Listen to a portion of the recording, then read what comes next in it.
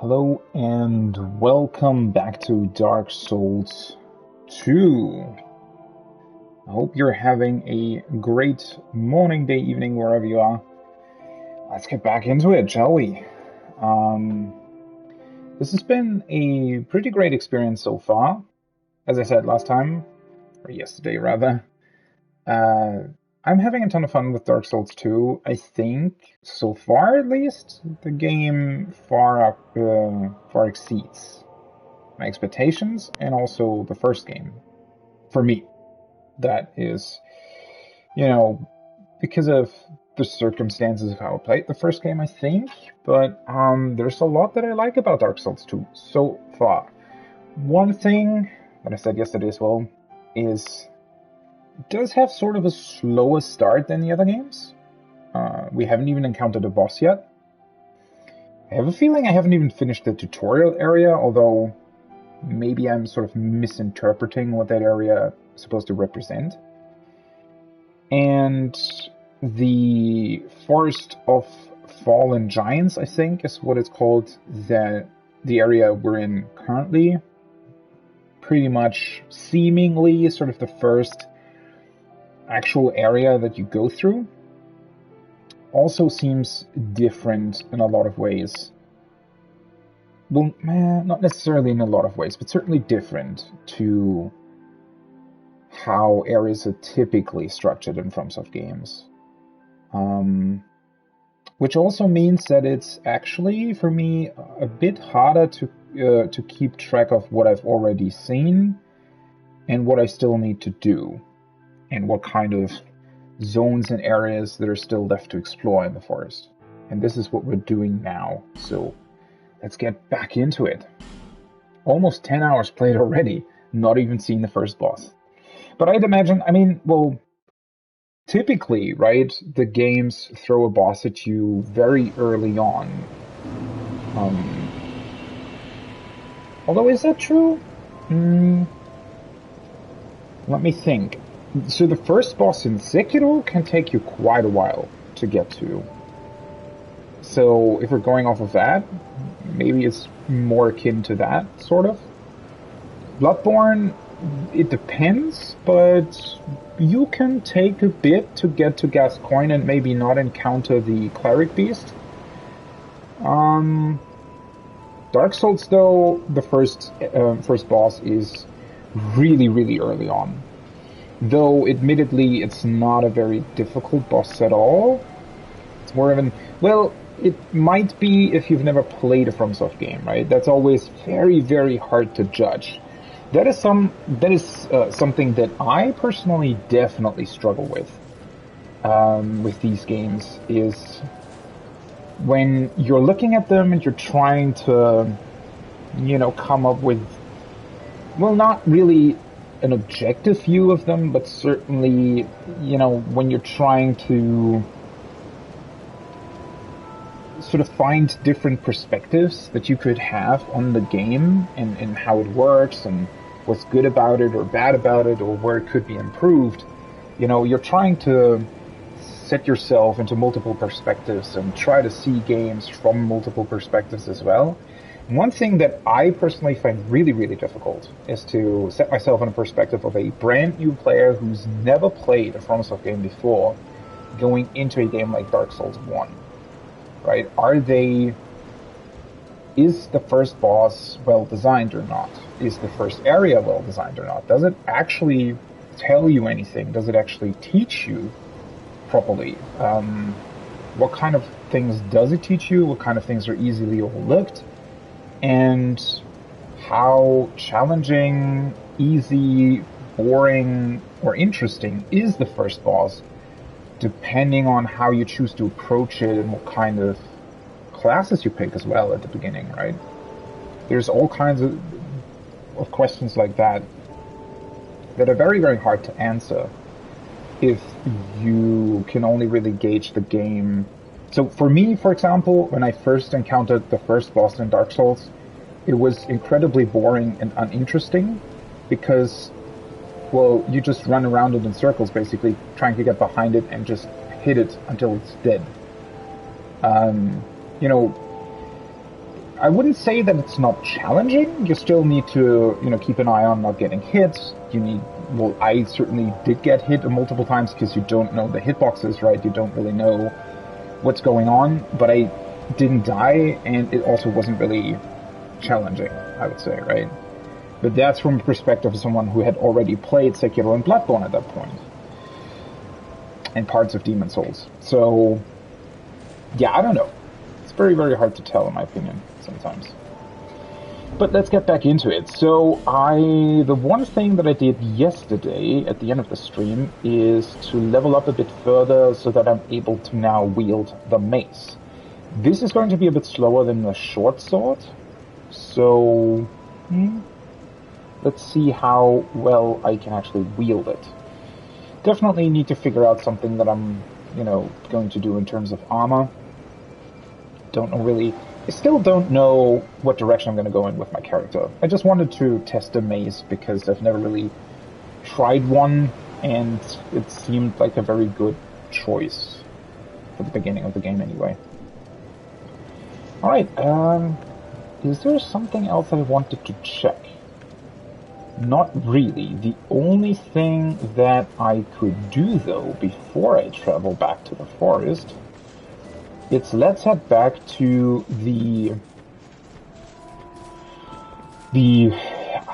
yeah, I'm not even sure what I'm supposed to call it. Exchange nest? Where they need smooth and silky stuff. Because I did find, where is it? I did find this thing. Perfectly smooth and silky stone. And it's a lot bigger than the other one that I got. So I'm thinking that I can probably exchange that for some pretty valuable upgrade items that I might not even need, considering that the other upgrade item that I got for the small smooth and silky stone is some kind of fire upgrade that I can probably not even do yet. Never mind whatever kind of prerequisites that would entail. So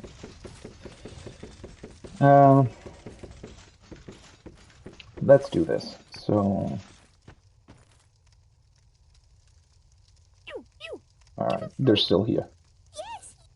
I was waiting there for a second. So this thing, leave. Yes. Too smooth. I really like how they're saying that. Yeah, I gave you that. Take it. Okay. Let me check quickly just one thing in terms of like audio levels. Not really audio levels, but let me. Yeah, alright. Getting kind of paranoid here because I had problems with it on the first stream. But everything is alright. I don't even know if it would be faster to fast travel to the other bonfire in this area. I have a feeling it's not much of a difference because the other bonfire is on the other side of the HUD, where the 3 old firekeepers are.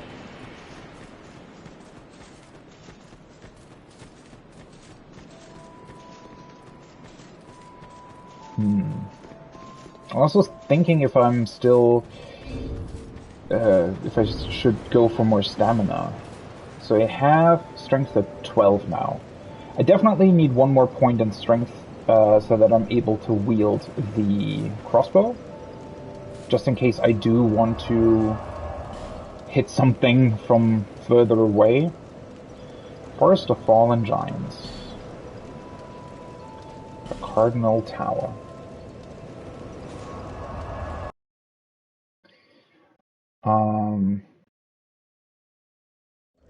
But after that, I'm not entirely sure. I don't know if I really want to go for more stamina simply to be able to sprint longer. That seems like a bit of a weird idea, but I don't know. You're my first test subject. Ah, so close. Be able to two-shot him.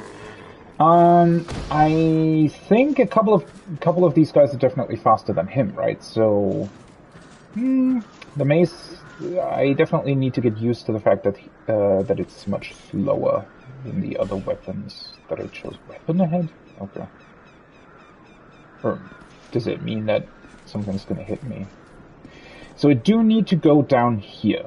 I also need to go... I wonder if this is where this area continues. No, can't really be.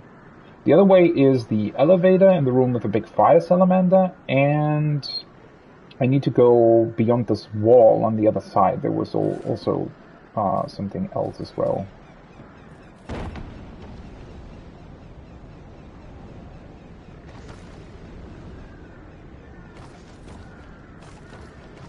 Why are there so many pools of blood here? They're always freaking me out. The environment's also really cool here. So this tower, I think the Crestfallen spoke about it, right? He made it seem like the blue... I forgot their name already. Blue something. The Covenant that I'm in. That they are at the tower, but maybe I misunderstood that slightly. Kind of cool that you can see it from here, though. That seems to continue down there.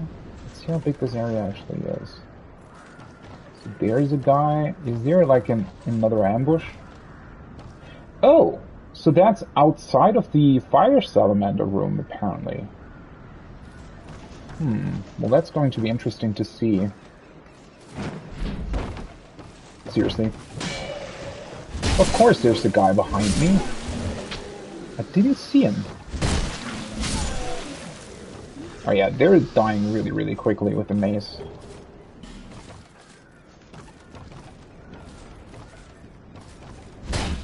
Bonk. Now going through there.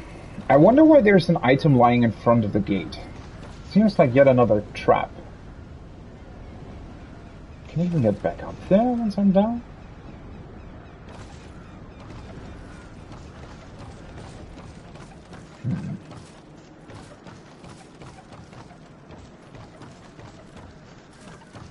Ooh.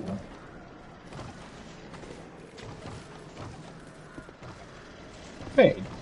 Oh, that's... Never mind. That's the corridor that I came through. Right. Huh. Cool. I wonder why that's here. And I wonder if that guy actually... If he will run up the whole staircase and then jump down to me? I don't think he will, but I can never be too sure, to be honest. Alright. Yeah, that... I guess there should be a jump that I can make. Yeah, easy. Another human effigy. I wonder if I should turn human again.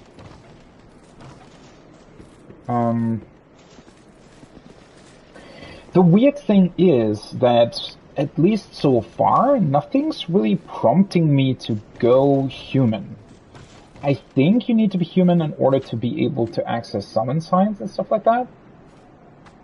But since there hasn't really been a boss or any kind of particular challenge that would need that, I am slightly confused as to why you... Oh, wait, what? Oh. You can go down there. I am slightly confused as to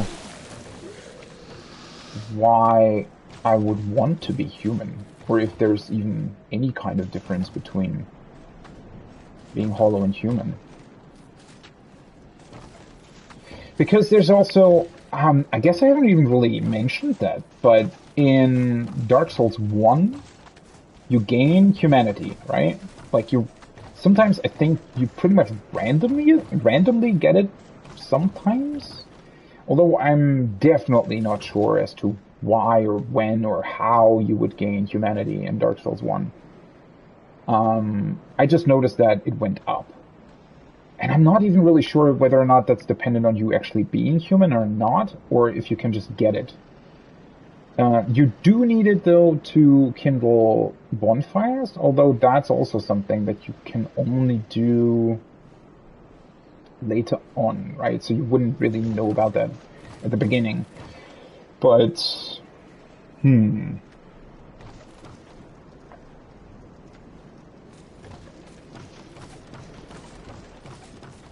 mean, that's definitely still a mystery in this game as to what the difference really is, or if there is a difference at all.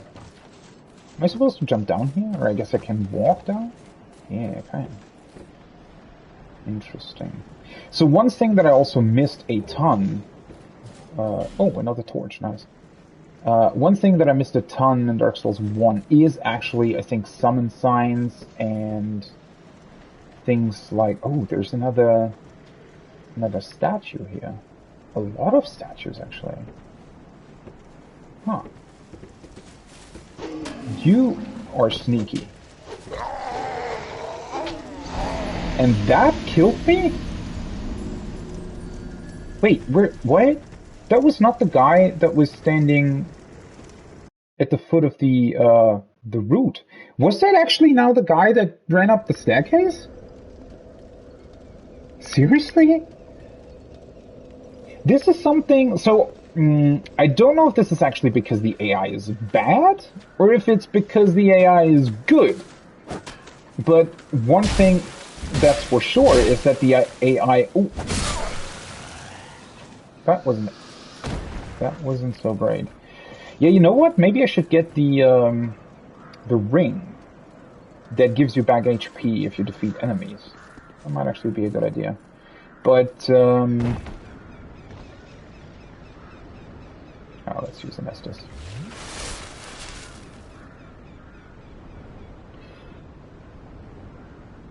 Wait a second. I think I misinterpreted my, let's try that again. Bye-bye. I think I actually misinterpreted my HP bar last time. So there is, like, the HP bar is lower than it should be, right? So I'm below my maximum HP for some reason. Does it mention this anywhere? It doesn't really. I wonder why that is. I thought that it was actually the extension that I got through, like, my rings. But maybe it's not? I need to keep an eye on that. Maybe you actually do lose health every time you die? Like maximum health or something? That would be interesting.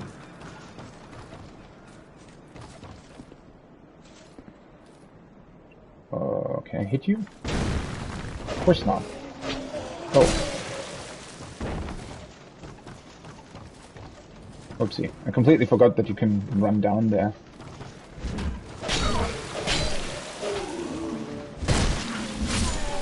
Sometimes they do have pretty quick hits that you don't really expect.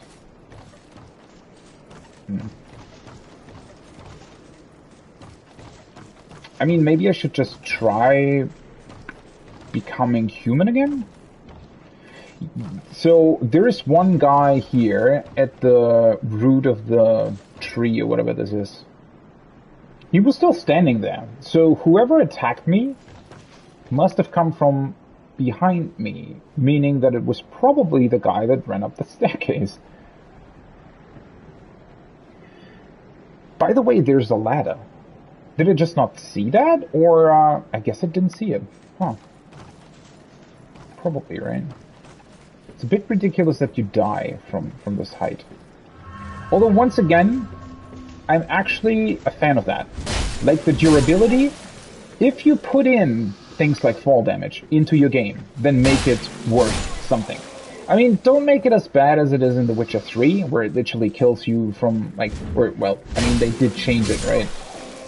But when Witcher 3 released originally, you would die from pretty much falling from this height, right? This would kill you. Thankfully, they've patched that. But one thing that I would say is, you know, falling from a height like this, so from here, roundabout, right? That's about, I don't know, what, 4 or 5 meters? That's definitely not a fall that you just do if you're like a normal human, right? Especially in heavy armor or something. That would definitely hurt you. So I would say if you put fall damage into your game, make it somewhat realistic. Or scrap it altogether, right? I mean, it's completely fine if you do something, like if you have death zones that you can fall into, that's fine. Because, I mean, somehow the level has to have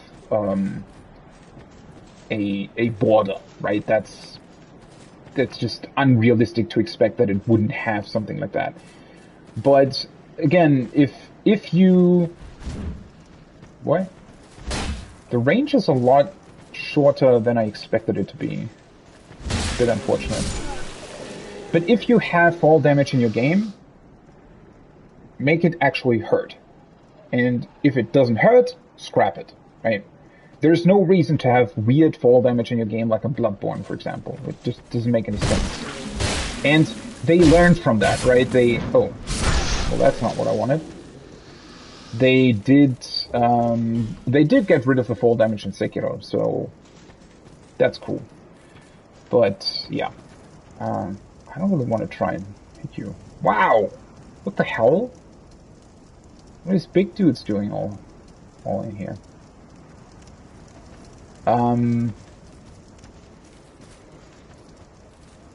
Apparently you can go up there as well. Somehow. See, can I be sneaky about him? Or is he gonna turn around?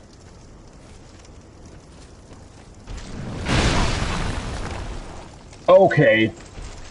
Okay. Sure, game. Sure. What the fuck was that? I mean, it's fine and all if you have traps in your game. Oh yeah, that's hurting him a lot more than previously. Nice. So now these are dying a lot quicker than before. I like that. Holy shit, this game is something else. So, FromSoft does like to sort of do a lot of traps and you know, just in general stuff that surprises you. But compared to everything that I've witnessed in Dark Souls 2 so far, in terms of surprises and traps and things that kill you when you don't expect it, I would say this first level of Dark Souls 2 has more of that than the entirety of the first game. Right? The things that kill you in the first game are literally sort of trial and error things that you just don't know when you start playing it, right? Things like how hitboxes behave, and what kind of damage or things exist at all in the game. Whereas here, it's literally purposefully set up traps around every single corner. Because this enemy is an enemy that you faced before, right? And they placed it deliberately like this to make you try and approach him from behind to get in a sneaky hit. And he just turns... He doesn't even turn around. He literally just falls back onto you. Like, what the hell is going on? That is certainly very, very sneaky. Put soldier's shield. I mean, again, I like it, but holy shit. A clearly makeshift shield that does not offer significant defense. The only advantage of this shield is that it makes parrying easier. Small shield used by Drunglade foot soldiers. So these soldiers here, they belong to the kingdom. I guess they've gone hollow, but some of them have also been petrified. Which is still something that we're a bit... This seems to be like a way bigger theme than I thought it would be, the whole petrification thing. Because we've seen multiple people that have been petrified, and we also have seen an item that can apparently unpetrify people? Although I'm definitely not too sure about how that would work. Also, I might need some kind of fire resistance. I wonder if there's another of these fire salamander things in here. And the fire also doesn't seem to let up. You think he's also falling back onto me? No, he's not. He's actually just turning around.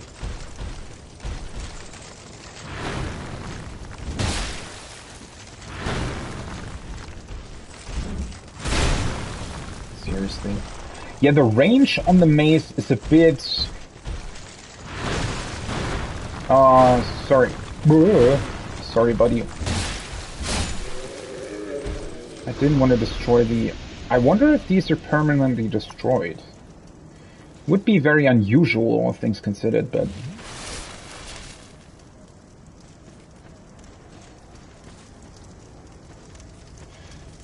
I don't know. The range in general on a couple of weapons has been a bit of a learning curve for me.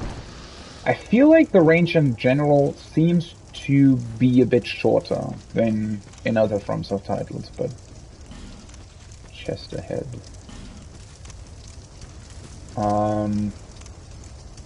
Sounded like this is just actually gonna hit me with fire, though. But the fire doesn't hurt me? Wow. Well, something is trying to hurt me, at least.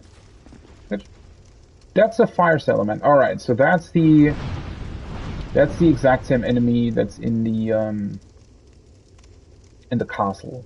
Down in the... where everything throws fire. And he throws, like, fireballs or something. I mean, I can probably try to get that item, right?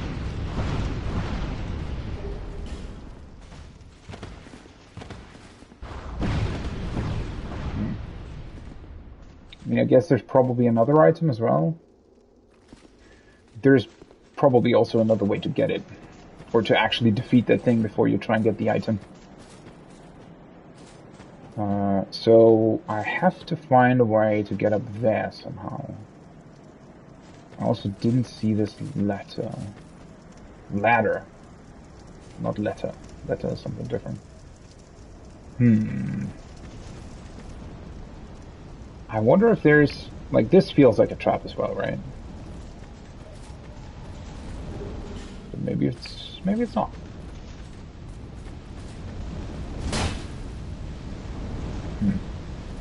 What happened here? This looks rather interesting. So this seems like a purposefully blocked off path, right? Or maybe, like, are they trying to burn their, like, trash or something? Nah, I don't think so. Also, the fire is weird. Where is it coming from? It is not the salamander that is doing it. That one's just chilling down there. Well, I mean, this area was a lot less spectacular than I thought it would be. So this literally just leads back up to where it came from, right?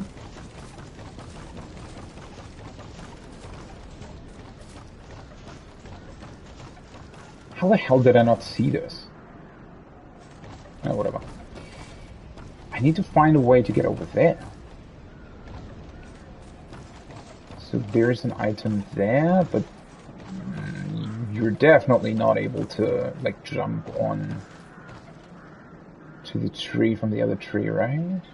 Or maybe you are? Although then again, that wouldn't really help, I think. So I guess you get to that area by going through some other area in the castle itself. I'd wager.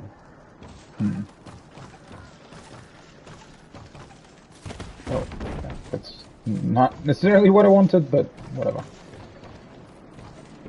I don't think you can do anything from here, right?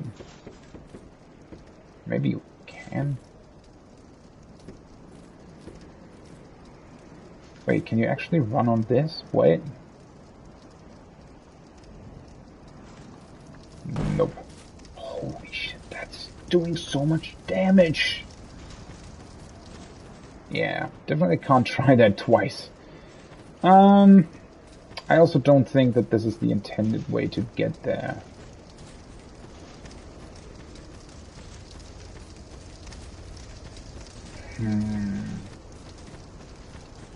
This is getting interesting, though, because I have a feeling...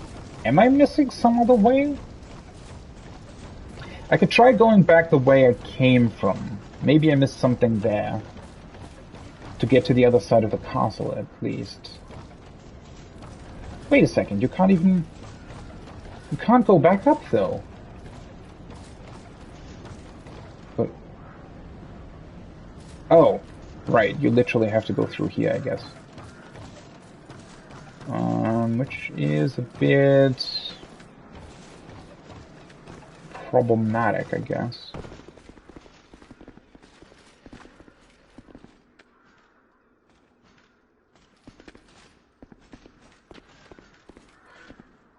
I forgot about that he's literally running up here. And luring you in here.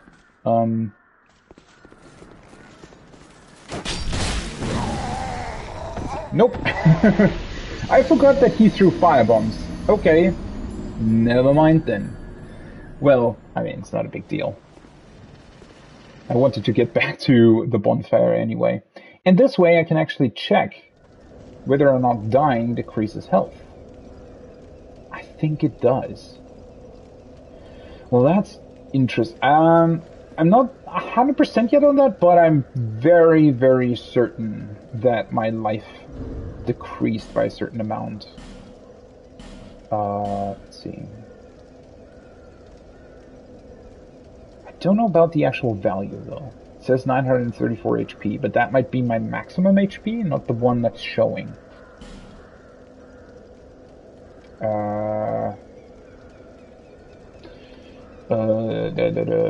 Is there no way to check your current HP, or am I missing something? Maybe not. So you quite literally turn more hollow if you die more. That is very interesting indeed.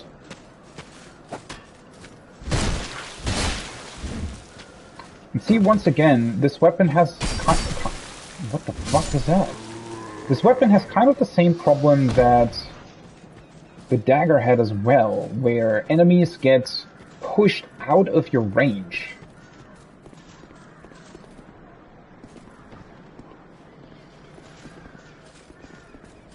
Does he come up here? I think he does. Oh yeah, he does. Well, that's nice of you.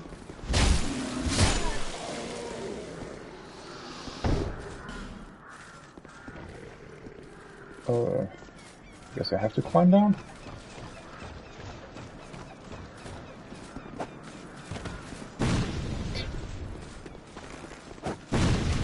Seriously? Alright.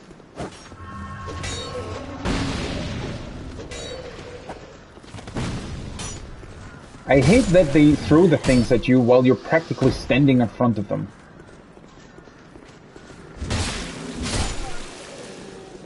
I also forgot about whoever else is shooting at me.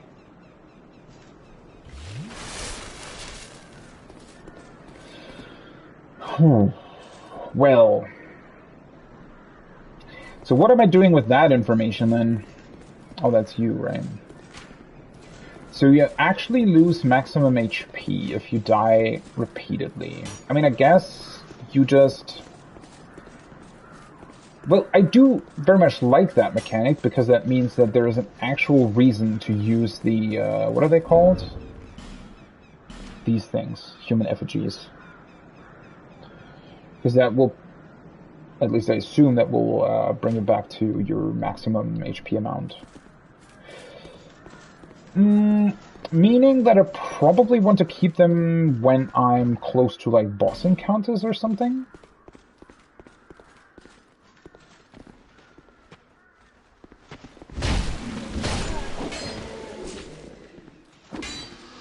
That was a third hit that I was not expecting. I hope they actually die in 2 hits once I level up to 13 strength. So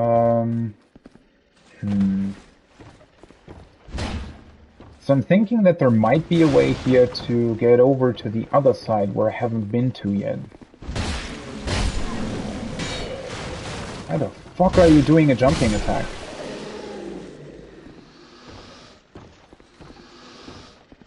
I'll kill you first, actually.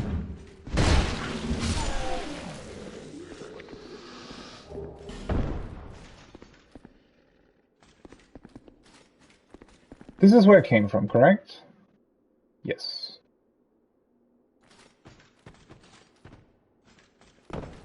And then this is just the other room.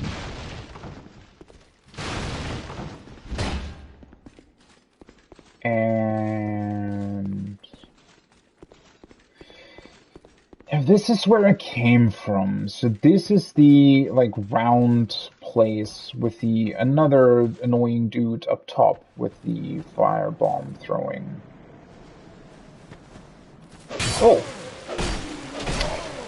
Seriously. Sometimes you just want to look at things and suddenly these sneaky fuckers are getting up and hitting you. So the thing that I was maybe thinking about is if I go back up, maybe there is a way to drop down to the outside wall of the castle. I mean, I guess I want to check that. This is where you usually come from, right? Right, I also forgot about that item. Oh, fuck.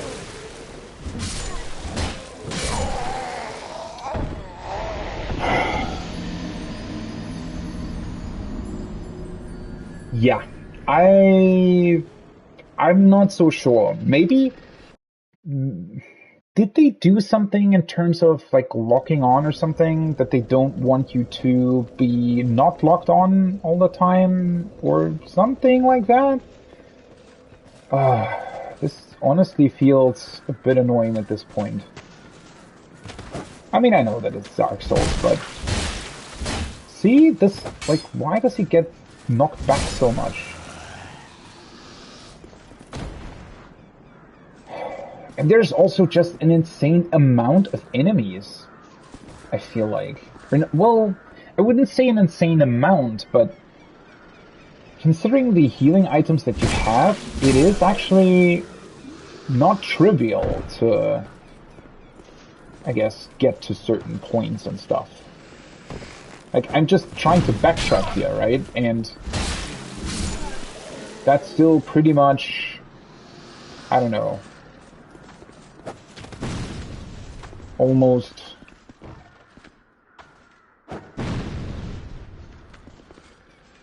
a complicated adventure, if you will.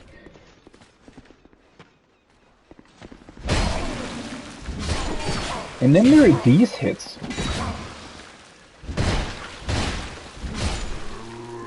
Like, I mean, it's the same enemy, and somehow they still sometimes have, like, quicker hits or something.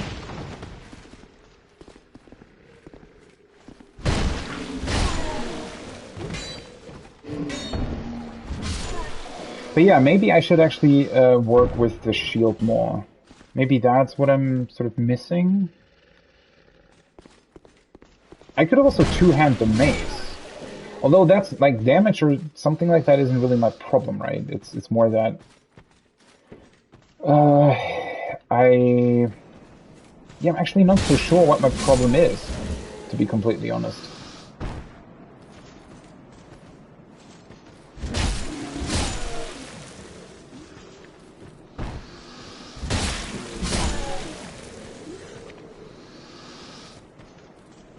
Collecting way more souls than I need here.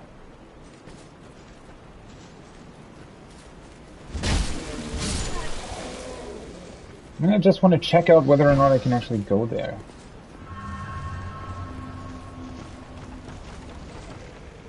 Oh, right. Hey! That was not very nice. Completely forgot about you. I also forgot about that item. I mean, the area behind it is clearly not play space. So I have no idea how you're supposed to get to it. Because if I jump over from here, right, then... Well, either this has to be a pretty perfect jump,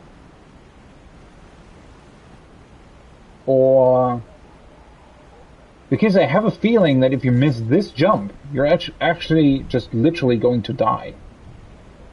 Which would be quite weird. I mean, I could fast travel to the other bonfire, I guess, if I want to attempt this. Where the hell did you come from? Where are these sneaky bastards coming from all the time? I guess I was the one that's sitting up there, maybe? He fell down and actually came around all this way just because he saw me? I think I haven't defeated that ogre over there yet. But isn't this weird? Like, this literally looks like a place that you're not able to get to. But maybe I'm literally missing something as well.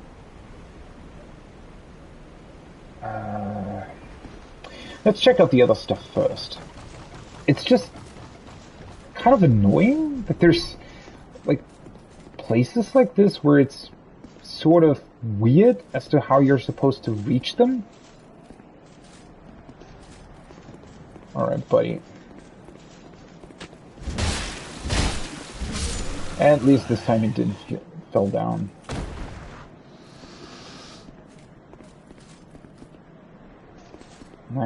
I thought there was maybe like something that I missed in the beginning where you might be able to branch off to the right or something. But that's clearly not the case. I mean, this is just where the item was, and this is also just where it continues on, right? Now I'm already on the wrong side of the wall again.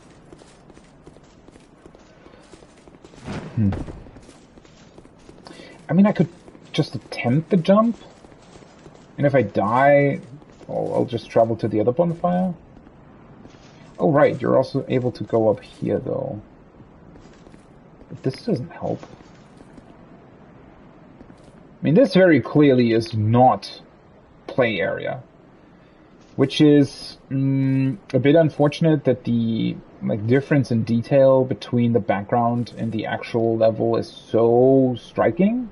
That is definitely not the case in Dark Souls 1, but that's not because the backgrounds are more detailed, but rather because the actual level looks like the background in Dark Souls 2. I mean, not as bad, but certainly similar to it. So I can't really go any... See, there's an item over there. There is also a cave, though. What?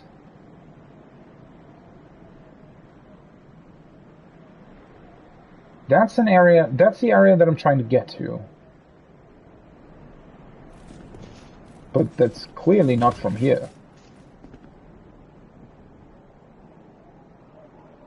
Maybe there is more to the cave on the bridge that looked like you would be able to blast your way through.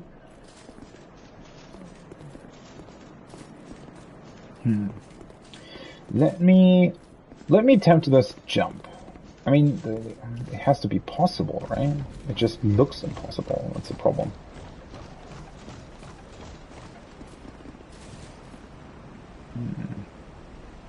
Visions of misfortune, a weakness enemy.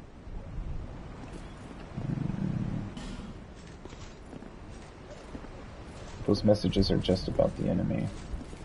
But the problem is you don't even really have a jumping off point, right? You have this point, maybe.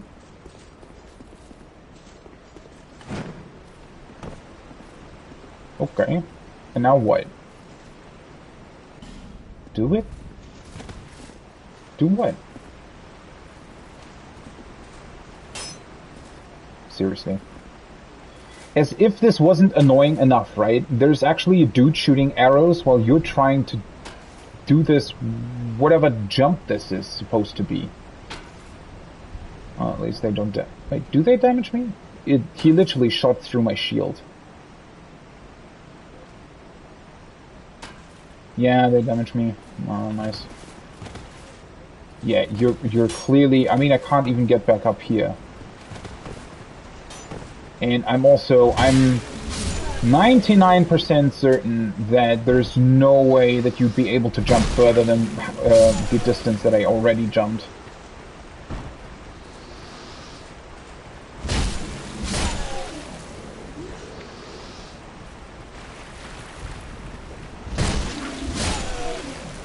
So, yeah, I don't know. Maybe there's more to this. Maybe this game actually has some sort of destructible environments or some way to reach places like this? Or am I missing something entirely different?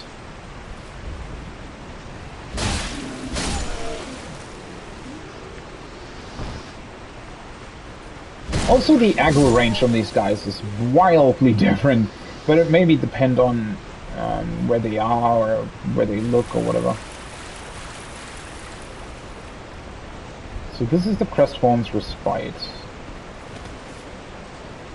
Clearly can't go up here somewhere.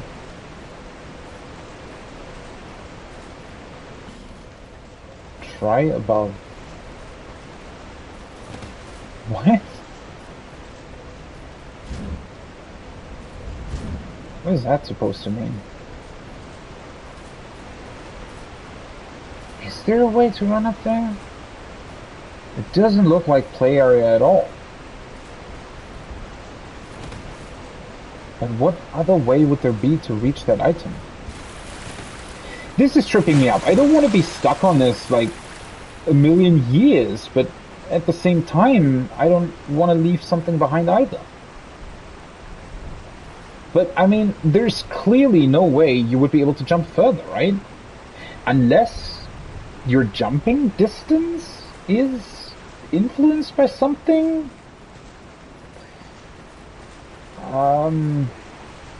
Maybe? Huh. But, I mean, there's literally nothing here. There isn't even any kind of tree or whatever. That's clearly outside the play area.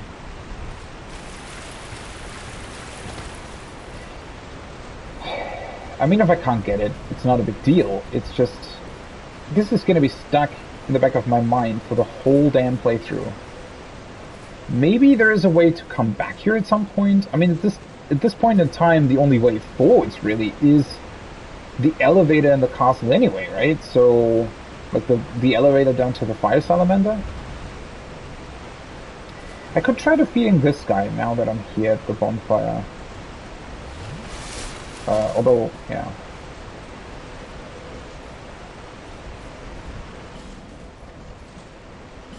Try above. I don't know. Maybe there's something that I'm missing, or maybe you're supposed to come back here later. I'm honestly not sure at this point.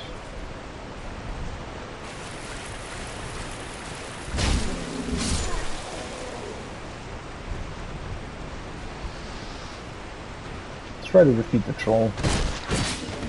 What? Why did that activate the backstab? They seem wildly inconsistent as well, but that's probably down to my inability to recognize how to actually perform them. I mean, most enemies that I've tried to backstab on so far have turned around and hit me. So, alright, buddy.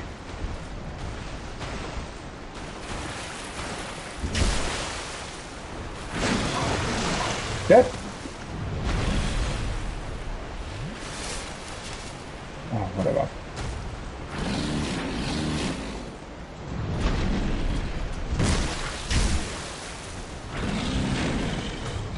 This second hit really looks like it should hit me. He also seems a lot stronger... Yeah, now he actually did hit me. He seems a lot stronger than a counterpart in the tutorial level.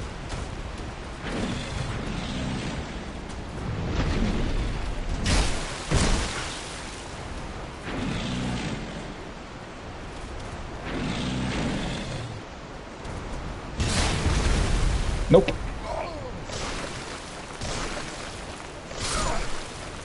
That's a one hit? Wow.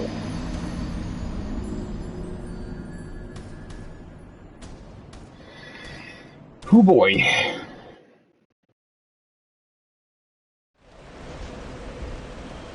It's an annoying one hit as well, because he's grabbing you, right? Suggesting that you might be able to escape him, and then he literally just kills you. Hi. Interesting. Interesting indeed. I do want to kill him though. I have a feeling he won't really drop anything too specific. I wonder if he has like a drop that he will always drop. Or if he's just randomly a very strong mob. Well, yeah, I am, like, my HP is slightly lower, right? Than you might. Alright. This time I didn't expect him to actually hit back quite so quickly.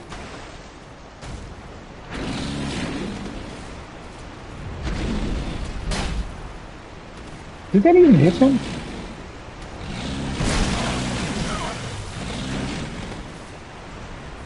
I'm really bad at fighting him.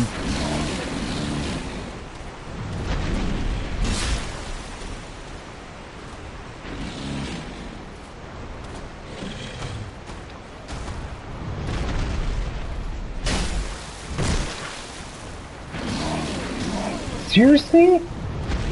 Disagree. Again? And that second hit, seriously? And now that his second hit didn't hit me.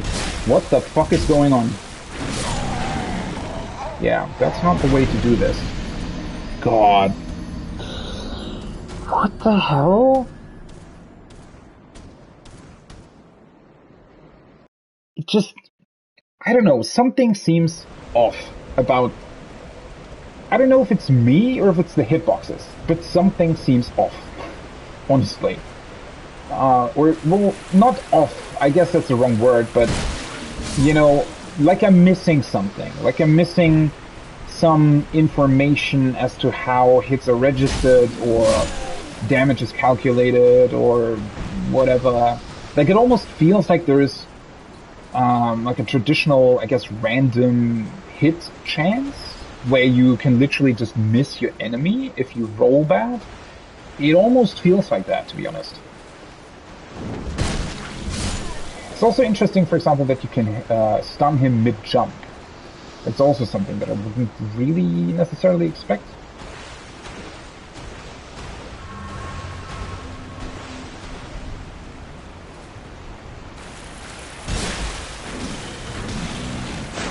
And maybe I also shouldn't go with the R2 hits. I think that just doesn't actually do that much damage and leaves me pretty wide open.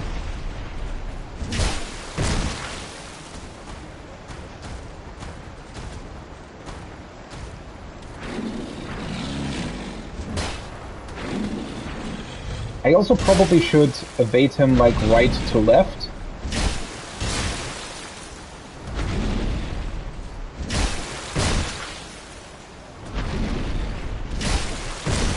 Oh, that was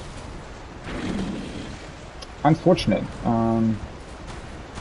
You moved too much towards the edge there. See? That second hit I thought was not going to hit him. That looked like it would be out of range, and obviously he doesn't drop anything. Well, this was a waste of my time. Well, at least now I know. But yeah, that second hit literally felt like all the other second hits where I thought that they wouldn't hit. That was a lot of the word hit. But somehow it did hit him, so... Again, maybe it's finicky hitboxes, maybe it's some sort of other mechanic that I just don't know yet. Something. Right? Sure. And then that weird thing with the item. Maybe it's also... I mean, maybe... One thing that I'm still very unsure about is the equipment load, right? Let me turn my camera around. So I'm at 67%. I don't think that the equipment load would influence the range or something. Movement slows as your equipped load approaches maximum. I haven't really seen any slowed down movement, so that might be... I mean, it's clearly completely different to the first game, so it's probably something where it slows down your movement from 75% or above. Something like that. But it doesn't seem to be connected to either jumping range, at least it doesn't say so, to jumping range or attack range or something. And then adaptability is in terms of survival. Boosts agility and various resistances. I don't know if adaptability also increases, I don't know, hit chance or something. If it increases your... Oh, it actually tells you the required souls for your next level. That's neat. I don't think any of the other games actually have that information displayed in the menu.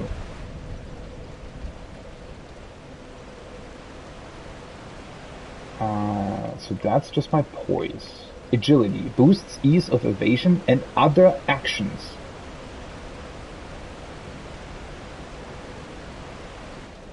So the more agility you have, the easier it is to evade things. I have no idea. I mean, how would you evade things? The only way to really evade attacks is to run away or jump away, right? Or is there an actual hidden sort of influence on whether or not attacks connect at all? The one stat that I'm curious about, right? The one thing that I would like to know is described as other actions. I don't think there is... I think I'm looking too much into it. But it's weird. Why am I not able to reach that item? Right? I could try it a couple more times, but then again, I'm already pretty low on my maximum health currently, so... And I also just want to... I want to continue, to be completely honest. Let me go back to Majula real quick to level up a bit, and then I'm probably going to take a look at the elevator in the Fire Salamander room. Maybe that will answer a couple of my questions as to how it can reach other areas. Oh, there she is. Bearer of the curtain seek the king, lest this level. I could also... do I want to level up my mace? I completely forgot about that. I mean, that does only require one shot, right? And I have them anyway, so... The mace. It gives me 132. It doesn't influence anything else. It also doesn't influence durability, correct? Which is interesting. I wonder if they're trying to force you to use... Or, well, not really force you, but if they're trying to get you to use multiple weapons. Because that also, like, the change to durability and how it works in this game is really, really different. Really interesting, to be completely honest. Almost like an actual working take on what they tried to do in Breath of the Wild, if I'm completely honest. Wait, doesn't it... Oh, yeah, one Titanite shard, alright. So that's a mace plus 1. Now it would take 2 Titanite shards to get it to 144. I mean, I have the Titanite shards, right? And I kind of want to go with a mace for now. And this is 3 now to 156. And now I would need a large Titanite shard. I'm not quite ready to spend that yet. I'll be around. Alright, so my mace is definitely a weapon to be reckoned with at this point. Bearer seek lest And the way to level up agility would be adaptability. But I don't... That would be weird if they forced you to level a stat just to be able to reach certain items. That would be incredibly weird. Although it would definitely be something that Dark Souls does, right? I mean, so far, right? So far, I haven't really encountered any negatives in this game. Or things that stuck out to me as clearly being worse than in the first one or something, right? But people somehow have a negative opinion, and I know that shouldn't really influence anything that I do in a good or bad way, but I don't know, I guess I'm just curious about what that might mean. So I definitely want to go with 13 strength, so that I'm able to wield the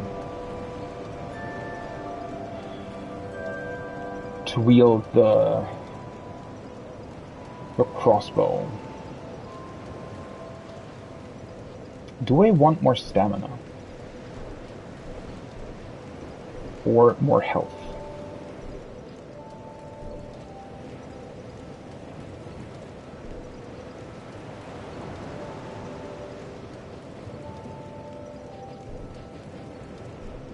That's equipment load, right? This also increases your... Oh no, never mind, that's the strength. Strength thing. I don't know, having higher resistances also seems like a pretty good thing. The increase in agility is very, very minor though, so... I mean, the 48 resistance, right? I can't decide. Now that I'm using the mace, more stamina would probably be a good idea, so that I can get in more hits, to be quite honest. Let me actually go with 2 points in stamina, so I'm going to... let's see here, I still have... one of these should be enough, actually. Right? Oops. Bearer seek the lest the... Why is leveling up always such a process? Yeah, one is enough. So let me do that for the time being. I'm already level 20. I haven't even fought my first boss, and I'm level 20. Well, I mean, technically, if you choose any of the other backgrounds, you already start at, like, 14 or something, so... I don't have any, right? Yeah. Okay. And then, now that I have that, I want to... Let me see, so this is also mostly a strength weapon. This is more dexterity. So let me unequip that, and now I should be able to use this one. Okay. 69%. Nice.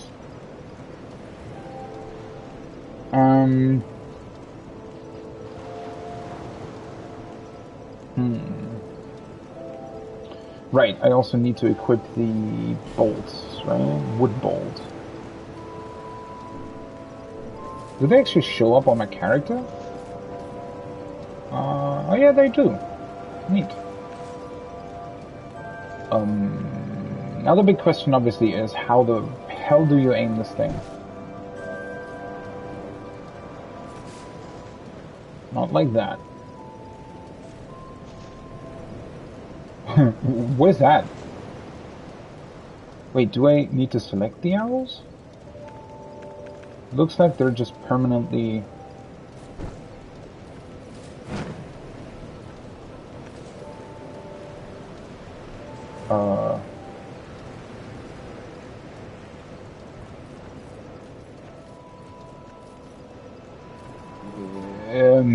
What? So you still can't aim it manually? Is that what it's trying to tell me? Alright, that way you can shoot it. It automatically basically equips your arrows, right? Or bolts in this case. Yeah, I'm pretty sure that you're probably not able to actually aim it, which is a shame. So I might want to go for 12 dexterity for the bow. Maybe. I don't know. That would be pretty bad if you had to do that. Wait a second. Now this is... What? No, this has a white line around it. What the hell is going on? What the hell does the orange line around this mean? That has to mean something, right?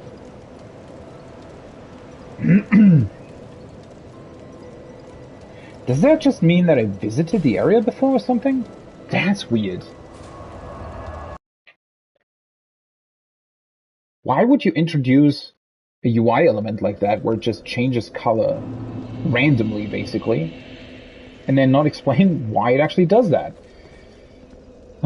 Dark Souls, I'm telling you. Alright, so... Apparently I can't really go anywhere else this way, so I'm trying... well, not this way either, right? There wasn't anything there. So I need to go down, and then I probably want to check, well, the elevator, I guess. Fine. Wow. That's definitely a notable difference. I really hope that I can sell armor at some point. See, that hit I did not expect to be as fast as it was. I really lost quite a bit of health. Visions of secret and short dry ring? What was that supposed to mean? So that's where it was, right? That's where it was, just on the outside of this whole flame thing.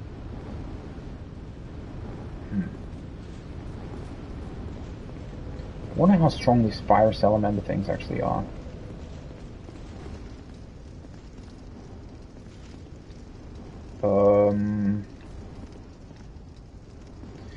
So this is definitely one of the paths that I still have not looked at. It doesn't seem to lead straight to the salamander though. No, it leads further down, which is really interesting.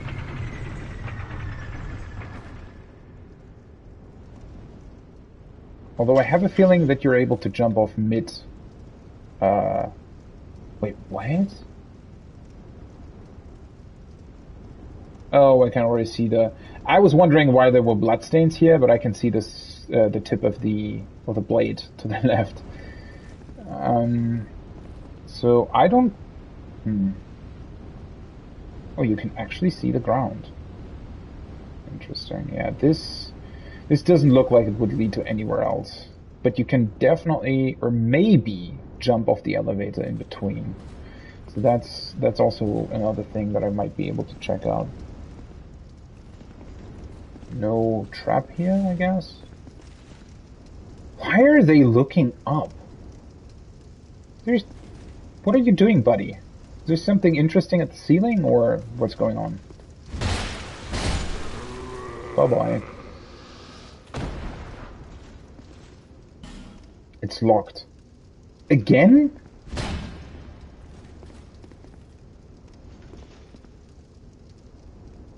Why are there so many locked doors?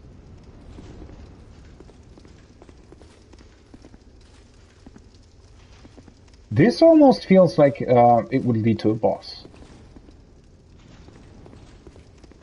But then again...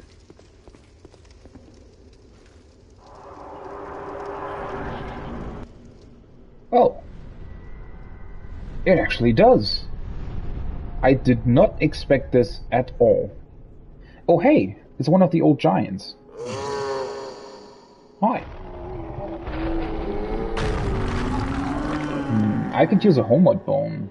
Do I want to? I mean, I just spent my souls, right?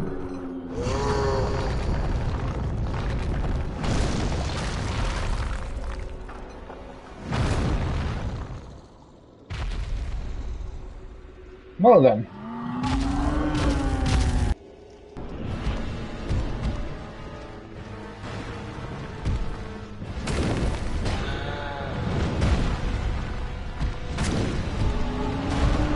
I have a feeling I might die really quickly.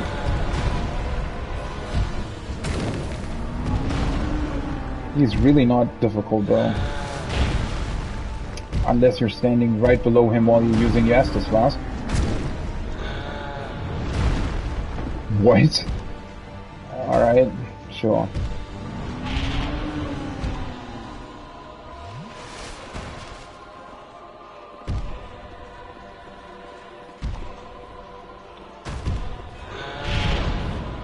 That was a weird attack. Why do they insist on doing these huge-ass... Oh. These huge-ass enemies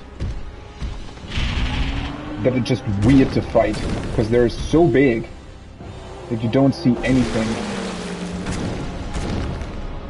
Oh, he detached his arm.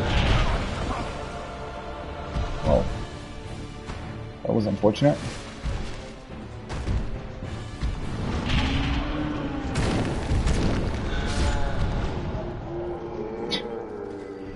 Well, I'm sure glad that I upgraded my mace. Soldier key! So that's probably a way to actually open these doors. Soul of the Last Giant. And he drops a unique soul. Well, I mean... Huh.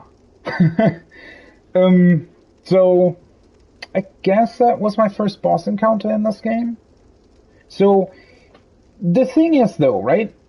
One thing that, at least for me, most Dark Souls bosses do is that they do incite excitement, right? Just the knowledge that I just had of having very little health, no Estus left, and that the boss was almost dead. There's definitely adrenaline rushing through your body, right? At least, well, to a certain point. I don't want to overplay the experience, but you get what I mean, right? There is definitely excitement, I guess. Beyond that, though, why? I mean, I guess they might have expected you to go in here with an unupgraded weapon or something. So having a +3 weapon probably makes this a lot easier. And also the mace might just be a very good choice for this in general, considering that it's like a stone giant thing. But I am slightly curious why they constantly insist to put in these huge-ass bosses that you can't even see. Like, I had trouble recognizing what he even did when he transitioned into his quote-unquote phase 2. I think he ripped off his own arm or something, and he was bleeding, even though he does look like he was made out of stone, which I thought was interesting. And then, well, you can't even really see him because he's so tall, right? All you see is his legs, basically. The phase 1 was sort of almost laughably easy, because he literally does the same attack with his legs, like the stomps, every time. And if the hitboxes hadn't been so weird, it wouldn't have even really hit me. And then his forward swing isn't really that difficult either, and you can just run between his legs and everything's fine. So I don't know. Especially considering, so I forgive the first Dark Souls, like in the first game. They're both called Dark Souls. I need to remember that. But in the first game, right, the reason why I thought it was fine that the first Asylum Demon is very straightforward and kind of a boring battle overall, especially for somebody who has already played FromSoft games, I thought that was fine because it's literally the first boss and it appears very, very, very quickly, right? But here, it takes you, well, it took me over 10 hours to get here. So, this being your first boss is quite underwhelming. I don't know what else to say. Also, why the heck was he still alive? Who are these giants? Because I thought that you can see one other one of these giants in the courtyard somewhere, right? Where the two guys are hitting it. I don't even really know why they're hitting it. Maybe because they've gone hollow, they think it's still alive. I mean, that might be an explanation. But the reason why I thought that it looked like the way that it looks like is because it is so old, right? At least as far as we've heard, it's been a long time since the giants actually attacked. So I thought that whatever happens, and we also heard that they turn into trees, or they're sort of seeds for trees when they die, right? Which is also why this is a forest now, and why there's so many trees growing and branches and leaves and whatnot. And I thought that when they died, they turned into these weird looking things, right? That they had some kind of, that they were made out of something that turns into a wooden-like or stone-like or some in-between wood and stone thing when they die, and therefore also are even able to sprout things, stuff like that, right? But since this thing was still alive, you'd assume that they actually look like that while they're alive. I mean, maybe that's not entirely true. Maybe he was sort of also hollow or partly undead, although there isn't any real hint towards that. So, now the real fight begins. What kind of real fight? Surely you didn't mean the boss. I'm a little bit smug about this. I could have easily died, obviously, right? But still, it doesn't really make the boss fight any more interesting. Be wary of laggard. In short, praise the sun. Okay.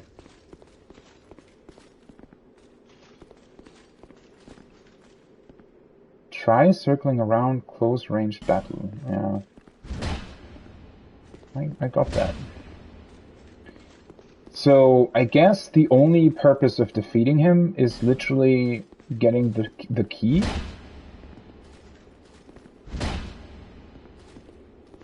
I guess so.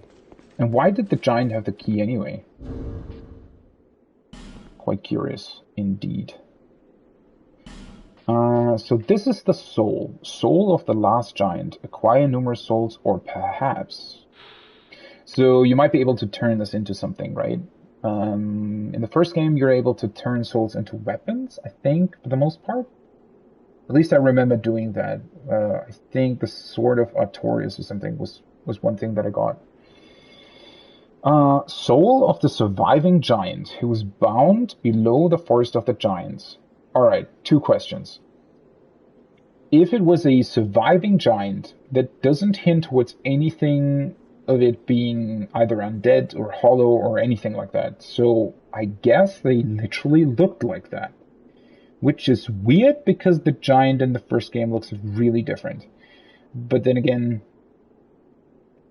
we have no idea as to when this game takes place in terms of, compared to the first one, or what kind of timeline shenanigans are going on, or whether or not there are different races of giants. We don't know, right? He was bound below the forest. That could either mean literally, because he was, for some reason, like lying beneath rubble, although he didn't really have any trouble freeing himself of that, or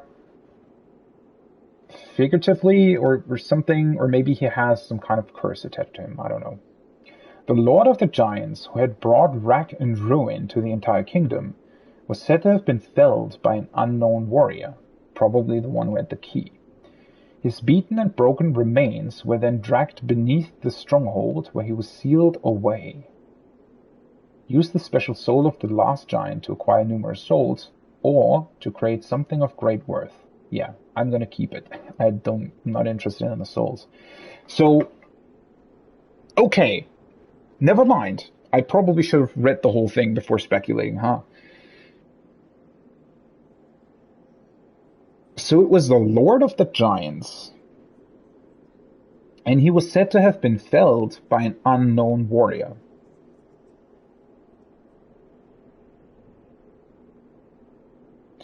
His beaten and broken remains were then dragged beneath the stronghold.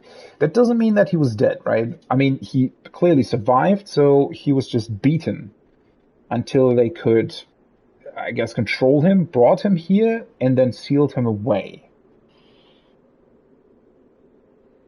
Whatever that means, right? It doesn't really specify how they sealed him away. Unless you count the fog gate.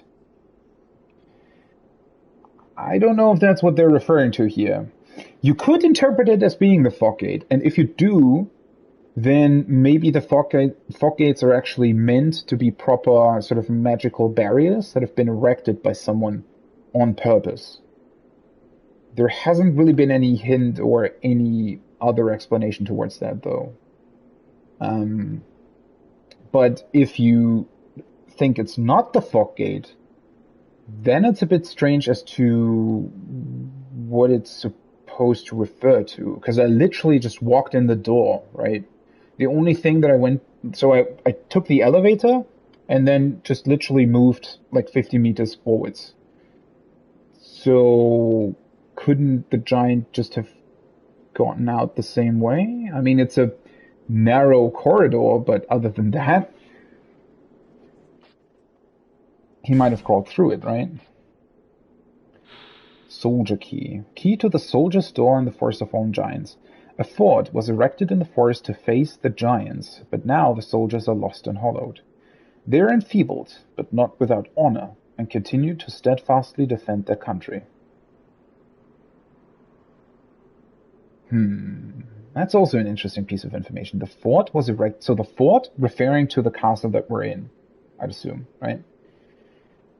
Was erected in the forest to face the giants. So the whole thing, this whole castle, was specifically built because they already knew that the giants were attacking, apparently.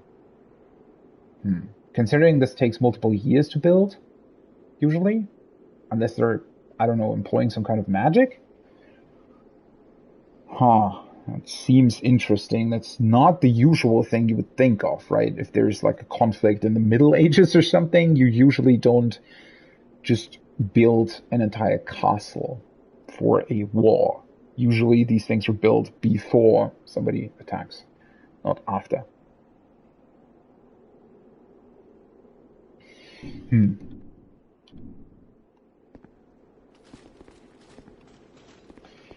Okay. Let's see what this key opens up, huh?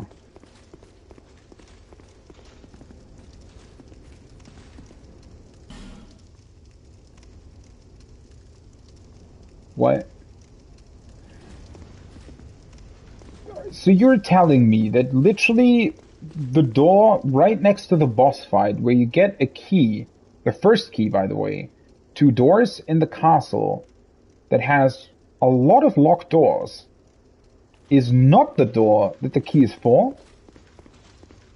That almost sounded like the thing Johnny Depp says at the beginning of Pirates of the Caribbean 2.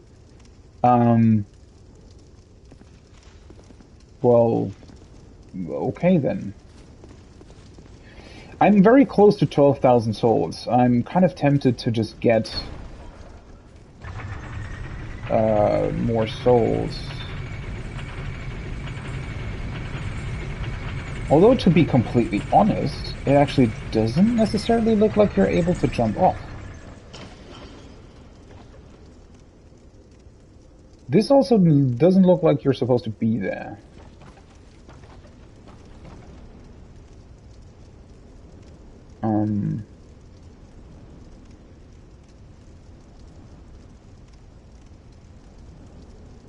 That's an enemy. I was wondering. At first I thought this was like elevators that moved, like one moved down and the other moved up. But they move independently of each other. For some reason there's an enemy down there. Wait.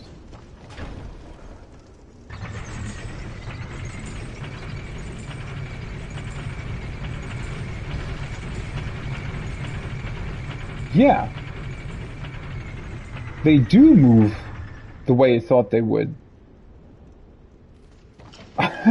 The enemy is just literally staying on the platform. It doesn't care that he's been dragged around. So I would have to activate it. I don't really want to lose my souls though. I didn't see that. It's quite funny. So I guess there is a reason why you would go onto the other elevator?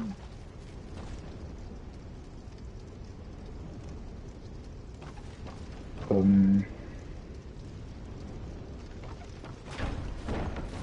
mean, I'm very close to the bonfire, so let me see. I don't have any Estus left though. Oh, he saw me. Well, that's unfortunate. Or not? Wait, what?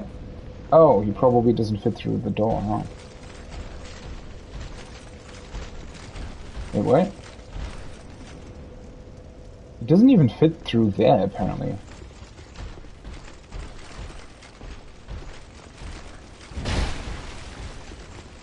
And he's pretty weak. That's also one thing that I was always a bit annoyed by in Dark Souls 1 even. And it kind of happens here again. He drops 600 souls. I feel like that's a lot compared to other... Oh, it literally says there's a boss there. Spoilers. I mean... I wouldn't be able to jump down there, though.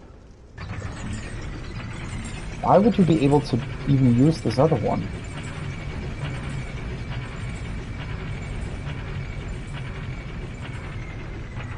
I'm pretty sure that there is item ahead. What are you talking about?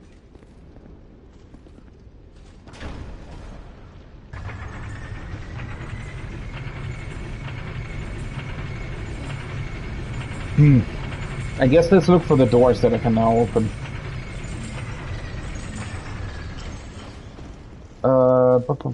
Is there an easy way to get a couple more souls from here? I need 12,000 to buy the unstone item thing, right?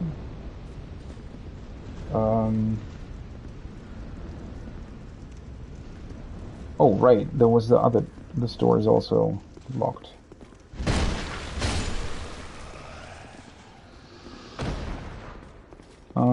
Let's actually try this. Nice.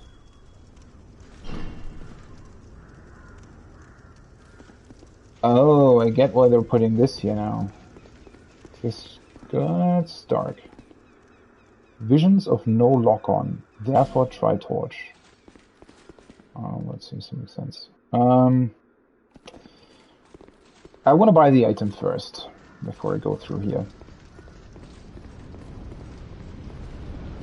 So that was at least one door that was able to be opened up by the key. Let me try this one.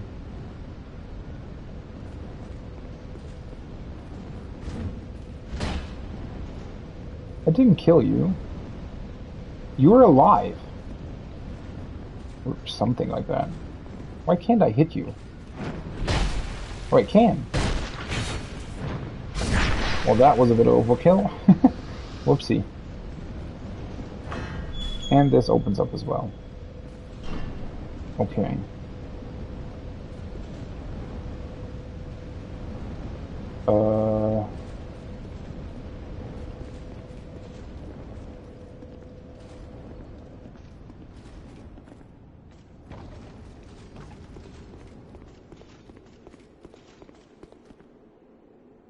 I'm always a bit wary when there's messages in front of it. Also, I wonder if you have like a really strong two-handed weapon and you like hit a chest. Ring of Restoration and 3 torches. Nice. And you hit a chest like this with enough damage at once. I wonder if it breaks immediately. That would be pretty fucked up, to be honest. No, let me look here. Gradually restores HP. A protective ring passed down in House Osteria. Gradually restores HP. In the sacred land of Lindeld, this ring symbolized prosperity and longevity for the great House Osteria. The ring is fragile and breaks easily, as if it hates being taken for granted. Wait, do the rings also have durability? Oh yeah, they have. I didn't even notice. I mean, you should be able to repair the ring, right? Why can't I look at the stats from here? That is unnecessarily annoying. Well, it's got 70 durability. It's not too bad. Alright, let me see. So I have this one. Oops, that's not what I wanted.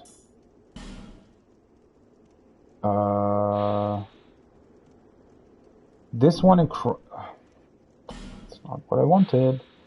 This one increases my HP slightly. This one would slowly restore HP.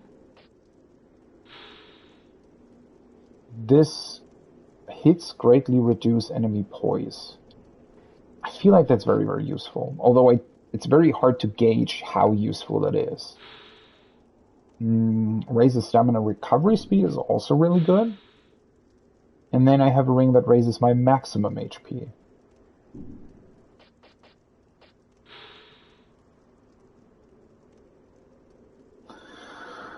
I mean, I could literally look at my... Wait, how much?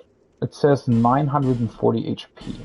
If I swap that out, it says 913. Okay. Now, it was 940 before, right? This one raises maximum HP as well.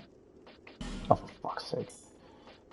If I do this now, then I have 896.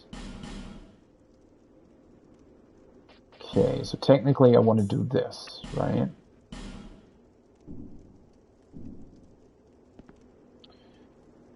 Let's try that. I know that usually rings like that, where they gradually restore HP, are usually very, very slow. But first of all, I want to try it out. Second of all, I think, considering that dying also decreases your maximum HP, gradual HP restoration, especially considering that I only have 3 Estus at this point, might actually be a pretty good idea. Where's this leading me? Oh, holy... What the hell is that?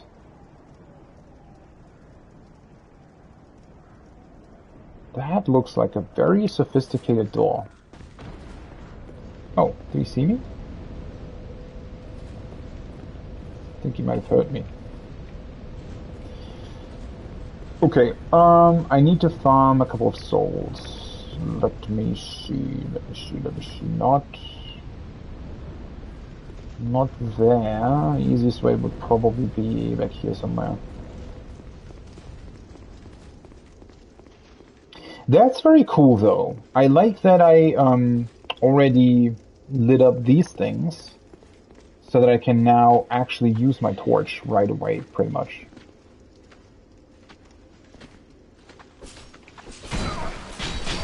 And you literally stopped me in my jumping attack.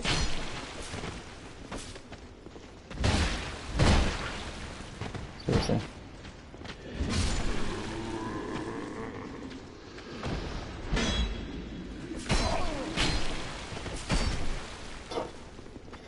God, I'm so bad at fighting these dudes.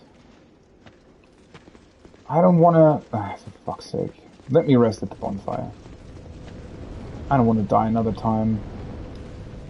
Oh, he's killing me, right? No, he's not. Bye-bye, dude.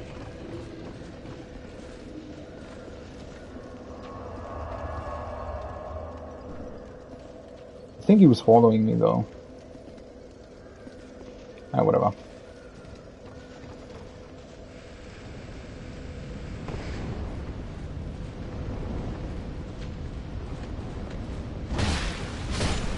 I hate that it's the spear guys. Not only do they have a very annoying weapon that for some reason I'm still not really comfortable fighting, but they also have more HP than the other guys. That's quite something. Alright, let me get this guy back up here. If he respawns, that is.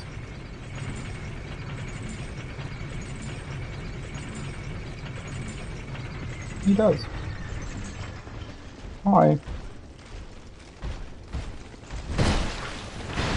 Oh, this time he's actually attacking. Weird. Alright, one more enemy, and then I'm buying that de-stoning thing. I could also just go here, right? Yeah. Hi there. Alright, that's enough.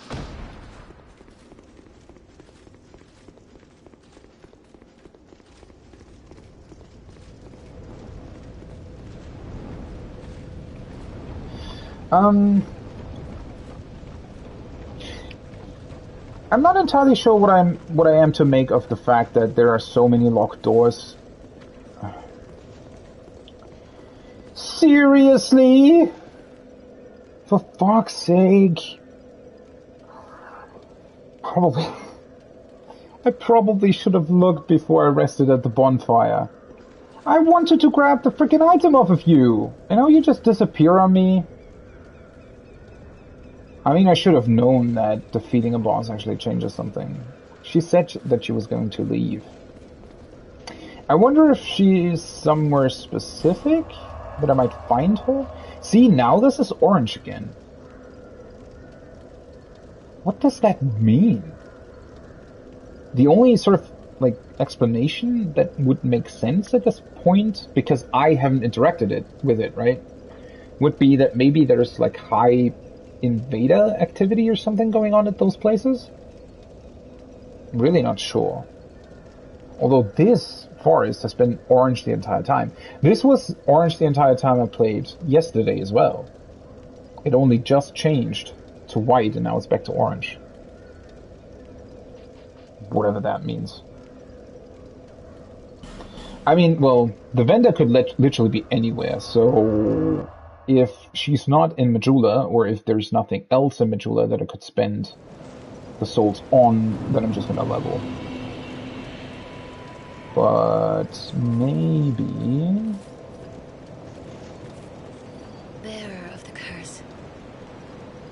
Seek soul, seek Alright, so... she doesn't say anything. Bear, and without soul, stay strong, even with... I wonder, by the way, if your HP becoming lower and lower every time you die has some sort of limit, or if you literally game over. Like, technically you could survive without getting hit, right? Even though you have only like 20 HP remaining or something. But I wonder if you die one more time, then it sort of has an actual game over. That would be pretty incredible. Our new neighbours. Oh. How they fret over all and sundry. Oh, those were better days. Oh, dear me. It really takes me back.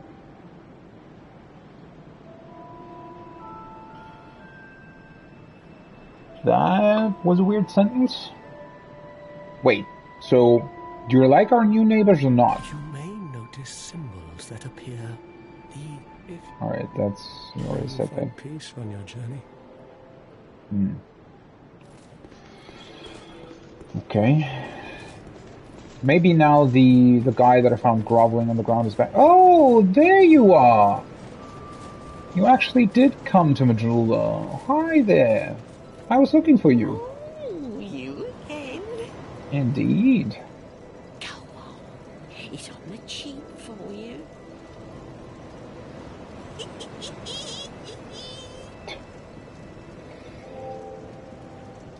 Everyone's so stingy around here. Are they? Everyone's so stingy everywhere. Okay. You're my only customer. Don't make me beg. Now buy something. Well, I mean, everybody else seems to have gone hollow and wouldn't really be able to buy anything at all. Medulla. You just arrived here. Not too special if you ask me.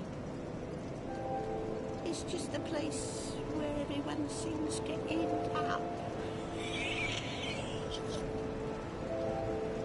Why do Souls NPCs always have to laugh? Everyone's so stingy. Makes everybody just sound so sinister. I mean, I know that's what they're going for, right? But give them a break. All right, so let's get this thing then. Fragrant branch of yore. Restores the life of things turned to stone. Extended inhalation of the branch's scent can lead to coughing and nausea. Thank you kindly. Do I want to try that immediately? I kind of do, to be honest. At least I want to know if it does something to the guy in the tutorial area. Chest ahead there for two-handing. Pretty sure that's referring to her. I mean, her chest probably has a size that would require two-handing it. Oh, what? Don't want to... Let's see if the mansion guy is back. I also haven't really talked to the cat or the other dude. I don't know if there's really any point. You're still here though, right? Yeah.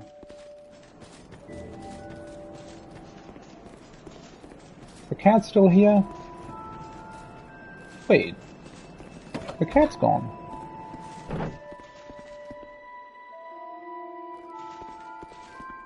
Oh no, never mind. What are you doing? What's happened to you? You have that glint in your eyes. And the scent of one with quite the catalogue of sins. Oh, don't feel bad.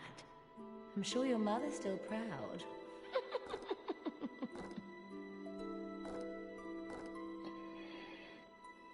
So, I guess she's probably referring to me being hollow and dying a couple of times? This place is fascinating. We receive only the most peculiar visitors.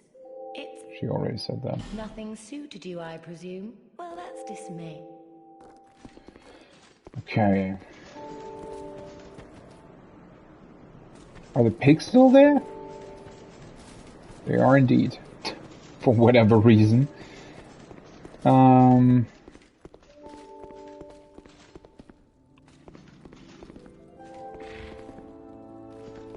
He's missing. Well,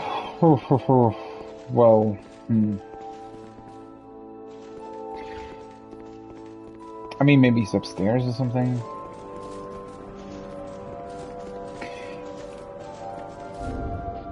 So, let me see here. Can I equip this thing that I just picked up?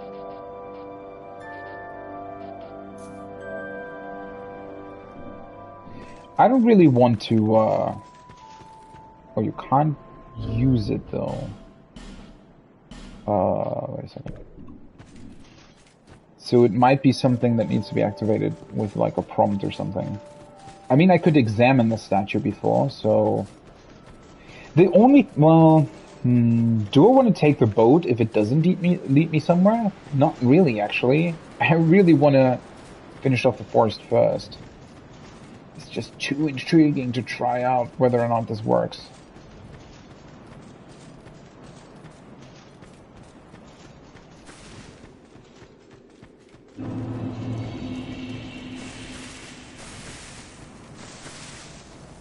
There you are. Okay, it does. Do I want to? I mean, I don't know if you can only use it once. That's sort of the issue here. Well, to be honest, I know that it works now, right? So, oh, I could let me see if they have an item for me.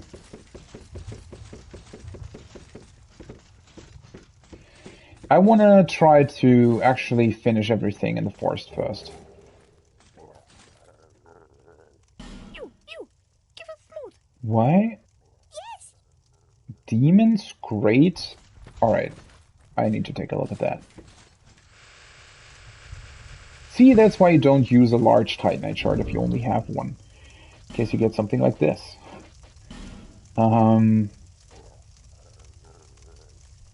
Or, well, never mind. 50 strength? The Demon's Great Hammer. Great hammer made of unknown materials. Perhaps it is stone or even wood. See, so that suggests that it's sort of made out of the same material that the giants are, right? At least, well, I was pretty much speculating the entire time whether or not they're sort of wood-like or stone-like. Maybe there is actually something in between. The origins of its name are unclear. Its tremendous weight suggests that it was never intended for humans. Perhaps it was an offering to the demons that appear in legend. The demons that appear in legend?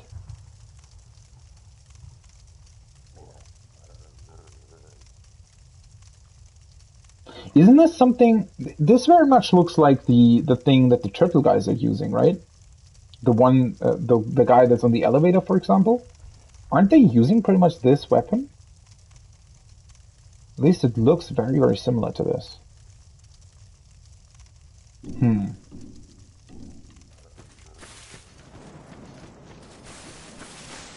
Interesting that you get it so early, because I feel like the... Where did they get the round stone from? So, I mean, there might be like a randomness factor here that I don't know about, where it's not entirely deterministic what kind of item you get by turning in the stone that it turned in, but I have a feeling this should be... That's pretty much like always the same thing, I feel like. It kind of should be, right? Meaning that you find this stone in the forest that gives you a weapon that you're very unlikely to be able to use for a very, very long time. Which, once again, is a rather strange thing that they would do it this way.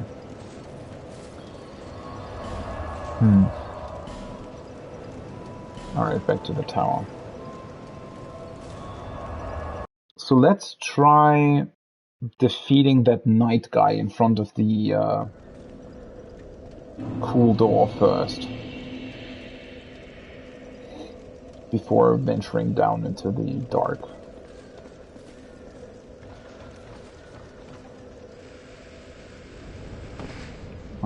So that's over here, right?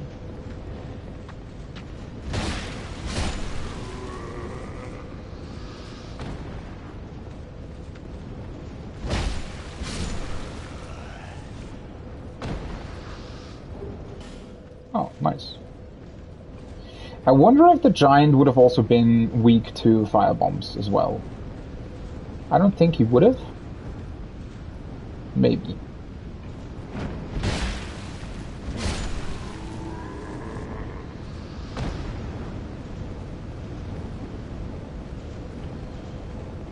Alright, is he also looking up? Why is everybody always looking up?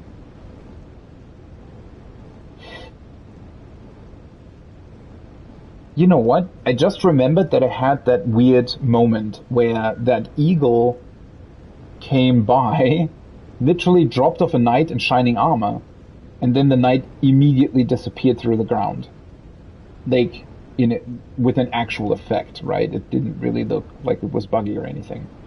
So I wonder if that's the knight that I saw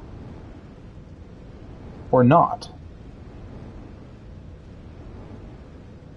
It might have been.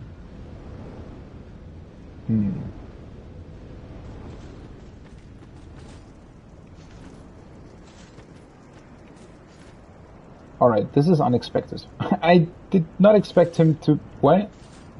Wait, are you an NPC or an enemy? What is going on? Ooh. That's an interesting looking crest.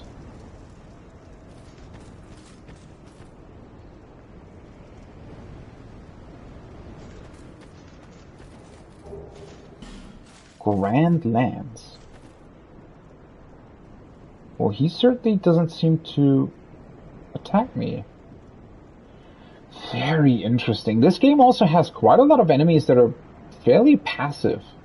Well, quite a lot is maybe a bit of an overstatement, but the troll, right? When you enter the forest, for example, he just travels through the water and he doesn't even attack you. He only attacks you if you get in his, like, literally stand in front of him or actually attack him. Then he attacks you back. But other than that, he's completely passive.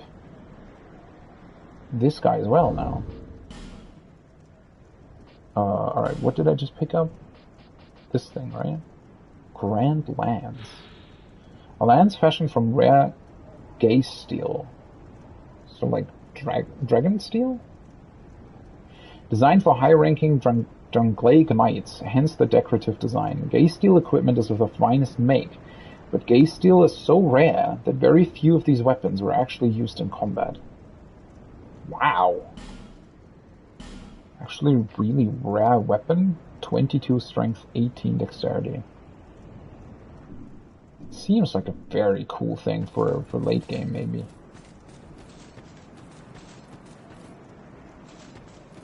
Why are there so many messages here? Up? Yeah, I know, that crest thing.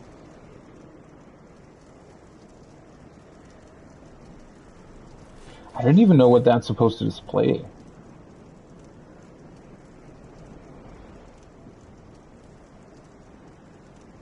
Kind of hard to tell. Is it supposed to be a dragon? Might be two dragons, actually? One on the right, one on the left. And then in between is either a flower or... yeah, probably a flower. It's a bit of a weird shape from down here. Still doesn't care.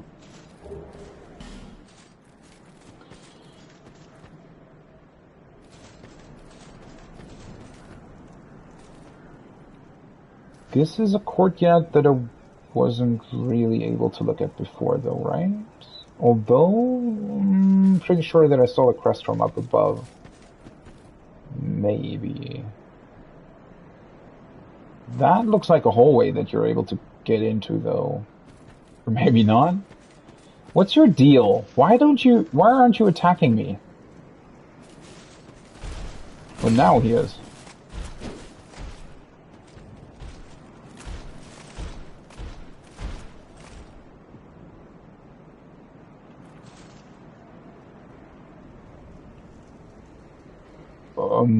I almost feel bad.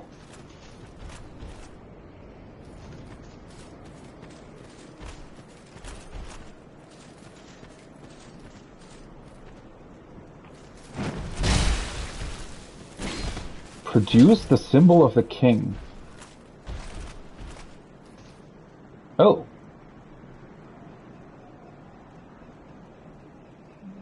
Okay.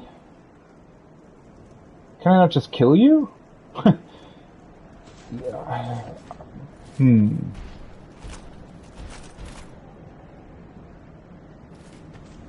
Probably shouldn't then.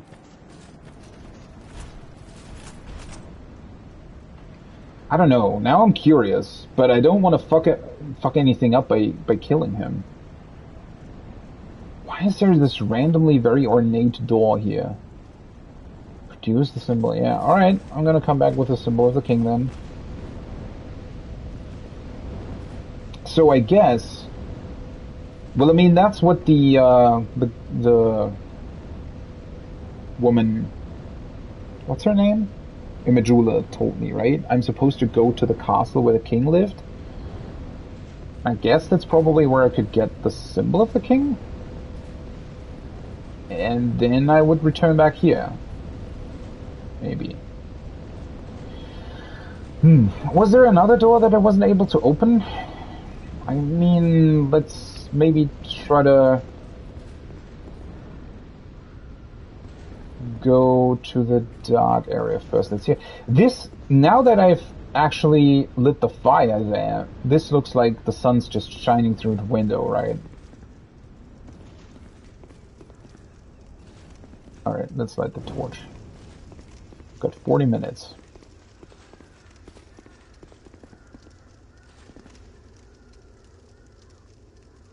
There is a thing that I can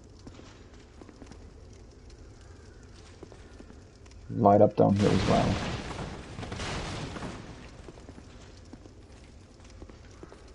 What are you going to, like, if you don't have a torch at this point, then I guess you're just fucked. There's a skeleton. Hi, buddy. There's multiple skeletons, and a very fast one as well. Let's see if they get back up. No. At least I don't assume they get back up because...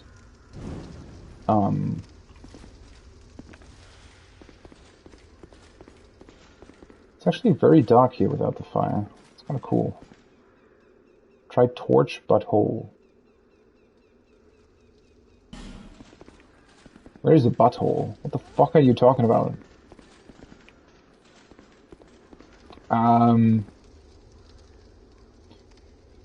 Why are there skeletons all of a sudden? Black firebomb and homeward bone. Very weak skeletons at that.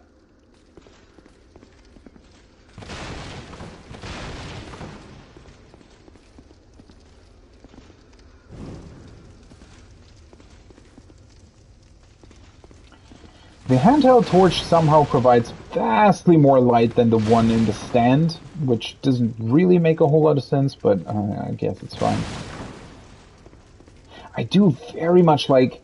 That's a very, very cool concept, though, that you can permanently light up these fire things. I definitely... I'm a very big fan of this.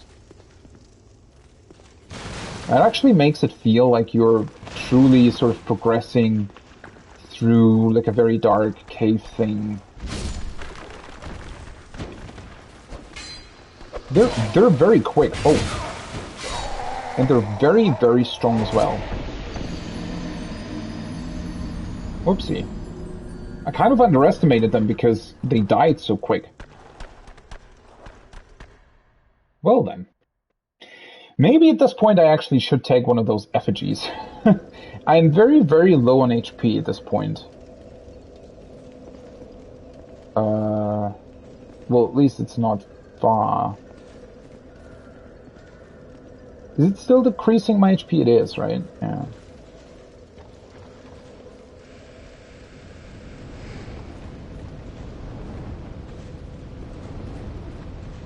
Let me get rid of you first, buddy.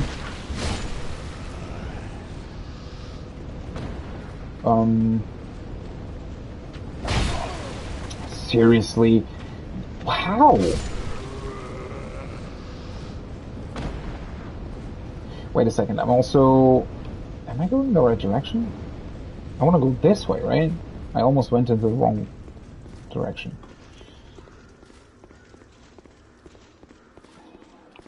But yeah, I really, really like that you can permanently light these up.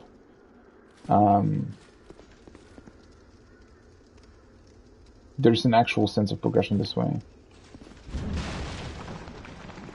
Oh, for a second for a second I thought that you would actually be able to essentially stop them from spawning if you light them up. but apparently that's not the case. I do wonder why they take so long to get up, though. What the hell?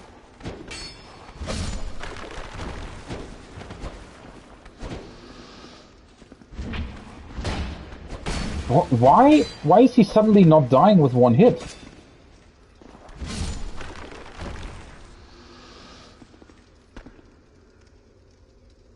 Did I just... What? Was it maybe because I hit them in the attacking animation earlier? It might have been it, but... Because otherwise that would have been kind of strange.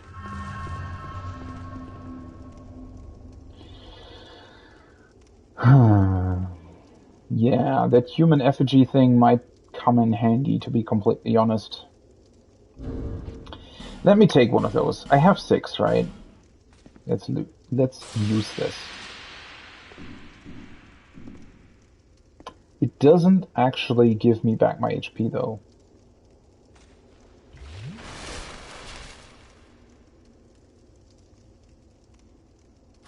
Alright.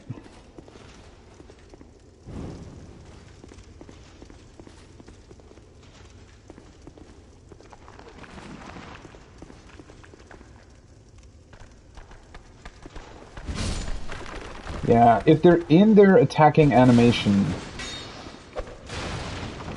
then they take more damage, which makes sense. I just thought that the other one that I was hitting was in its attack animation, but apparently it wasn't. There's one more, yeah, back there. Alright. Bye-bye.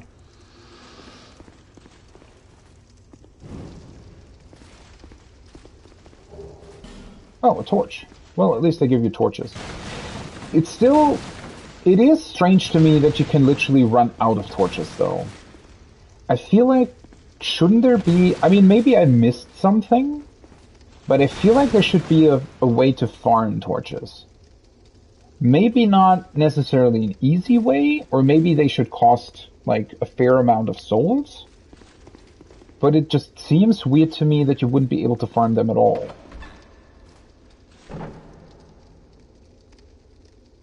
What? Is this outside? It is. Why are there skeletons here? What? Of course there's an archer.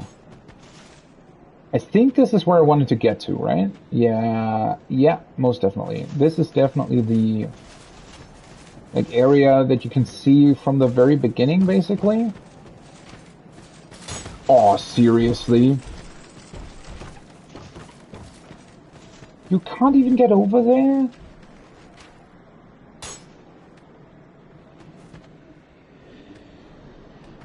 I mean, I guess you're supposed to jump, huh?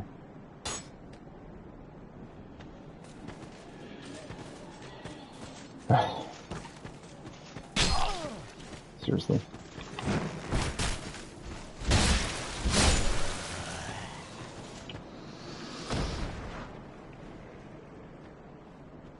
Any more archers here? You think there's a shortcut? Oh, Armorer Dennis. Well, that's an NPC. Whoa, there you are.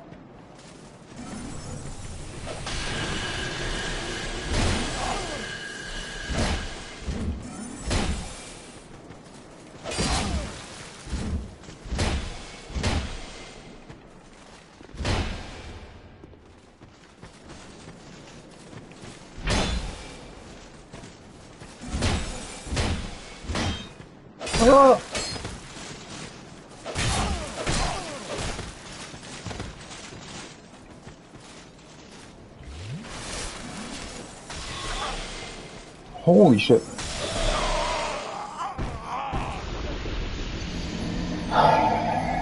Alright, that hit was kind of bullshit, how quickly that hit me. The second one, I mean. Okay. So there's definitely... See, Now I'm hollow again. Shit.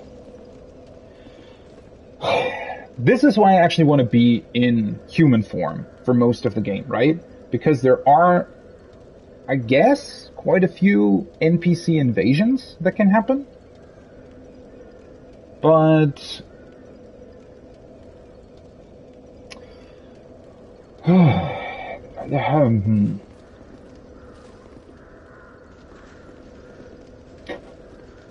Fuck.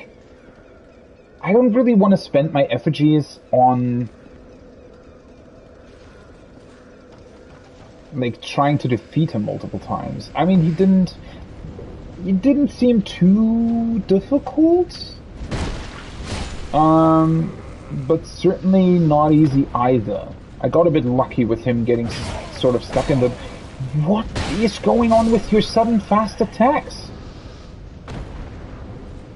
Yeah, I got a bit lucky with him getting stuck in the door there.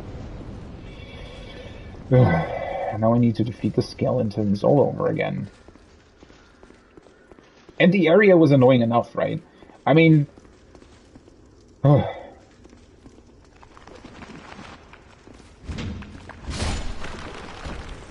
you can literally kill them while they're still in their getting up animation.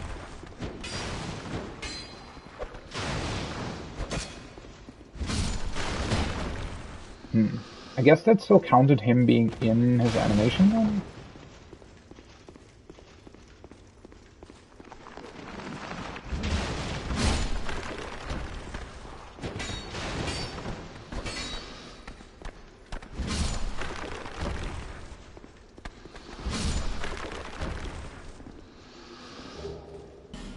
Oh. Oh, I guess I see why there's skeletons here. If they are able to drop human effigies, then it makes sense. Yeah. Okay. Well, at least that's kind of a fair thing, that they're putting enemies here where they literally drop the very item that you would need in order to defeat that guy. Or not necessarily, well, in order to make him even appear, right?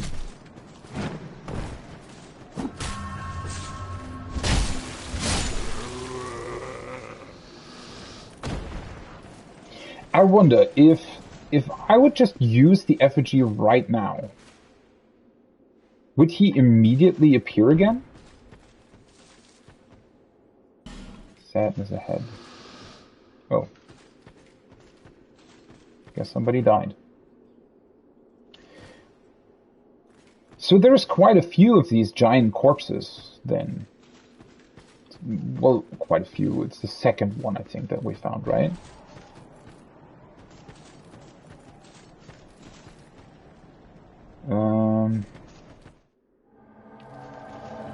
Oh. Wait, what? He can invade you even if you're not human?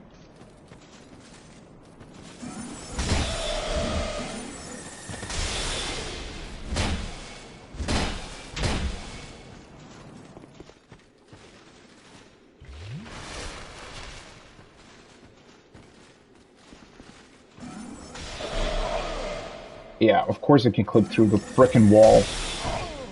Wait, the fuck was that?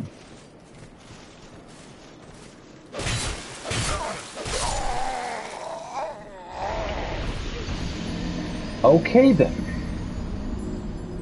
Well, never mind. So you don't really need to be human. Why the skeletons then? I guess just for fun? So he invades you every time when you get there? Very interesting. I mean, I guess it makes sense that they would put the human effigies there because they expected you to die a bunch to him. Probably. I guess that makes sense. Well, it's kind of the first really challenging enemy then, huh? Since the boss wasn't really it. Just a bit of an annoying walk back. I kind of hoped that I would be able to essentially clear the area first and then fight him, but that doesn't really seem to be possible.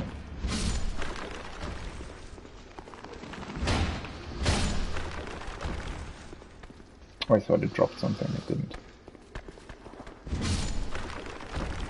See, he wasn't really in his... Oh, falchion. Do I already have that?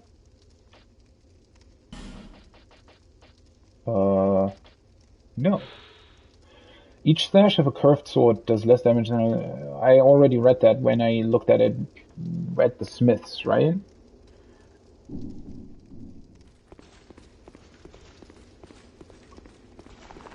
Why is that thing getting up first? Oh, they can also jump.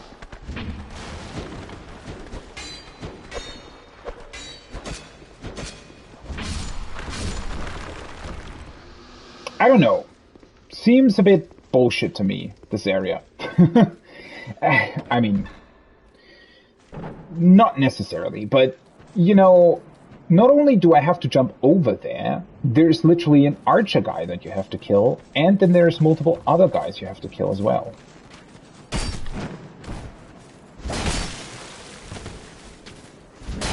What the... Where the fuck are you hitting? Seriously. Alright, so he's invading you as soon as you go further that way, I guess? Armorer Den... He's called Armorer Dennis, right? So, right. Let me actually... Of course. What the fuck is wrong with you guys? Like, seriously. I know he is coming over here. Quite the party. Alright.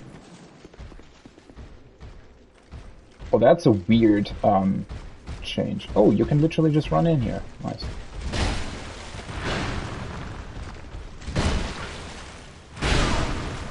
What the fuck was that? Huh? It somehow... I somehow got, like, stuck. I hit him, and then I was sort of stuck, waiting for his animation to finish. That was weird. Maybe he broke my poise or something, because he started his attack during my attack animation? Weird. Throwing eye.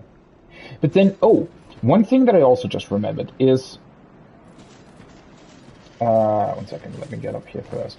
So the knight in front of the door, right? Oh, there's another...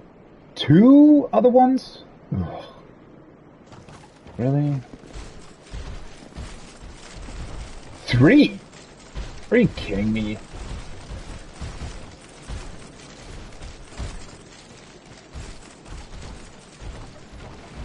Are you guys following me?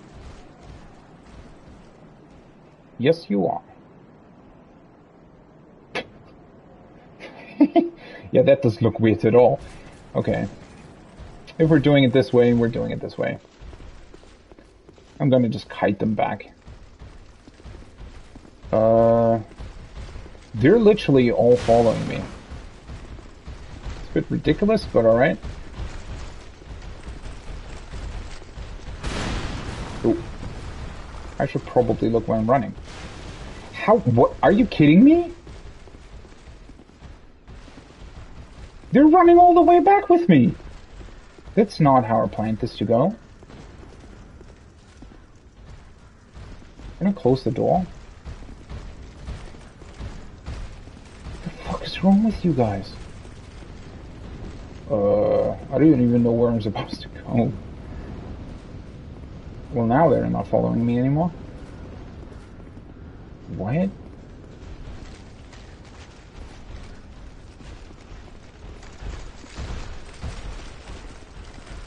Well, now they're stuck.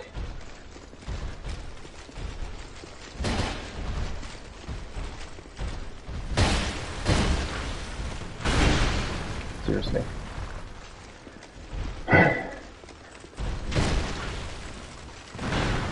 You're not dead yet?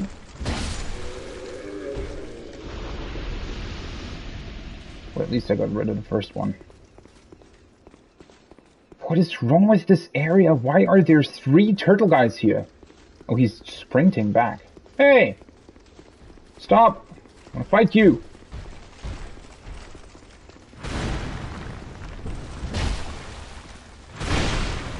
For fuck's sake! What the hell am I doing?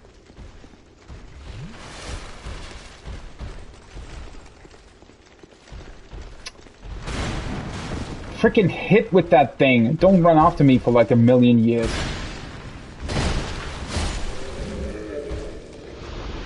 I think, you know what? Sometimes I think I'm just a bit too passive. Maybe the trick is to just walk around most of these guys a bit more, instead of... How many things are on the ground here? Like, I feel like the trick is to actually... maybe potentially... Wait. He's not up here anymore, right? Yeah, there you are. Maybe the trick is to sort of circle strafe around enemies a bit more. Cracked red eye orb 3, alright. Well, that makes sense considering that there's an invasion here. Let me reread the description of those. The residual sins of those who have succumbed to dark temptations are contained in the form of a cracked red eye orb. Okay. One thing that I thought about before those 3 guys attacked me was the weirdness with the knight, right? The knight that's in front of the very ornate door. Because I kind of thought that he was resembling the knight that I saw that was carried by the eagle, right? And then subsequently disappeared straight away. I have no way of telling whether or not it's the same knight. I have no idea why he would now be standing in front of the door, even though he previously got magicked away or something. I don't know if the two are related, or I just don't know.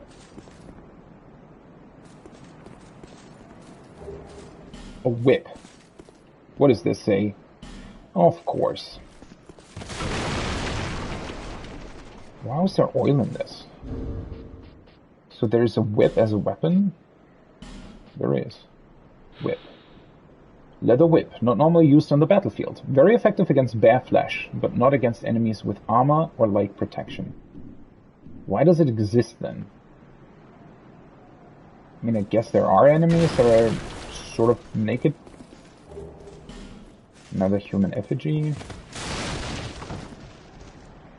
I don't even want to know what's in there.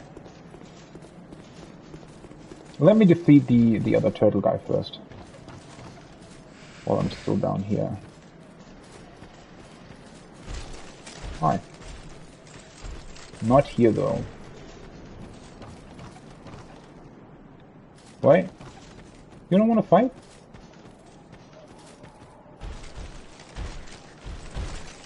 What the hell is going on with him? Are you alright?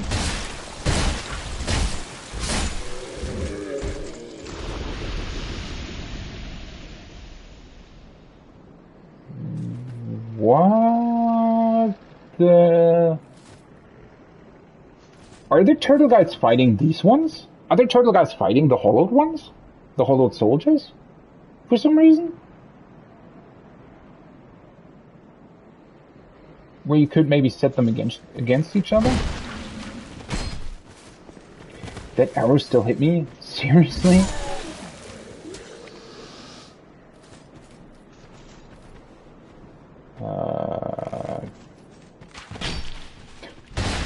You can't even evade it while rolling.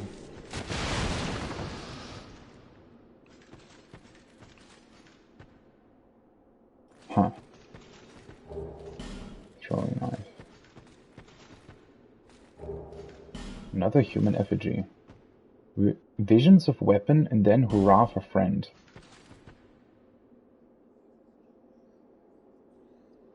What?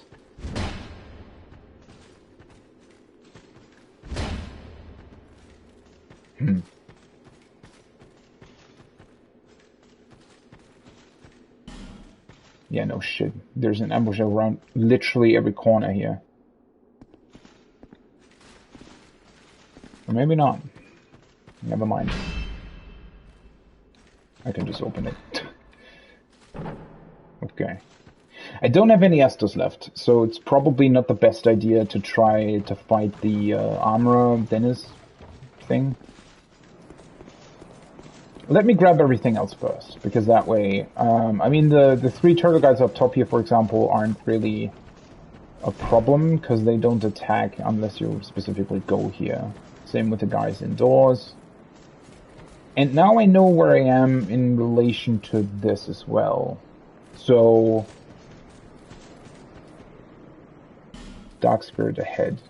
Alright, so usually, I guess you're not really meant to jump over that gap. I mean, you can, obviously, but if I continue that way, he'll be summoned as well. This is the other side, where everybody's shooting you with arrows. So I've already been there, and there was another items there as well that I picked up.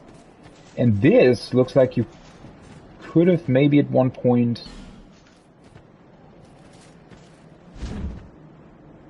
entered the, Oh, wait! I'm fat rolling. When did that happen? 70%. So I guess 70% is the threshold? I didn't even notice. Let me unequip this, I guess. Yeah. Okay. I didn't notice that. That's why I had so many problems. I mean, obviously that's the only reason why. No, but that might legitimately be why I had so much trouble evading the attacks from the Dark Spirit. But yeah, this as well, right? This, I mean, well, this is clearly closed off, but somehow these entrances to the mines make it seem like there's more to it than that, but maybe that's also just a weird assumption on my part. Okay, do I want to try to defeat him? I mean, there's a... Now I have a bit more room to move, I feel like. Where does that lead? There's a treasure there.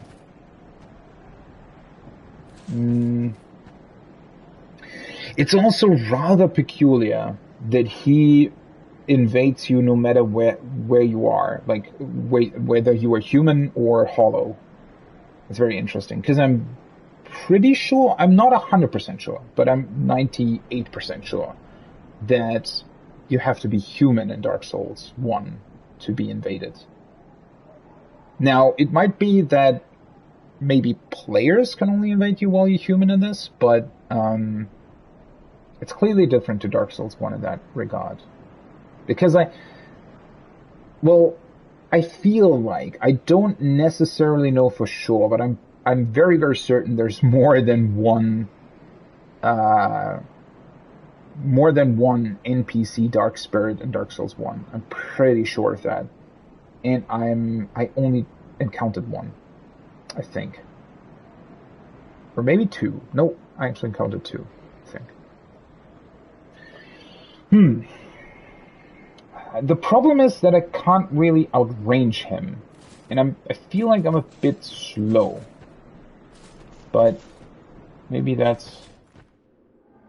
Oh, alright, there he is. Where does he actually appear, though?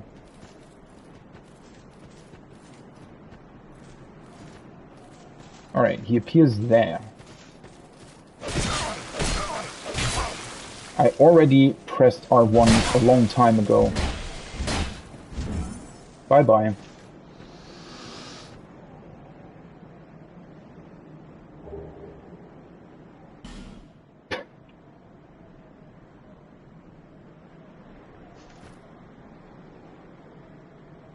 Wait, does your character actually have an animation when you're very low health?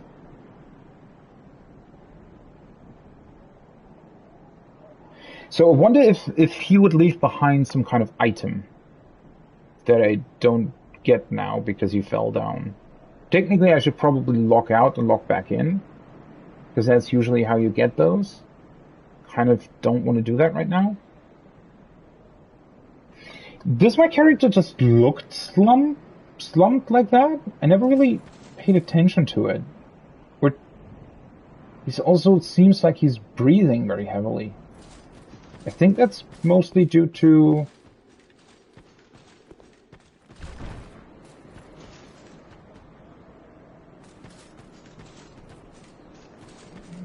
me being very low health.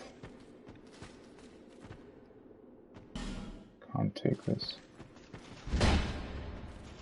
So, as soon as you... Wait. There's a bonfire here? Why? Let's deal with this in a second. So, as soon as you enter somewhere around here, he summons himself here, in this room, interestingly enough. And he's called Armorer Dennis.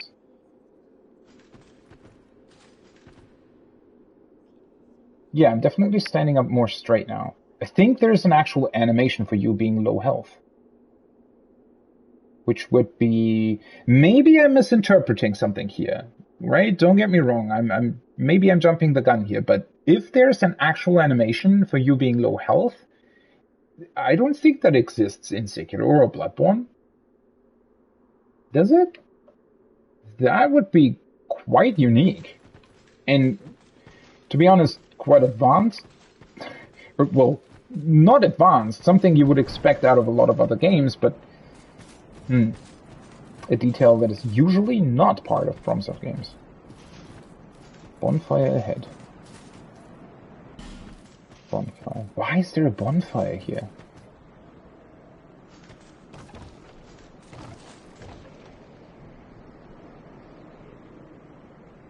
There isn't another ambush here though, right? Hopefully.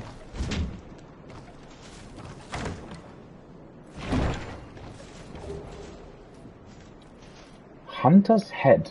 Leather armor, leather gloves, leather boots. Wow.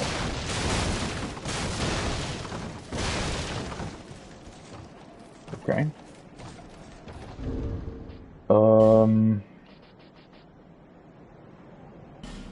This one. Wow, that looks stylish. A leather hat with a large brim, traditionally used by bow hunters. The hunting goddess Evlana was no goddess at all, but rather a brave and highly skilled bow huntress. Long after her demise, the passing of law transformed her into a deity. Why is this here? This seemingly has no relation to this place at all. And then this, that looks really, really good.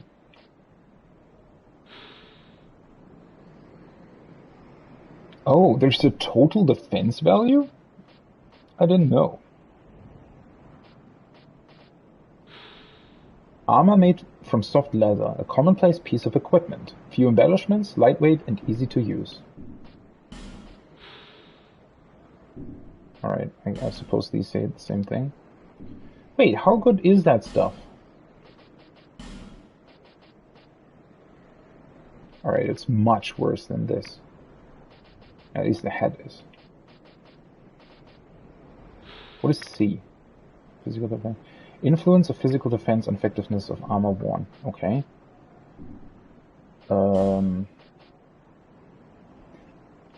This is another case entirely, though.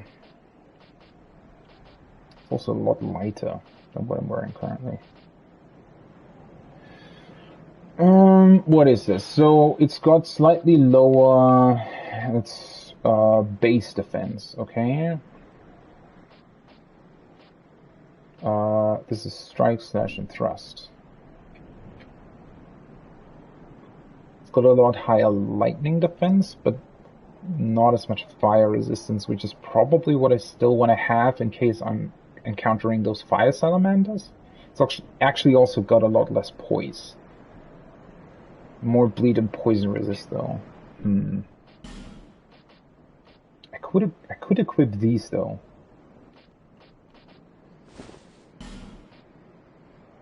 They're really good. They also look really good, by the way. The whole set looks probably awesome. Let me actually, that's sort of the first real set that I found anywhere, right? So let me take a look at it. Wow. Well, I mean, I'm a bit of a thick boy, and being hollow doesn't really do any favors, but it looks pretty cool. Especially the shiny bits. Shiny bits look really good from a bit further away in Dark Souls 2. Okay. Let me switch back. Which is the one that I wore? This one. So let's keep these equipped. And these are also better than the other ones. They're just straight up better.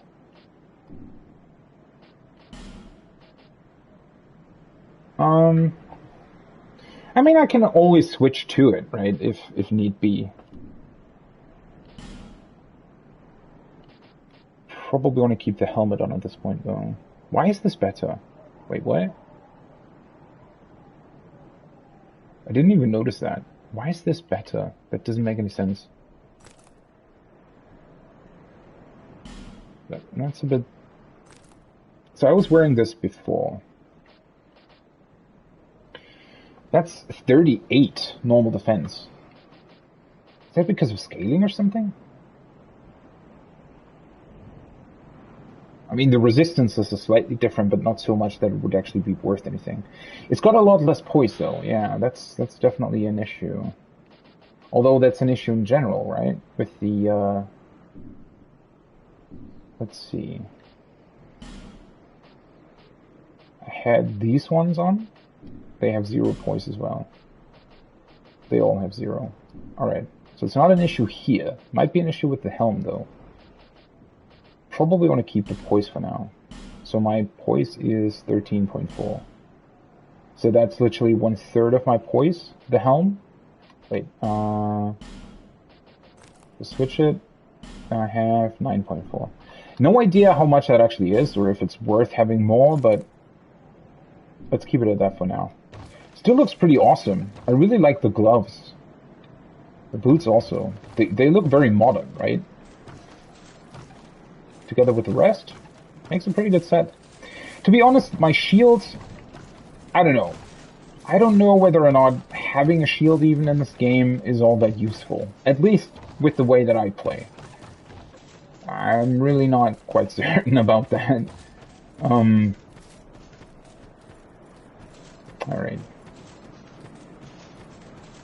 So, this area is pretty much cleared right now. Why is there a bonfire here? At a dead end. This doesn't seem to make any kind of sense. This is literally a dead end, right? At least to my knowledge. So, what was that? What was the weird sound? Why would there be a bonfire here? Also, I didn't notice that thing over there. Oh, that's the end of the path, right? That leads into the cave that I saw from the other side. Yeah.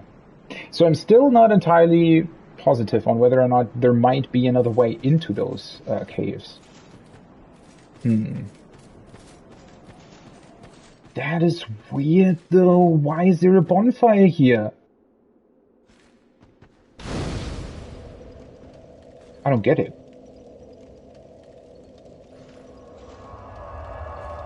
Soldier's Rest. Okay. Sure.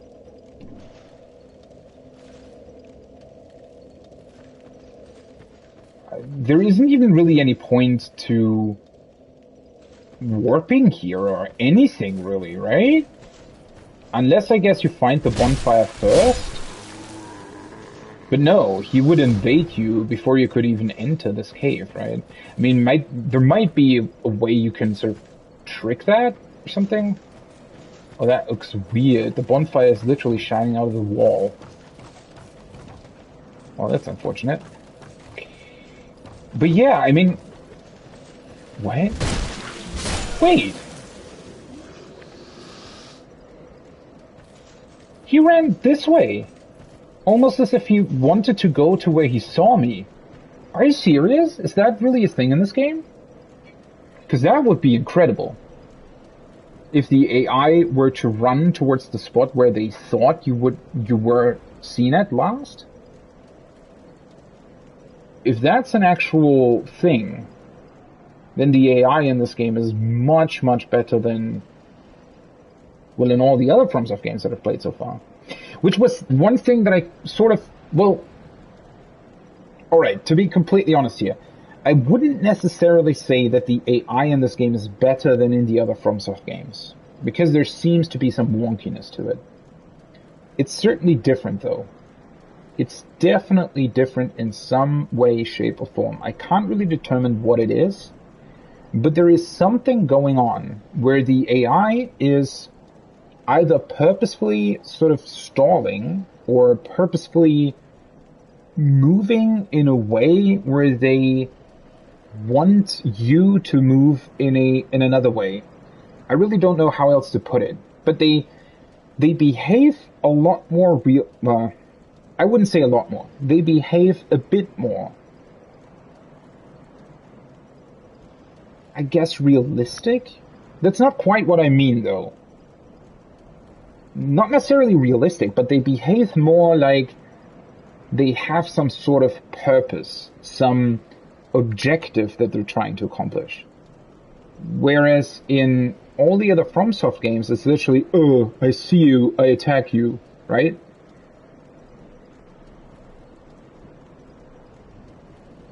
And in this game, the AI has something different about it. Like, there is definitely some programming going on behind the scenes that makes the AI behave differently to most other FromSoft games. Not necessarily better. Whether or not it's actually better, I wouldn't really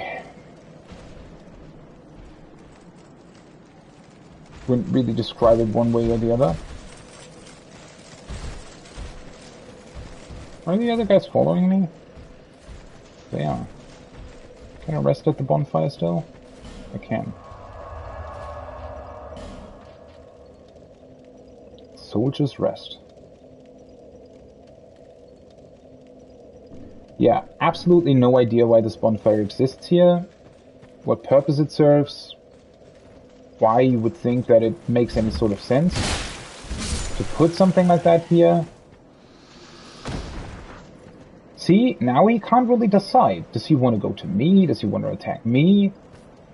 Now he seemingly doesn't understand that he can run over here. But when I moved a bit over there, suddenly not only did he understand that he would be able to move over here, he also moved to my last seen position for some reason. So there's definitely some wonkiness going on with the AI, where sometimes they do really cool and clever stuff, and sometimes they just don't.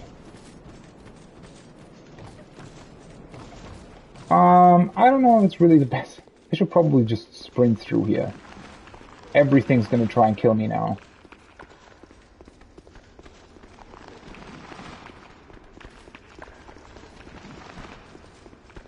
I wonder if the skeletons follow me out of the dark place. Do I want to try that? Well, they certainly are.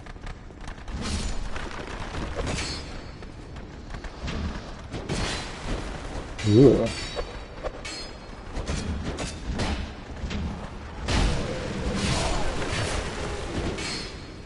Probably not the smartest idea, all things considered.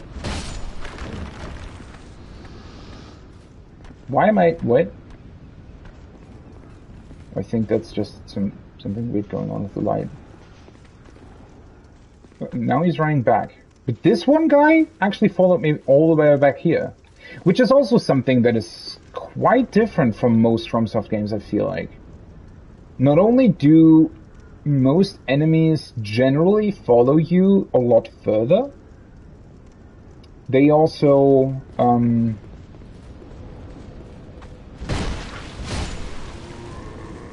they sort of have different points where they return or decide that they don't want to follow you anymore.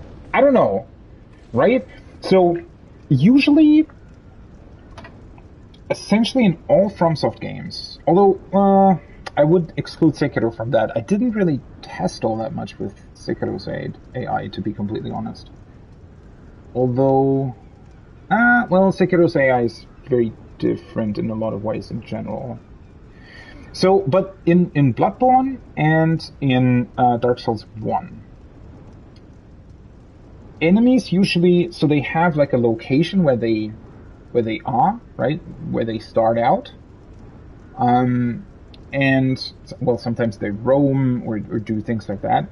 But generally, they have like a fairly short radius around them, which is where they would follow you, right? And after that radius, which is very clear to see most of the time because they literally turn around once they reach that specific spot, they just go back to their position, essentially. And they do really nothing else. They have like really easy to identify and also very easy to, well, there isn't really anything about them, right? Those are their paths, those are what they do, and that's it. And here it just seems a bit different. I can't quite put my finger on what that might be.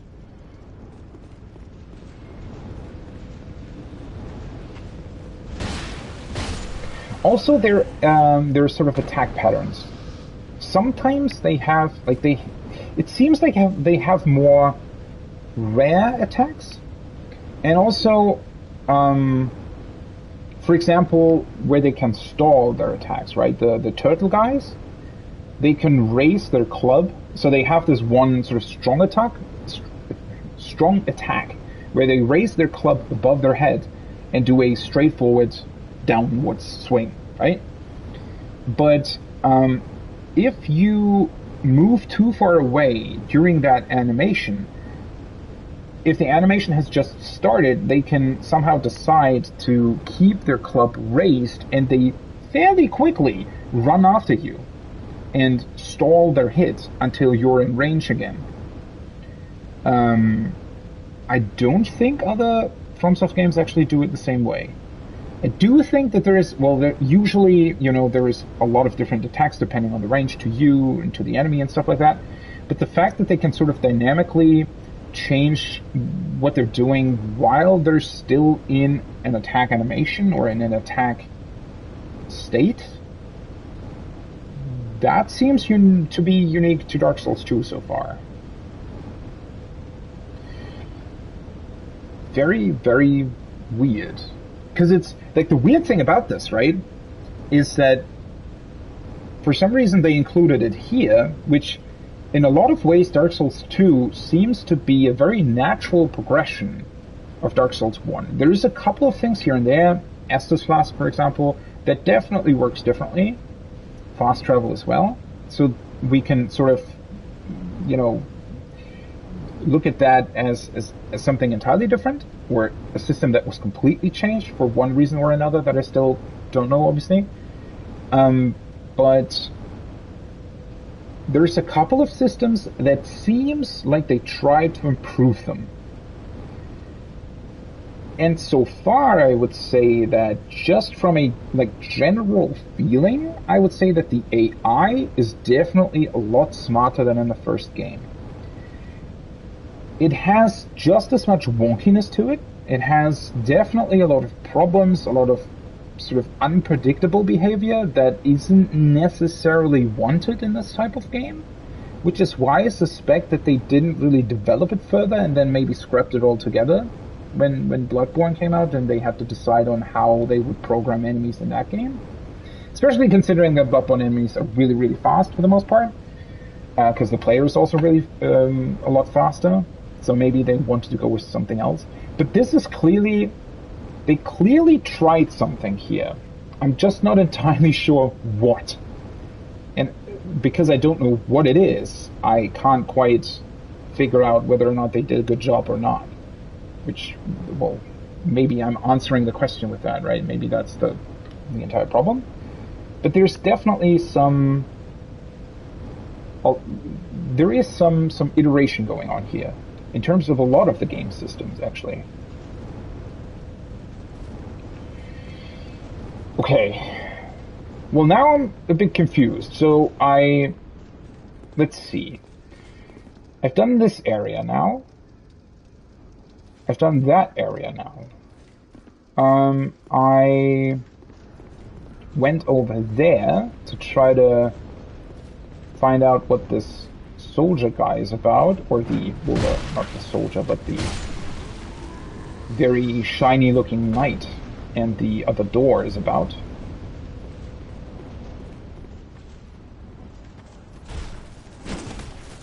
Use the symbol of the king. So he's attacking if you're approaching. Alright, that's fine.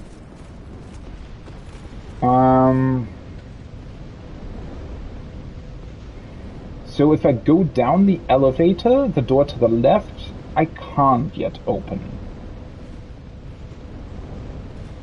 Okay. There is then another cave outside where there was a second fire salamander that is blocking my path. And I don't well, I mean, I guess you could try sprinting past it, but that doesn't really seem the way you're supposed to do things. There is still sort of the second part to the outside that I haven't been to yet, but I don't know how to get there. Sort of above that second fire salamander. I also still have absolutely no idea how you're supposed to get to this guy. Because the elevator clearly isn't the correct path, and you can't go this way either. So maybe there's some sort of event that opens up this path? Or I missed something downstairs. Because if I drop down from here, I'm surely dead. There's clearly something below where the fire shoots up from, so maybe that's the way how you get there? There is a treasure chest there, but...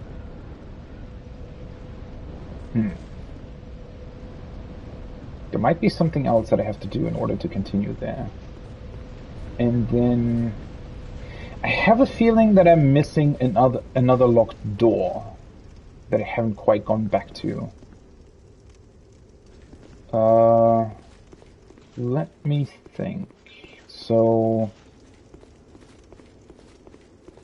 wasn't there something here? Annoying spear guys again. I always forget that they have this very fast attack. And now, of course, I'm hitting the wall again. Why am I so bad at fighting these guys?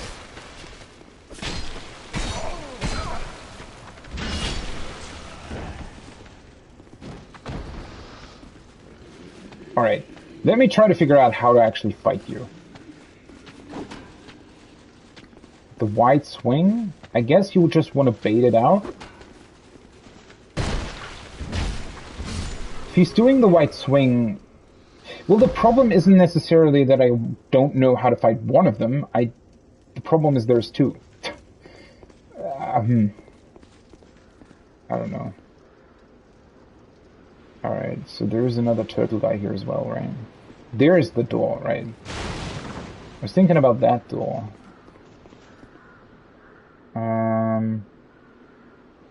So I'm pretty positive that I did everything outside here. I think. As well as over there, right? The only path that you can really go from is there, and there isn't... So this door should still be unlockable. I don't know whether or not this is the last door, though, that I was missing. There's definitely a couple more of those metal doors that I wasn't really able to open, but those also... What the hell are you?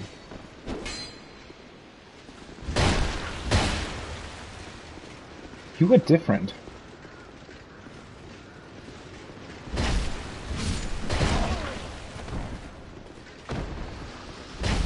You were also wielding a giant sword.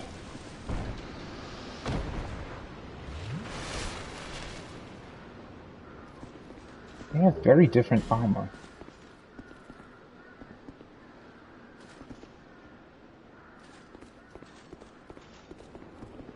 Enemy ahead and then be wary of enemy. Great.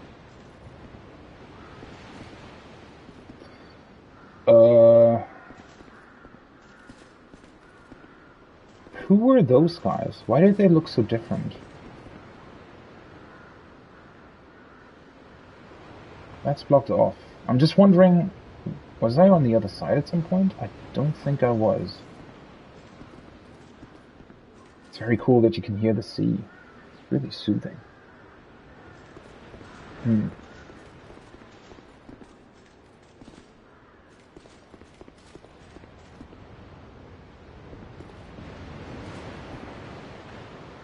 This leads quite far up.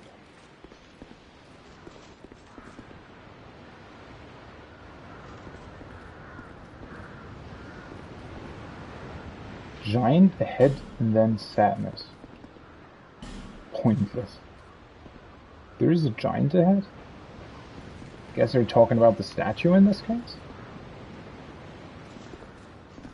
Can't really seem to be able to go through here though. Although there's a lot of detail on the roof to the right for some reason.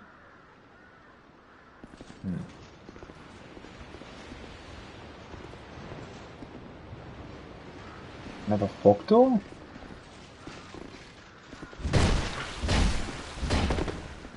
They look a lot more agile than everybody else, right? Almost like they're female? Maybe not. It's a bit hard to tell, right? Take off life gems.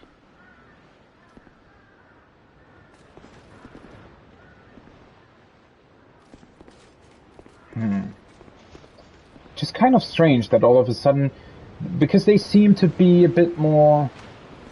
Oh, seriously. Please fall down. Oh, of course not. He actually fell down.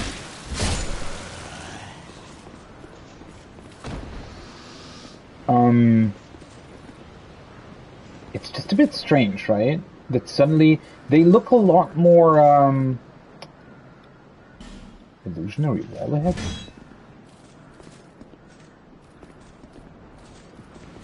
Why?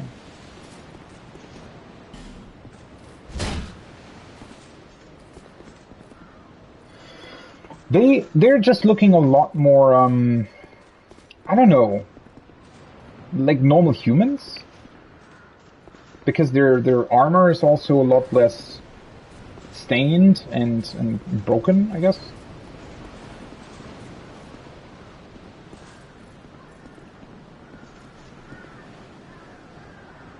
This almost looks like another boss. Right? That very much looks like a boss arena. What the hell is going on? Soul of an enemy soldier life gem. If it is, this is kind of annoying to get to, though. With all the messages in front of me, yeah. I mean, there's 2 fog gates. That's quite a dead giveaway, right? Oh, there's another giant back there. And a dude.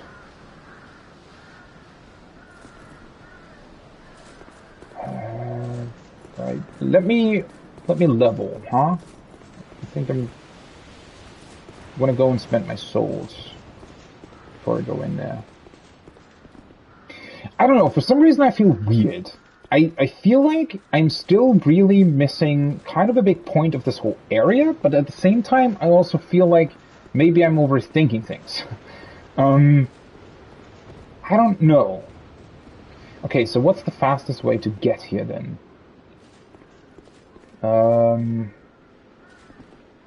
It's also interesting that you quite literally unlock, well, what I think is the next boss pretty much straight away after the first one.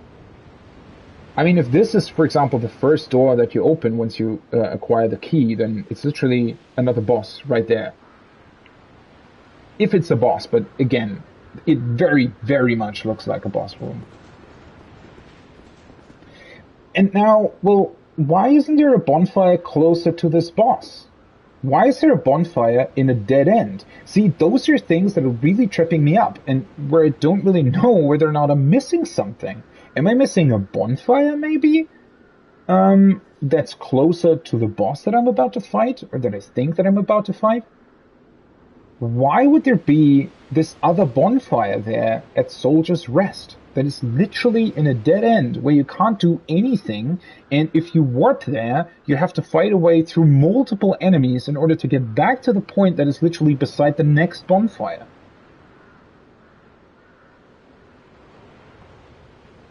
I don't really get it. Maybe they thought that you wanted a bonfire after killing the invader dude?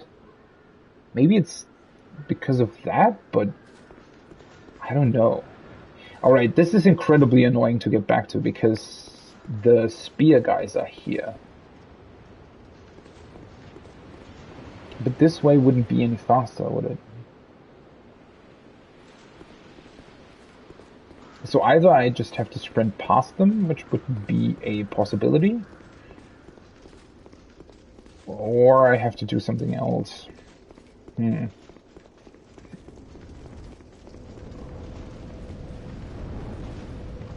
Because it is quite a long way to get back to that point.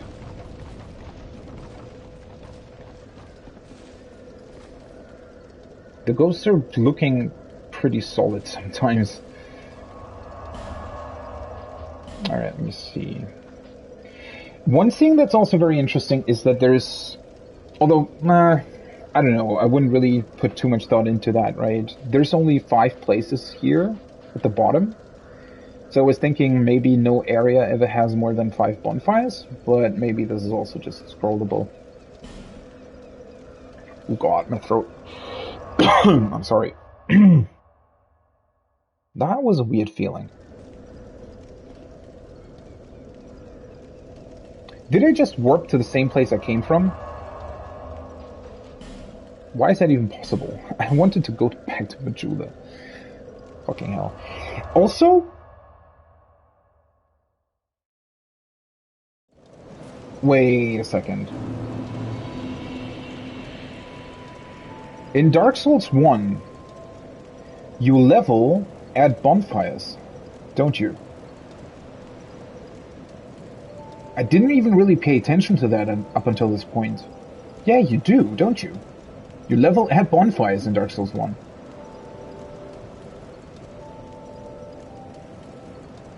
But, wait, so in Demon Souls you leveled with the Maiden in Black, right? And then Dark Souls 1, for some reason they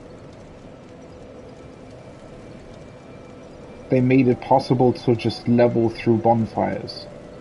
Which makes a lot more sense now in hindsight, doesn't it? Because now, in order to level, you literally have to travel back here every single time. I mean, maybe...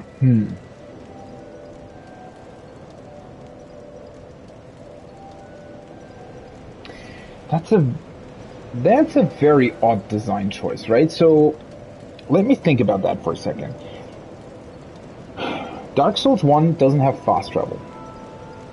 So, not being able to level up, or being forced to come back to Firelink Shrine in order to level up in Dark Souls 1, while also not having fast travel, would probably be overkill, right? That would be so annoying that a lot of people would quit the game because of that. And it would honestly be pretty terrible in terms of game design. So maybe they wanted to have a level up NPC in Dark Souls 1, but also wanted to have no fast travel. and so they pretty much sacrificed one thing for the other, right? So they wanted to have no fast travel, at least for the first sort of half of the game, or first third of the game, depending on how you look at it. And then, no, it's more half of the game, I would say. Well, it depends. Whatever. So maybe they wanted that. They wanted to try that, right? To make like one connected world where you don't have fast travel. But then they realized, oh wait, we can't have like a level up NPC if we do that, because that would be too annoying. So they made it that you level through the bonfire, right? I still suspect, I don't know whether or not there's information out there about that. Maybe there is, but I do suspect that the idea of actually being able to fast travel after all in Dark Souls 1 is probably something that they came up with later, or fairly late in development, because it feels very half-assed, sort of, right? And very, not very well thought through at all. And I don't know, maybe in Dark Souls 2 they sort of said, alright, the whole not fast traveling bit didn't really pan out all that well in Dark Souls 1, so they just went back to what they wanted to do in the first place, which is having a level up NPC. I guess there is a few merits to having that. If you have like a central hub like this, like Majula or the Nexus in Demon Souls, and a couple of NPCs, and you want your player to talk to those NPCs fairly frequently, and to maybe either get upgrades from them, or get new information about events that happen in the game, then it would make sense that you're kind of forcing the player to go back to that central hub in order to level up, which is what they're doing here with the level up NPC, right? At the same time, though, I do wonder whether or not it wouldn't have been a better choice to make it possible to level up through bonfires. I don't know. Having that functionality in Dark Souls 1, and now it's being taken away, to be completely honest, I didn't even notice, but I think that's more because I was so used to how it works in Bloodborne and Demon Souls, that it didn't really question it up until this point. But yeah, being able to level up through bonfires actually would make it a bit, like, think about it, right? I wouldn't have had to travel back here. I could have just, leveled up real quick, consumed my souls, and then it would have been it, and I could have been back at the boss a long time ago, right? Essentially. Now I'm here, now I'm thinking about, what could I level up, what could I buy, blah, blah, blah. There's a ton of other things that are going into this now. I don't really know. Again, it's kind of great, in a way, that they're making it so that you have to return to this place, because it is your sort of central hub. You want to talk to these NPCs, you want to think about whether or not there's something that you want to buy here, or whatever, right? In terms of game flow, though, right? If we're trying to talk about how well does it flow, how easy is it to get back into the groove of things, then I'm honestly not entirely certain No, I'm not serious. whether or not this is You do better. have a rather pleasant scent. Have I? The type I'm I am quite hollow, fond though. of. Maybe it depends on how many times we've died. I wanted to get this one, right? The Ring of the Evil Eye. I wonder if I should buy it. Easier to connect. Can hear voices of foes. I don't know what this is about. I kind of want to get this. I really, really liked it in Dark Souls 1. I know that it's kind of, well, it's literally called Evil Eye, right? Inexplicably disturbing ring. Right, we also have these Prism Stone. I wonder if I can exchange these, but I don't think I can. Satisfied? I'll be around if you ever come back.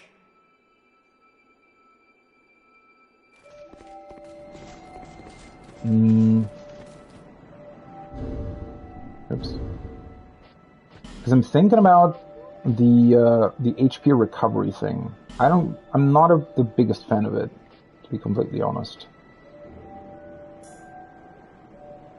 Let's try this and see how that feels and how it pans out, if it's actually worth it. Oh, hello again. I hope you find something of use.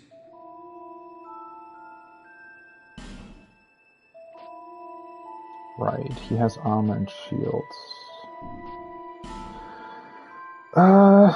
Let me see. Can I compare this somehow? Apparently not, huh? That's very unfortunate.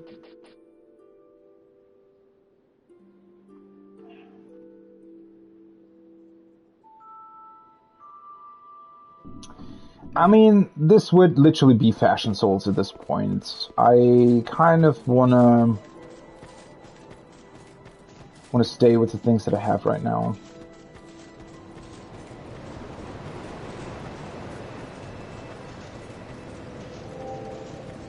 Bearer of the curse, seek lest this.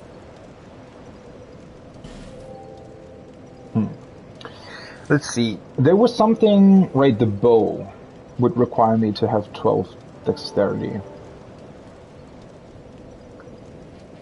Oh. It's really not that easy to decide. I mean, I just leveled up stamina twice, so I kind of don't really want to go for another stamina upgrade, even though I probably need it at some point. I mean, especially using the mace, stamina is definitely kind of a problem. The thing with the resistances, right? The increase to poise and the resistances, seemingly, just from a numerical standpoint, they seem to be pretty good. Now,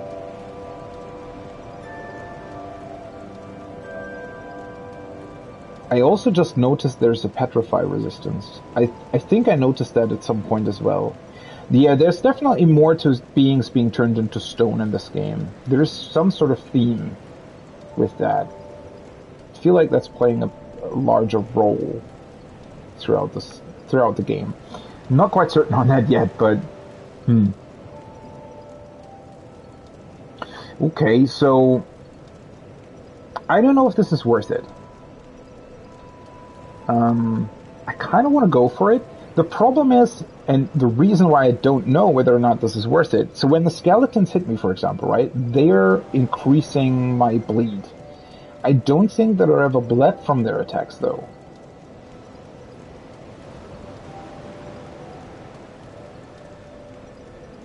It's a bit unfortunate that it doesn't increase, like, magical resistances. This does, though, right? Yeah. Because I could probably use the fire resistance at some point. The problem is that I haven't encountered anyone who could sell me a staff. So intelligence is quite literally useless for me at this point. Well, I mean, strength also increases my physical defense. So it's not the worst idea either. Dexterity does as well, though. Attack, dexterity, 61.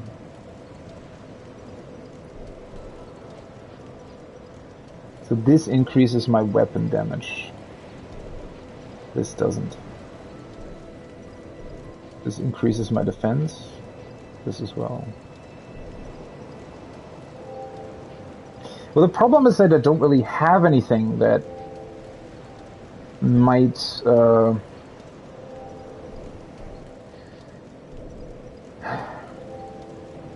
warrant a stat increase in one category or another.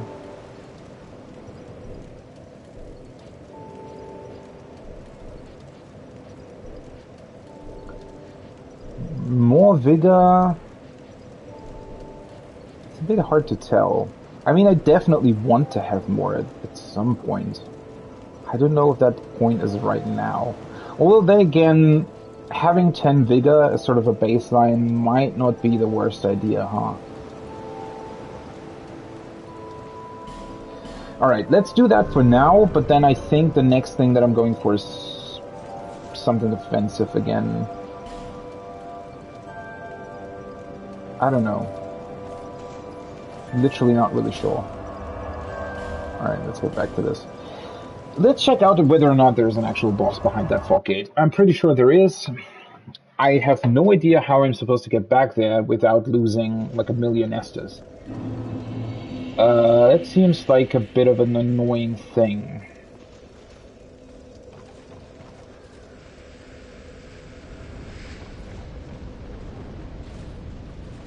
Problem is, I just don't want to die, right? These spear guys. Alright, I guess this works. I don't know how far they would follow me though.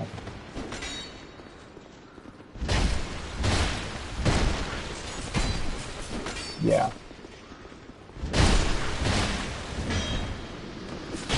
Oh, for fuck's sake, why am I always... Why are you still alive? What the... Why do you have full HP? Did I miss something?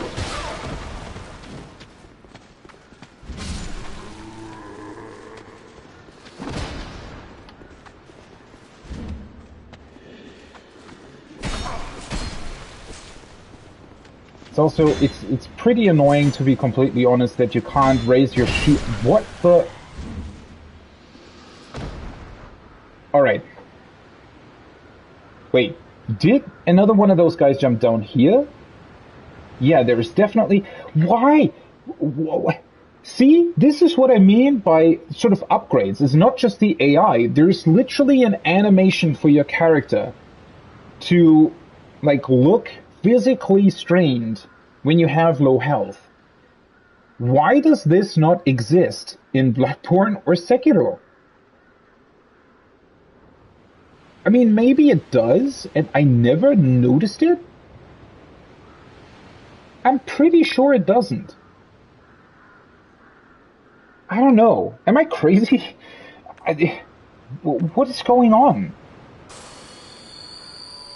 Like, literally, why is this game so much more modern in a lot of ways than the other FromSoft games? I mean, you can't tell me that there was a reason to take something like this out of a game once it's in. I don't know, this is... I think I actually fought two of them at once, right? Oh, what am I doing?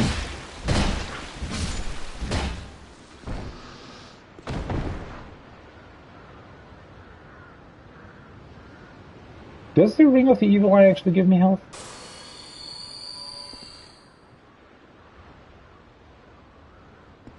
I actually wasn't quite certain about that.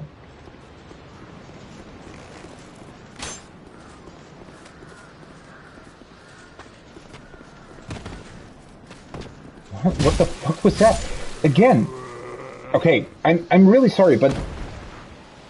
So, for some reason, even though I ran past him and around him, he decided to still jump down and switch to his melee weapon. Almost as if his reactions are completely delayed to what I'm doing. Is that because the AI is programmed to, well, go to the last seen location of the player, and he just wasn't aware that I ran around him? Or is there something finicky going on with the AI sometimes sort of bugging out and just being a lot slower than they're supposed to be? Or is that maybe literally how they programmed it on purpose to make it seem that slow, because it then seems like they're running to the last known position of the player? That's weird, isn't it? That was really, really weird. I really don't know what to make of that. But to be honest, well, if this is a boss fight, then the Ring of the Evil Eye actually isn't really that worth it, right? Now that I think about it. It's probably a lot more worth it to just have passive HP regeneration on during a fight. Okay. I guess let's see what this is all about, huh? Yeah, it is a boss fight. Hi. Also, oh, there you are! I was wondering where you'd gone.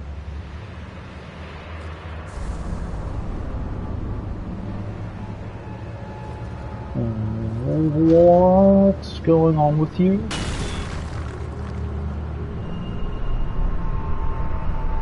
So he was floating. I noticed that before. The pursuer.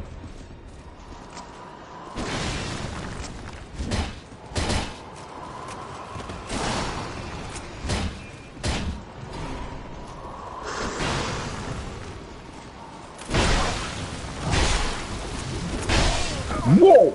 What was that follow-up?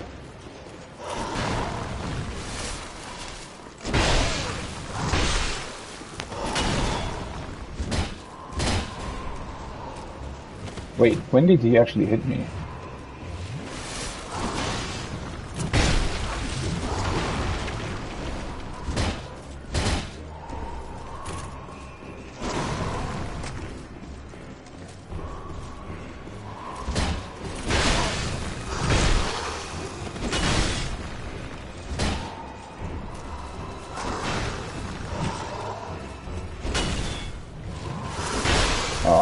Oh, that was a bad timing to heal.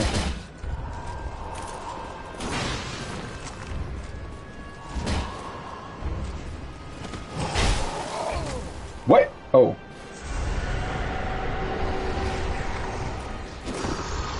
Cursed.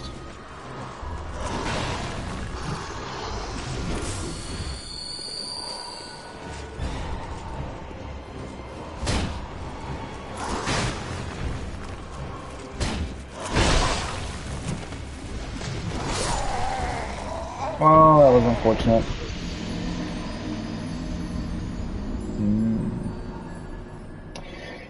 Cursed in Dark Souls 1 also means that you stay cursed, right? I remember something like that. I think I never was cursed in Dark Souls 1. Or maybe I was once.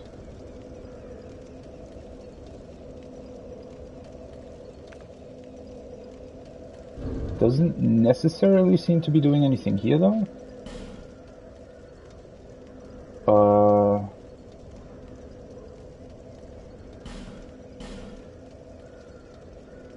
I mean...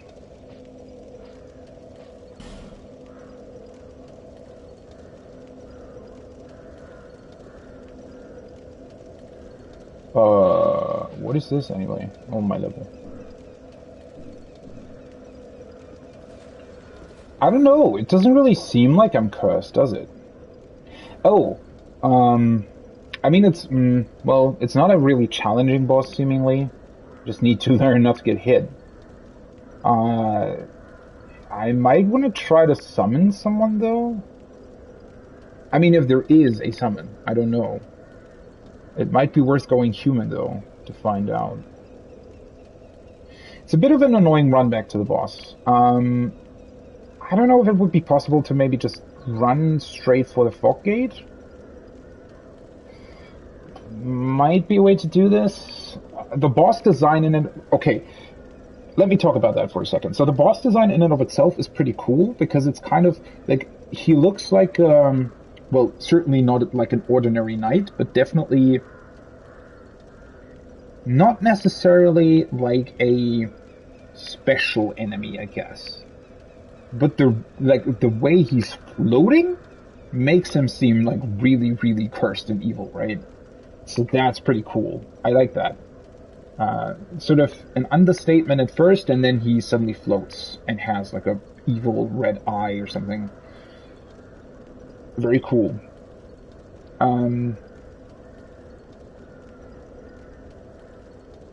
I mean, cursed doesn't seem to be doing anything else, right? So I assume that I'm still cursed? I don't know what that would influence, though. Because it doesn't seem to be reflected anywhere here. At least, as far as I can tell, nothing here is really... I'm actually kind of glad that I leveled Vigor. I feel like I probably should have done that a bit more. Simply because now suddenly it does seem like I'm a little bit low on health for that boss. Yeah, it does seem like it. At least he's hitting for quite a lot of damage most of the time. Although I'm also not quite certain how I'm supposed to fight him. I think like the way that I was evading him probably wasn't the best choice most of the time. I mean, it was literally my first attempt, but yeah, I don't know about Curse. I should probably just be running back to him right now. But yeah, so it's definitely the same guy that I saw before, right? The guy that was dropped down by the eagle. I'm just really confused as to why they're even showing it to you. Like, the first time you encounter him, it's honestly just strange. Because he immediately vanishes, right? And there is seemingly no reason why he would do that. There is no reason why he would appear there, and there's no reason why he would immediately vanish at that point. And that makes it seem just very random and like it's not, right? If he was trying to, I guess, deter us from entering, like he was trying to intimidate us or something, surely he would do something before disappearing. But he literally just drops down, floats for a second, disappears. I mean, it's, in a way, it's really cool and mysterious that they have a sort of, that they introduce this boss first. But at the same time, yeah, I don't know. It felt really, really awkward, I would say. That first encounter with the boss. Also, it does seem to be probably the final boss of this area. I mean, it's up top the building, and with the introduction that he had and everything. Probably? It's just an annoying run back. I don't know why they decided to do it this way. I mean, let's just try, I guess. The problem is that you also have to go up the stairs, right? That's sort of the biggest issue here. I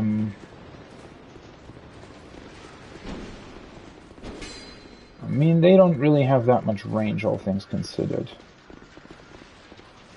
And they're also, like, running weirdly.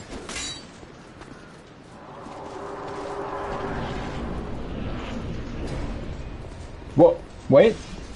And now he comes out of the floor? What? Okay, yeah, sure. Nice hitbox.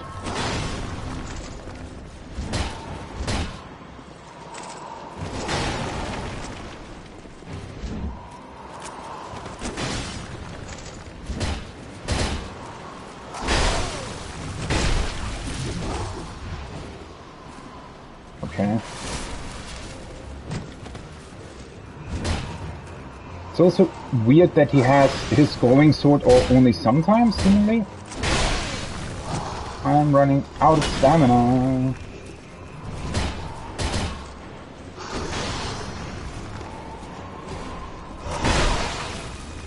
That's not what I wanted.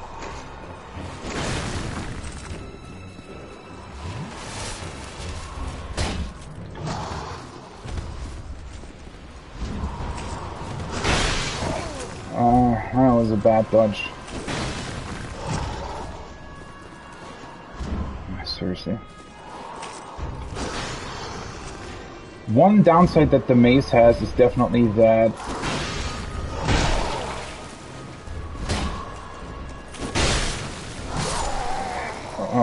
okay. One downside that the mace has is that there is like, if you swing, there's like half a second, well, not necessarily half a second, but there's definitely some time before your character is able to do anything else again. And that's just a bit awkward. I don't know. Like, yeah. It just takes, like, 1/3 of a second or even half a second, I don't know, for you to be able to walk again. And it's really weird if he starts his attacking animation. I don't know if I want to two-hand it, but that makes it slower, right? And the damage increase isn't really worth it. The problem is you can't really block his attacks, I think. He's just doing a bit too much damage to me. Sort of my main problem. And I don't really have anything that would increase my defense just now.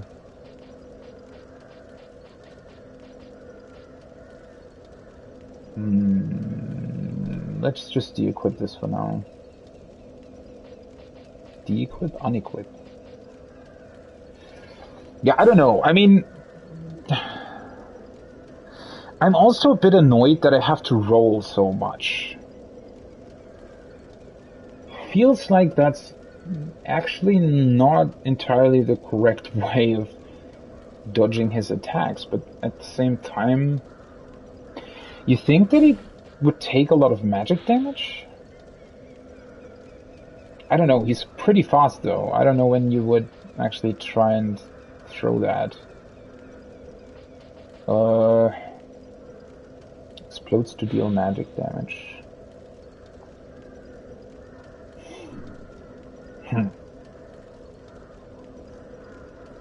Yeah, I don't know. I mean, I probably shouldn't overthink it. He doesn't seem to be overly complicated, so I just need to learn not to get hit. I am a bit surprised with the damage that he's doing. I'm also... I feel like my stamina is an issue. More the regeneration part, less so the actual amount. Because the problem is if you have to... seriously. If you have to roll so much, then it's a bit of an issue if you also want to hit the boss.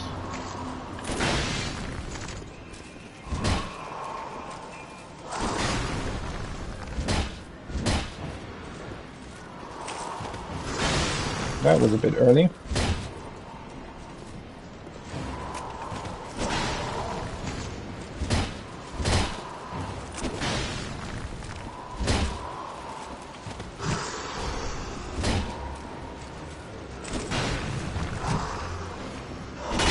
Oh, why? That was really easy to dodge. And I should have been able to do it. That's a really delayed attack.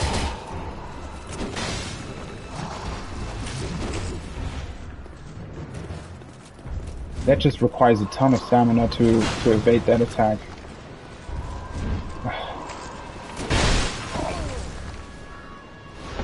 Well, that was bullshit. Not only did he catapult me in the opposite direction of where his swing was going, the fact that he hit me at all was bullshit. Because I literally dodged the exact same... Well, it might have been like a frame or two later, but it felt like I was dodging the exact same moment that I did before. I need to keep... So, one thing that is definitely tripping me up that I just noticed, that is just very different to stamina regeneration in Dark Souls 1, is there is just a longer period of time. So, I think... Don't quote me on that, right? But I think the way it works in Dark Souls 1 is that as soon as you deplete a piece of stamina, you pretty much immediately, like there's no delay to it, you immediately regenerate it again, right? And even when you're sort of consecutively rolling, it it still regenerates, right? Like at a faster rate. And somehow here in Dark Souls 2, there is something to it where sometimes stamina just depletes and doesn't get regenerated as fast as I expect it to be. And that's sometimes where I think I can get in 2 hits and then suddenly notice, oh shit, my first hit already like looks like I'm running out of stamina, right? I mean, well, overall the boss isn't too hard. You need to be a bit patient and you need to time your dodges right. But it's also a bit annoying because it feels like I'm really, really missing a lot of stamina at this point. Rather, like stamina regeneration or something. And I even have the ring on, right? Like the one that gives me stamina regen. This one. Raises stamina recovery speed. But that's the recovery speed, not the point where it starts to recover, right? I don't know. At least you can run to him without any issues. Except for that annoying bow guy.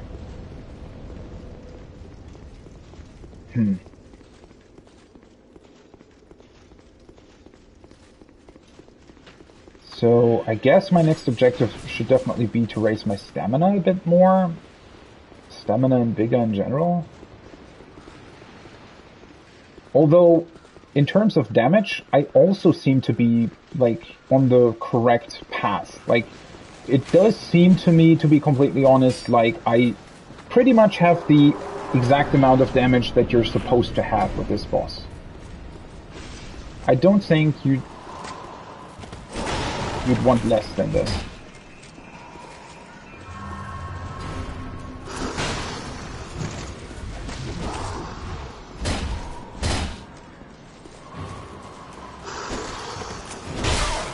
That's a new thing. I haven't seen that attack before.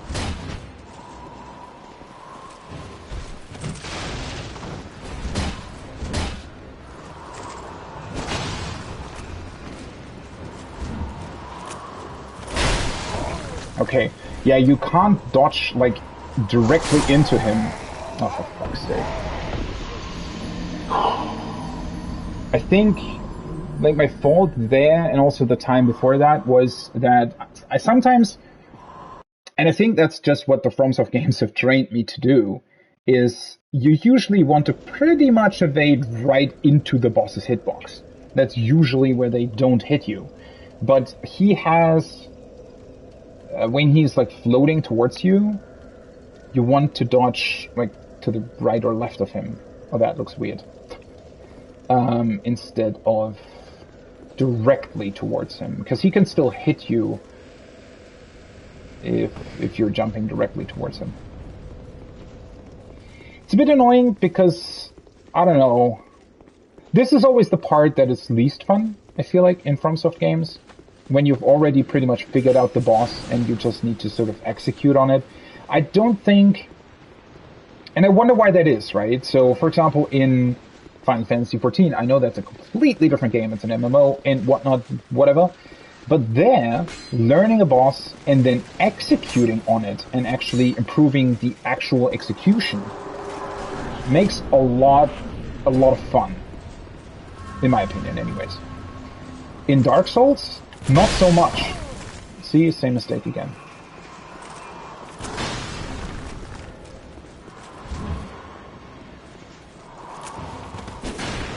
Maybe it's because of the variance that is inherently introduced in this game. See, that was bullshit. Oh, for fuck's sake. Yeah. I don't know. Why was it so easy? See, that's why I don't like it. Right? That right there is why I don't like executing on something when I already know how it works. Because the first couple of times that I tried to do this boss, it was really, really easy to dodge that floating towards you attack. And now suddenly he hits me there. For no reason whatsoever. I mean, well, maybe I dodged like a hair too close to him or something. I don't know. It's a bit annoying that he's doing so much damage with that attack. I really don't like that about him. I wonder if... How many effigies do I have? 9. Let's use one of them.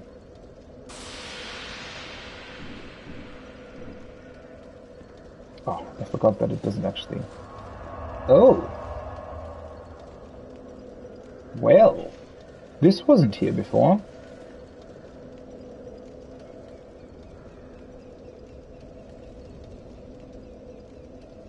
Where did that come from?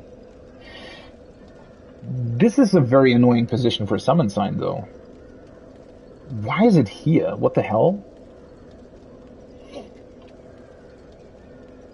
Oh, it's a player. Never mind. Fluffy unicorn. Okay. Well, that makes more sense now. I wonder if there's... Oh, there's all kinds of... Why are there so many summon signs all of a sudden? Wild 172. These are all players, though, so... I thought for a second there might be a summon sign of an NPC, because I maybe would have tried that. I mean, obviously doing this boss together with another person probably pretty much trivializes the whole thing. But it would have been interesting to see whether or not there is like a specific NPC or something that might want to help. Like I thought, for example, that maybe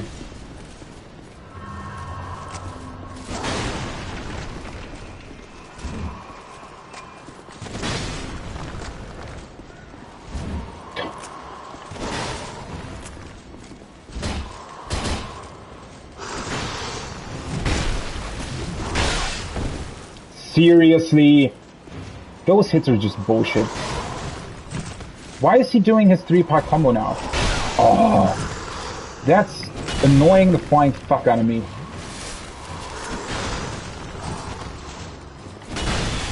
Now he's really inconsistent in terms of whether or not he's doing his 3-part combo or not.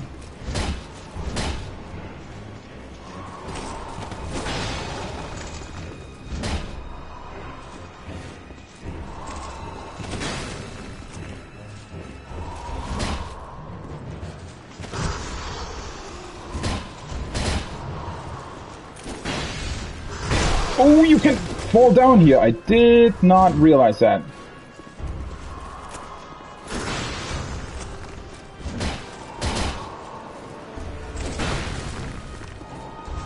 Oh, thought he was going to follow up.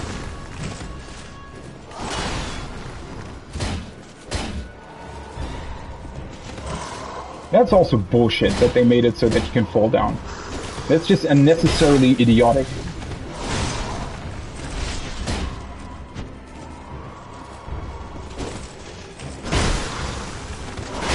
That attack is bullshit. For fuck's sake! I dodged there! God, he's annoying! I mean, at least I found my mistake from before. So you never want to dodge... I don't know why I didn't realize it sooner. I mean, it's pretty clear. But you never want to dodge, obviously, into his sword. Always into his shield. That's where he never hits you. For some reason, though, he, in the middle of the fight, decided for no reason at all, oh yeah, now I'm gonna stab you. Which he didn't do before. Now he does. Weird. I guess that's if you stay too close to him for too long or something? I don't know.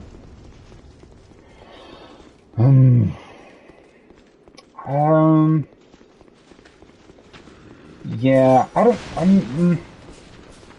I'm not sure. I feel like I have not enough stamina, and maybe I should even use the large Titanite shard on my mace, to be completely honest.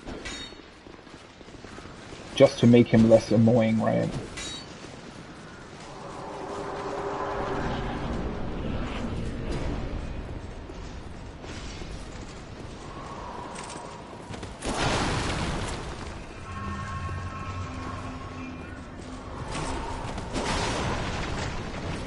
With the way he moves, though, it's really unnecessary that they decided to make this arena open on one side, though. It's just bullshit.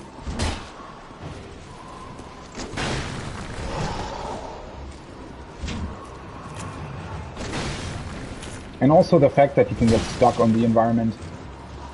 Like...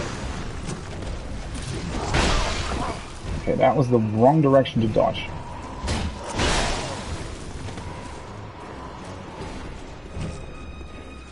Thank you.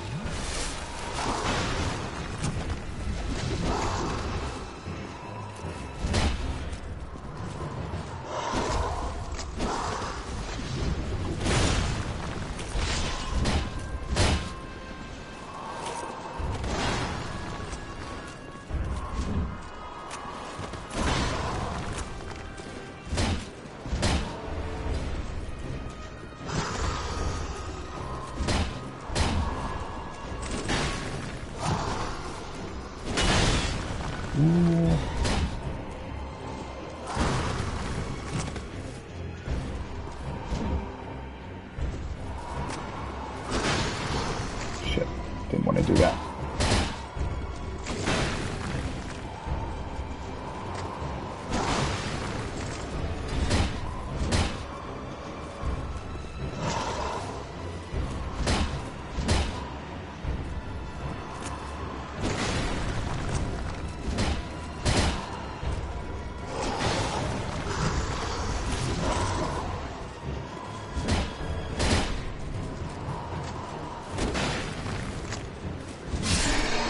Okay. Whew. Yeah, your heart rate still gets going every time. 18... Seriously? What the fuck is wrong with you guys?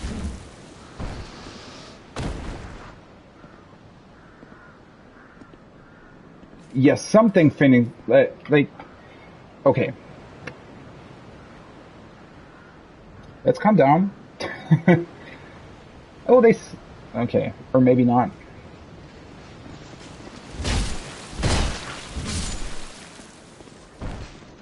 I have a feeling the third guy is also gonna attack me. Yeah, they are. Still not entirely sure whether or not they're male or female.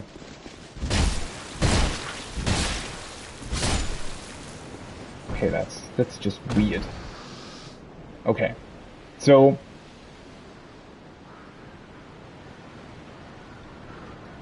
three things that we need to get to. So first of all, the boss fight in and of itself. I do like his design. I think he's very, very cool in terms of its movement. The move set that he has is pretty good. Overall, even though obviously, you know, you're always kind of getting annoyed while you're fighting something and it's not being killed and it instead kills you. But overall, I really like his move set. Once you figure out, you know, you need to dodge into his shield, once you know what kind of potential follow-ups he can have, and what they look like, and where they hit you, or potentially hit you, you can pretty much fairly easily evade his attacks, right? At that point, it's just an endurance game of not being hit while still hitting him. And I feel like the lock-on mechanic in this fight actually might be pretty advantageous, and I maybe should have used it more. I don't know how easy it is. You probably don't want to lock in all the time. Like, for evading, for your evade dodges, I think it's probably a lot easier to do that without being locked on. But you can really easily follow him. Like, if he rushes past you, so you immediately press the lock-on button after you've evaded him, it makes it so that your camera immediately turns back to him. And it's really, really easy to follow and track his movement, right? So, yeah, overall, the boss's design, his moveset and everything, pretty cool. A bit underwhelming overall, because it's once again just one phase and nothing really changed, right? Which I felt like, for the fact that the fight literally stays the same the entire time, his health pool was almost a bit too much. Not like maybe 10-15% too much, right? Also considering, I mean, this is still really early on in the game, right? This is still the first area. I actually have an upgraded weapon all the way to +3. Although then again, maybe you typically have maybe a bit of a higher attack value, other than 13 strength and 10 dexterity. So on that side, maybe it's tuned towards a bit more strength or dexterity, whatever weapon choice you picked. I wonder if this is really easy with the ranged attacker bow, like with a magician, sorcerer, not magician, that can just hit from range while he's like trying to hit you. Might be pretty easy to hit him, depending on how much damage that does. I mean, he is pretty fast, so I don't know. You'd also have to be fairly fast in casting spells. Run back to the boss isn't the worst, so overall, a fairly good boss design. The boss arena is... oh boy. I mean, it looks cool. The fact that you can fall down during the boss fight is just bullshit. I don't know why there has to be a hole here. In my opinion, that's a bit overkill. Like, it doesn't really... Of course you have to be aware of it, yeah, but it doesn't really increase... Like, if he had specific move... Here's the thing, right? Once again, the same with weapon degradation, stuff like that, or anything else, really. If you put it in a game, there needs to be a specific reason why it's there, right?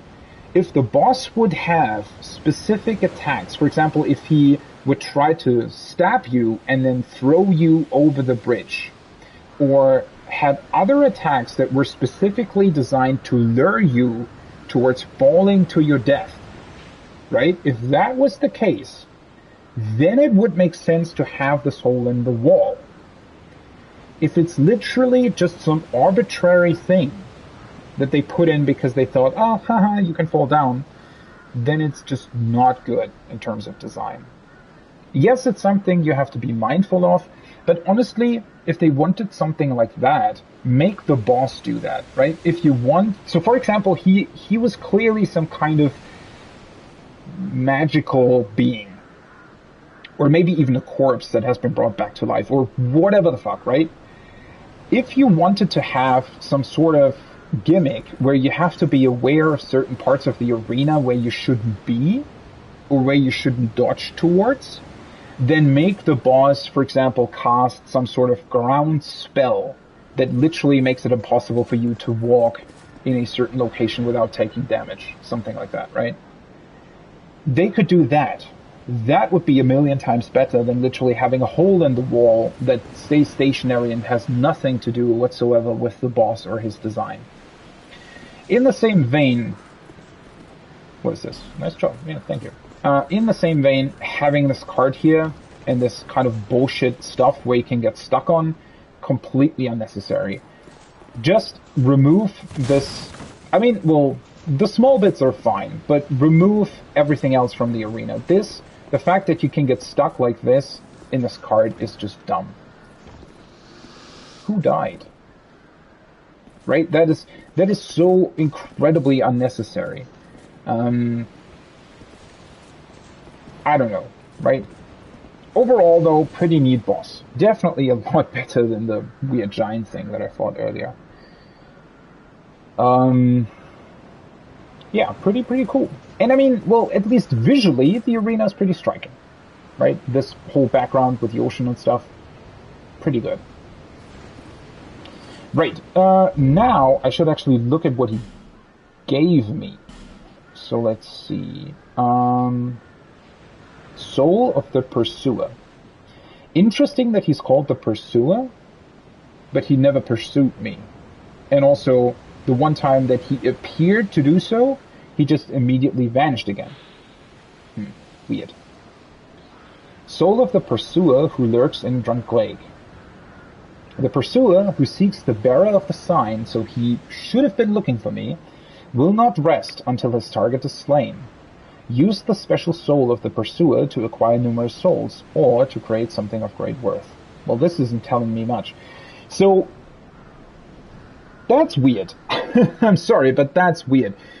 So he was looking specifically for me. He is looking for bearers of the sign, and he wants to kill me. He didn't pursue me, though. He literally waited here for me to go all around the castle to find that weird giant dude with the key in order to then be able to get here. Well, so he clearly did a pretty poor job. Never mind the fact that I actually killed him. But yeah, he didn't really do a good job. And also, oh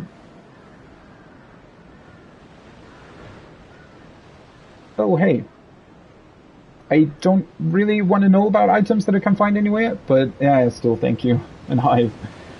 I don't know, yeah, he isn't a really good pursuer. It's kind of weird the way that they introduce him to you.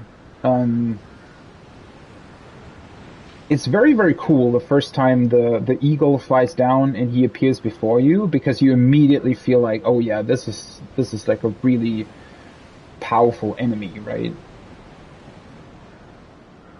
Oh yeah, thank you. I mean, I kind of wish almost that he would have appeared like 2 or 3 times before you actually fight him. Definitely would have fit his name a bit more.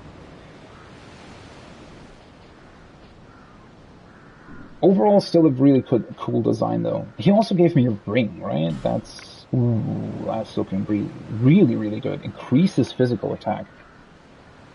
The Ring of Blades is modeled after the Mad Knight of Alken's weapon of choice. I don't think we have heard that name quite yet. Increases physical attack. Yeah, I mean, if I, really run past things multiple times, you can probably tell me, but if it's literally something in an area where I haven't really been, then just sort of depends on what I see or don't see, I guess. The kingdoms of Alken and Ven long ago flourished on these very grounds. They were both founded by the same man, but were reduced to rivalry and spite.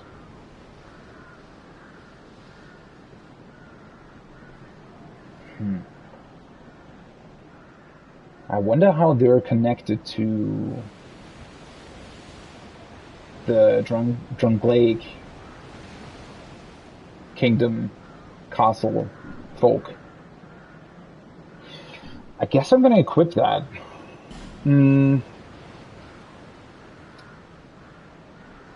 Probably want to get rid of the passive HP regen for now. Also, the Ring of the Evil Eye, I didn't feel like it was as good as it is in Dark Souls 1. Not that it's really good in Dark Souls 1 either, but I don't know. Felt like it wasn't really giving me any kind of advantage. Alright, let me see. I have 210 attack on the weapon. And now it's 230. Wow! That's quite the upgrade.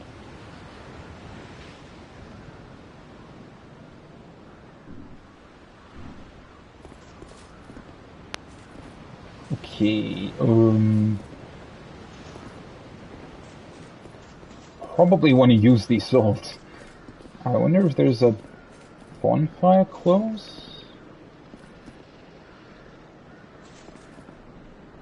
Don't necessarily want to die to some another trap.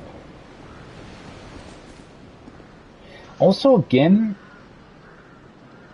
I mean, these guys are hollow, right? So it probably makes sense that they're sort of still thinking about the last enemy that they were fighting.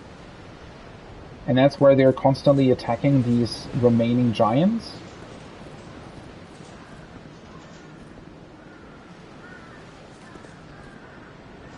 Oh, is it 10%? Yeah, probably, right? 20, what did I say? 210 to 230? Yeah, that would be about 10%.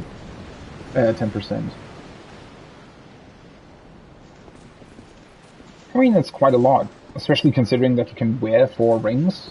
It's pretty... Oh yeah, there's an item. This is the area that I was in before, right? Isn't there like a turtle person somewhere here? I think it is. I do wonder whether or not there is some sort of additional meaning to them still attacking the giants. Not necessarily, maybe, but... Whoa! What the hell happened to you there? Examine?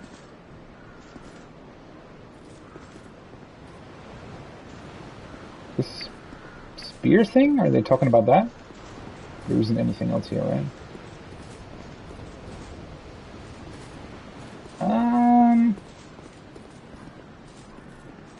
I never like running around with too many souls. Oh. Wait, what?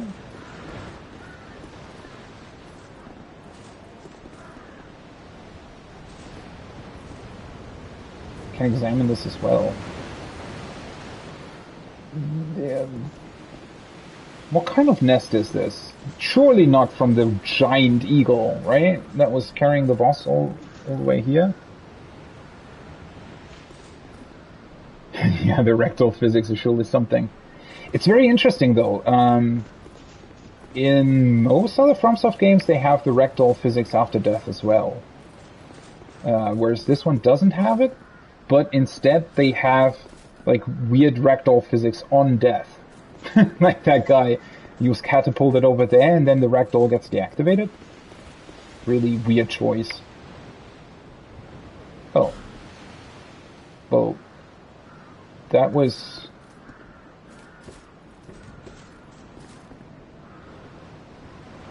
This place again, but pull back.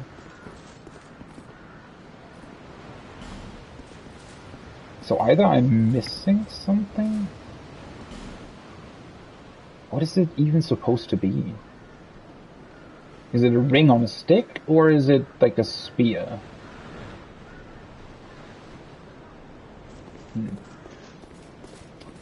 Let's examine the other thing then.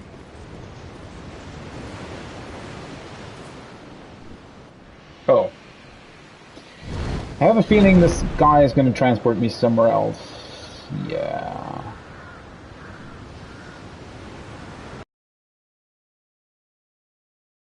Whoops.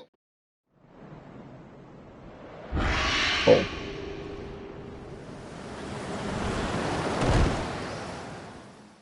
Thanks for the ride, I guess. A lost Bastille. Well, at least you dropped me off right beside a bonfire. Ooh. Who the hell are you?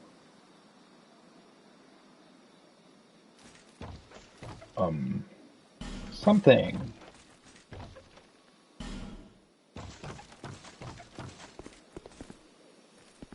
This place is quite quiet compared to standing next to the ocean.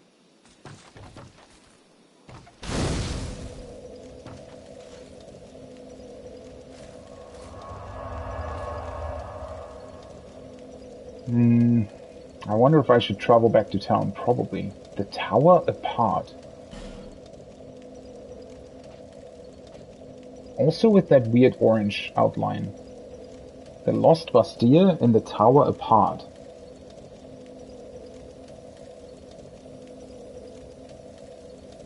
I wonder what that is suggesting.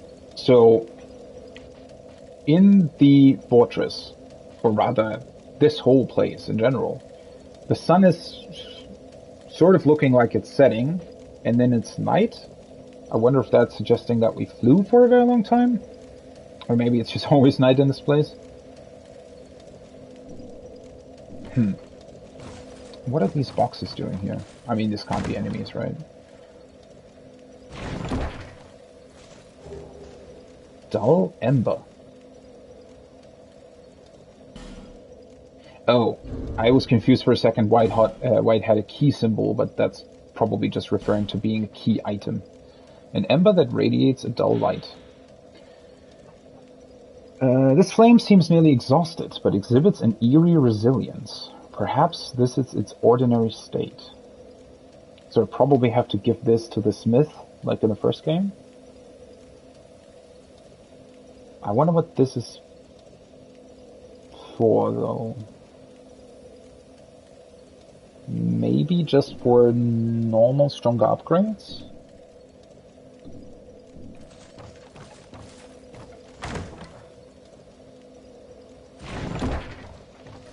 Interesting that they just give it to you. 2 more human effigies. Guess we're after the boss fight. Okay.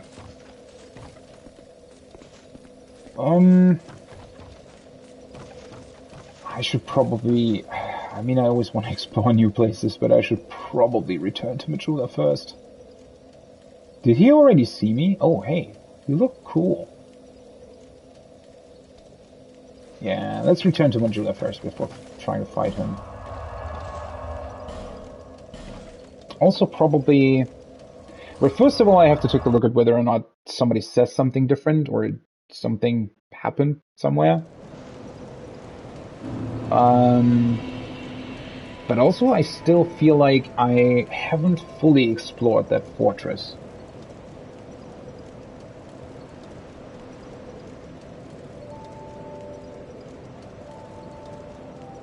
Oh, the ember wasn't there? In the treasure chest there?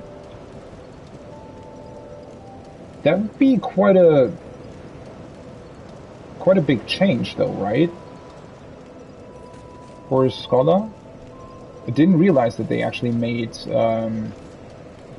major changes like that in the older areas.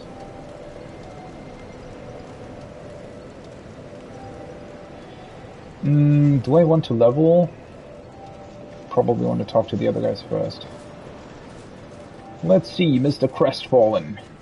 Do you have something new to say?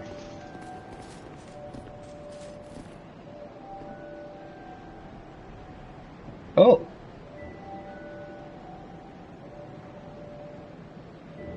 Because I've defeated bosses while I've been part of the Covenant, I guess?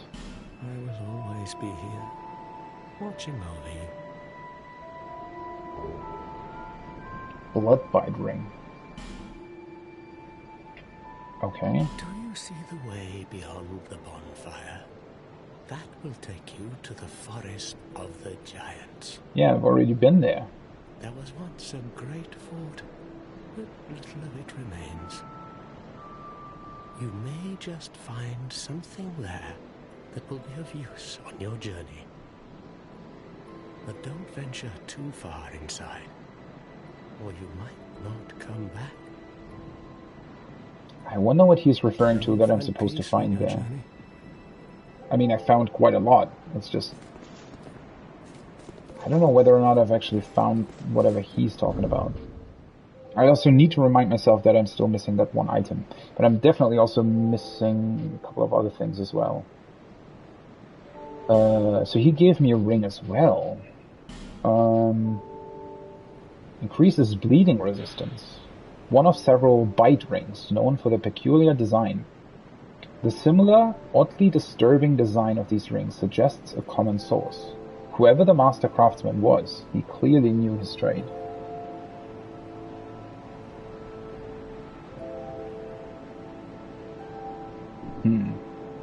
I mean, so far I haven't encountered that many enemies that actually inflict bleed. I think the skeletons were the only ones. And, well, you pretty much don't want to be hit by them anyway.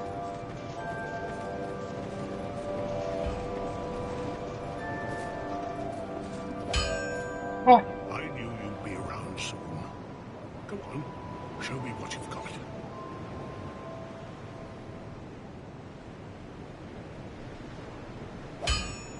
Nothing about the ember? I see what you have Oh. an ember. Where did you get it?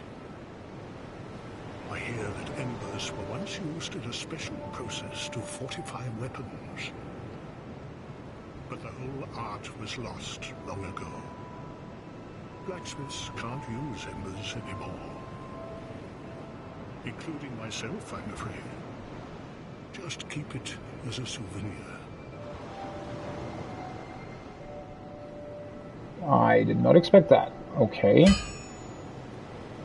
mean, there has to be some sort of use at some point, right? So... either, at a certain point, we're going to find something that's going to teach him how to use these things, or maybe we're going to find another smith.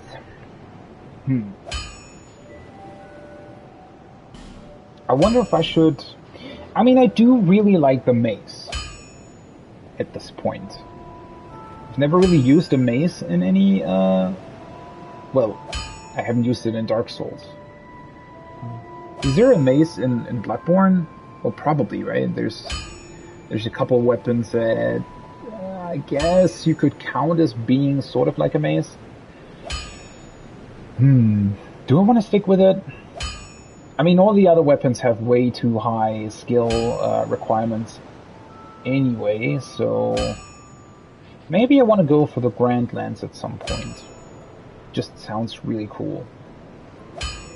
But that's going to be quite far away anyway, so...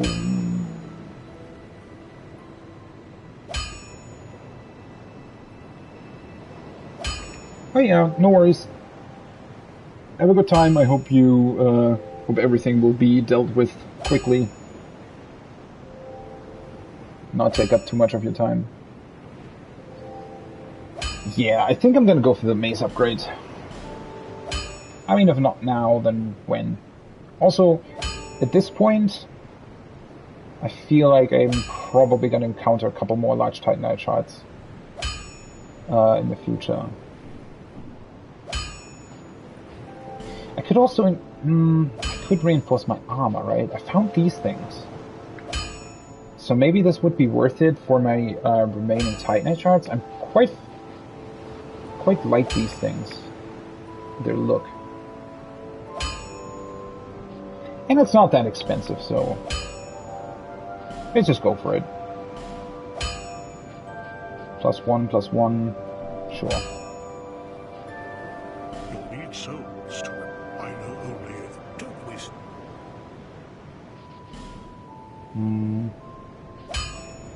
Nothing else here really. Do I want to use... no, I don't really need any kind of arrows.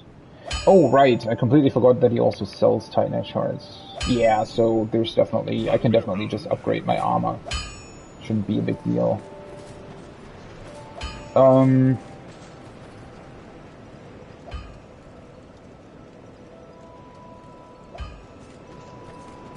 One thing that I kind of just thought of is that the fact that the Pursuer exists,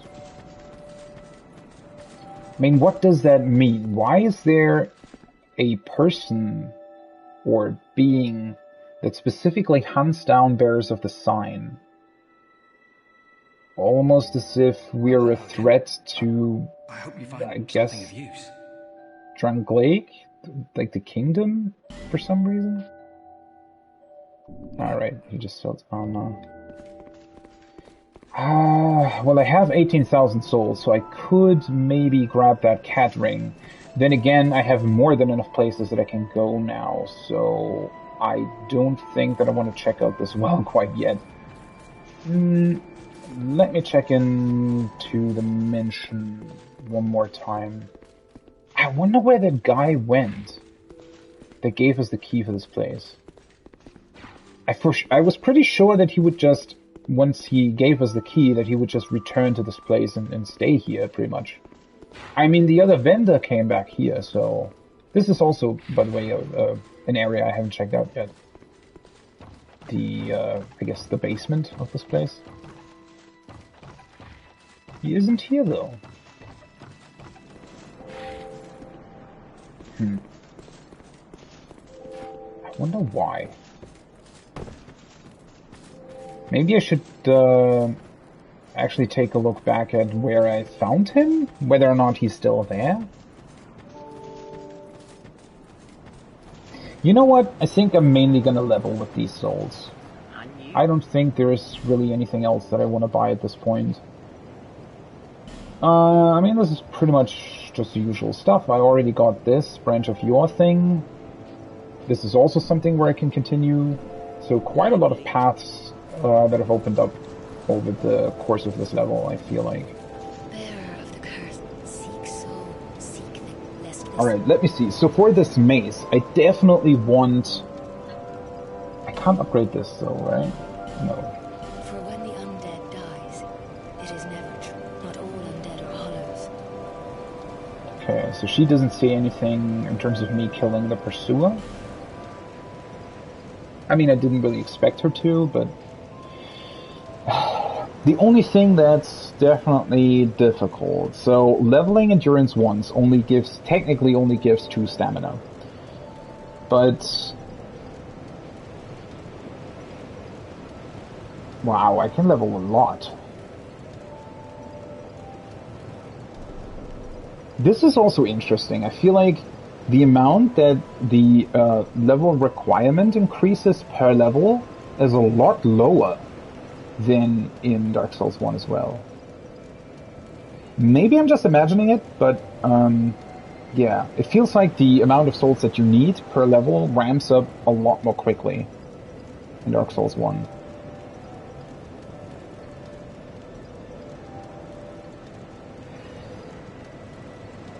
It's a difficult choice. I mean, I could literally level up endurance by like 5. That would probably, I mean, that gives me pretty much 10% more stamina, technically.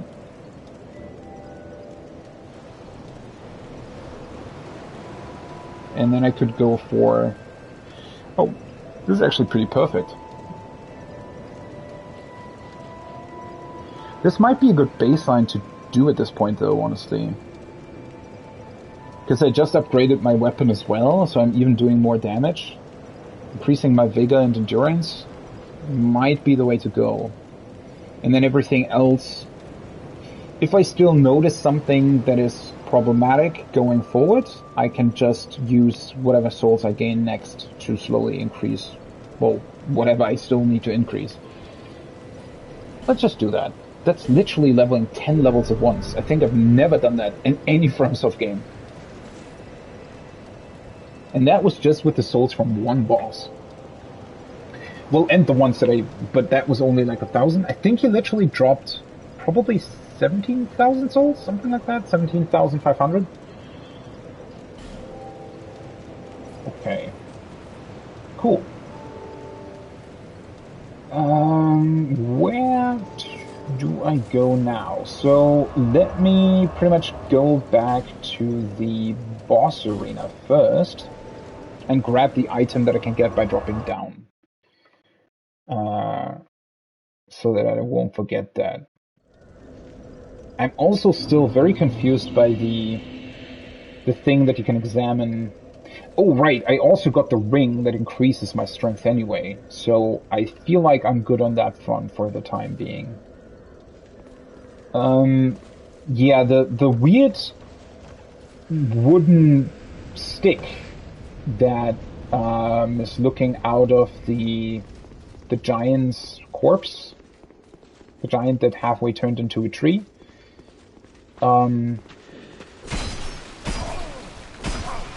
He never once was able to hit me like that while I was dealing with the boss. Well, I'm kind of glad he wasn't. That probably would have been annoying as hell while you're trying to run back to the boss.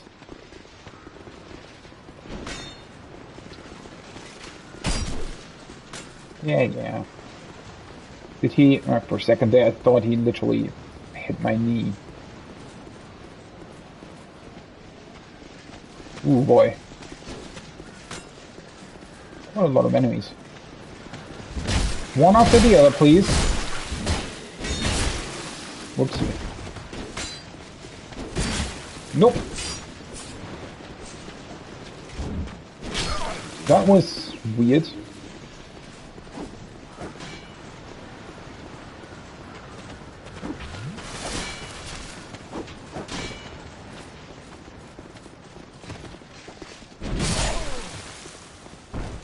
That took a really long time.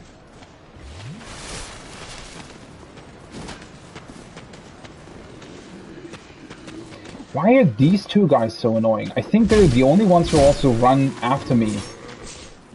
At least they die in like 2 hits now.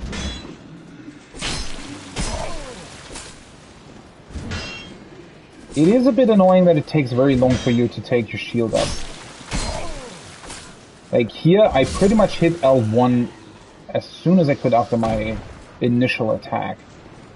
And it still took very long to get the shield up.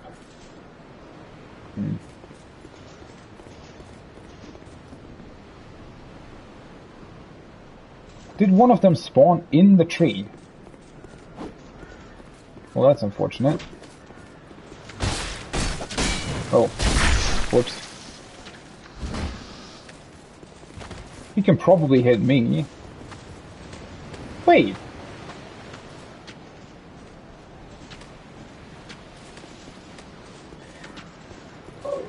Okay, am I missing something here? Is that... like the thing that's sticking in him, that's not actually what I'm supposed to be examining, right? I think this is literally this... I mistook this. Yeah, this is literally the spear from the thing that I killed. And I mistook this for the thing that I was examining. What am I examining then?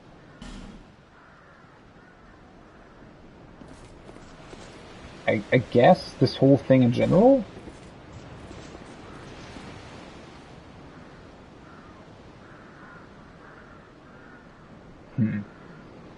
I'm probably missing some sort of item then.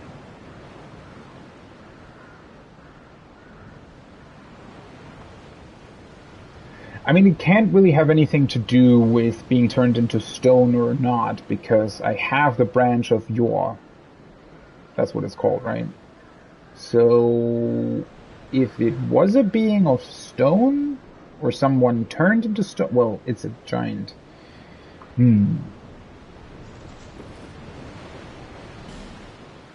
Alas, nothing happened.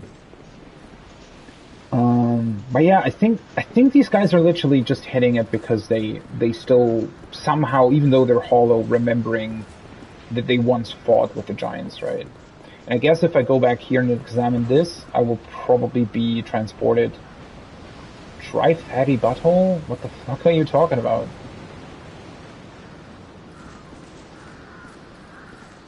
Yeah, if I examine this, I'd imagine the eagle will just come and put me back to the same place that I just was in. So, let me see.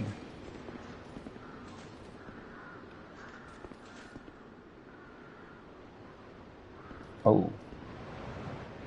You can fall down a lot here.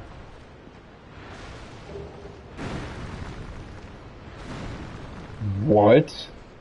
Drunk leg, sword, shield, mail, gauntlets, and leggings.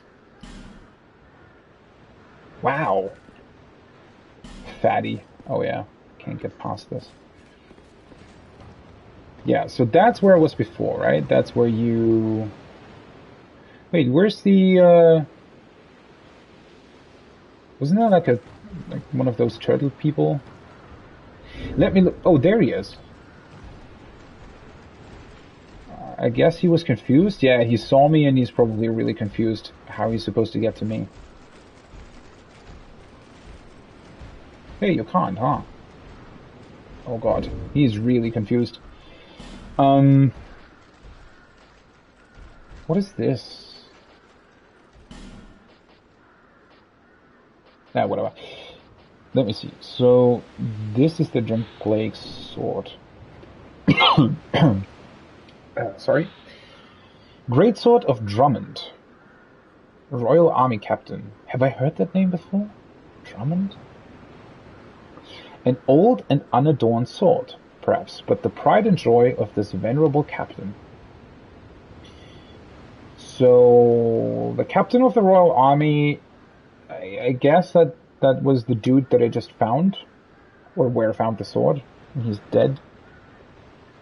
An heirloom passed from grandfather to father, and then from father to son.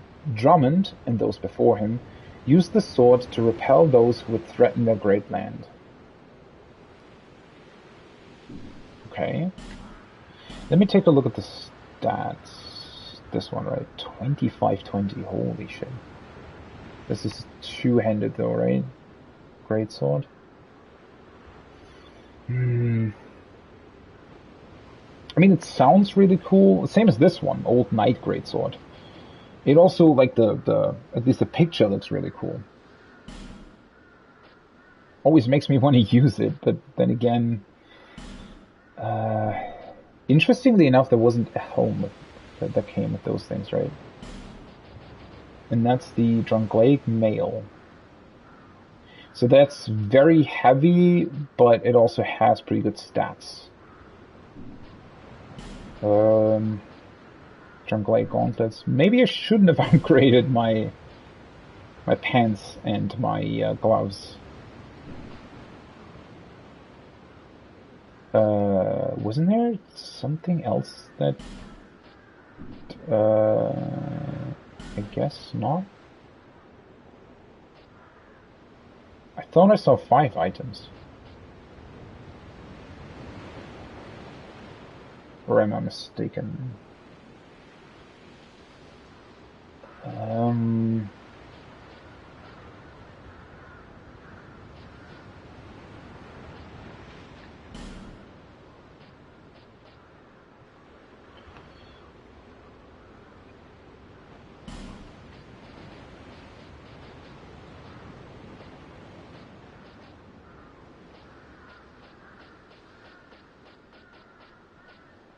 I think I might have...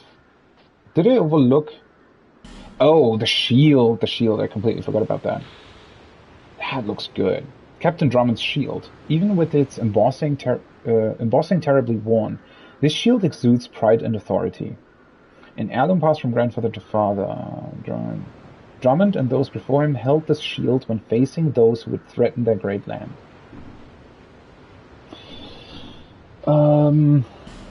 Does the shield make any sense for me? Probably not, right?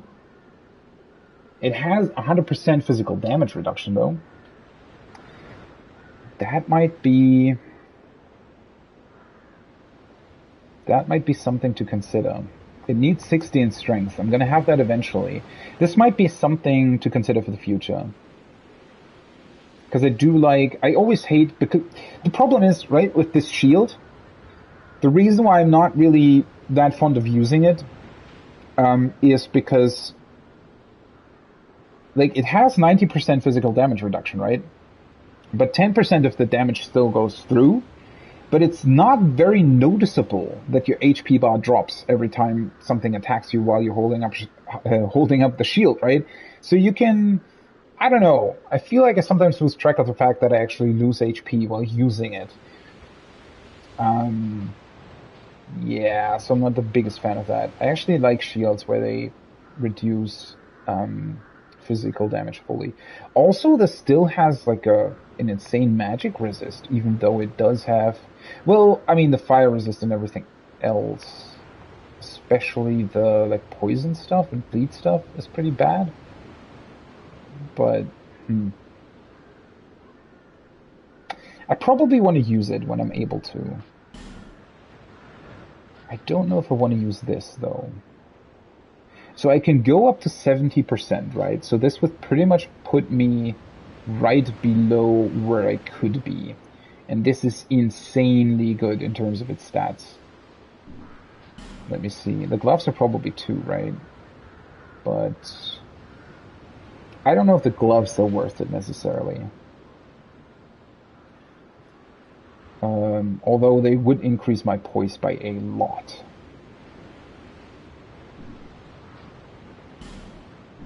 I don't know, it just fits so well, doesn't it?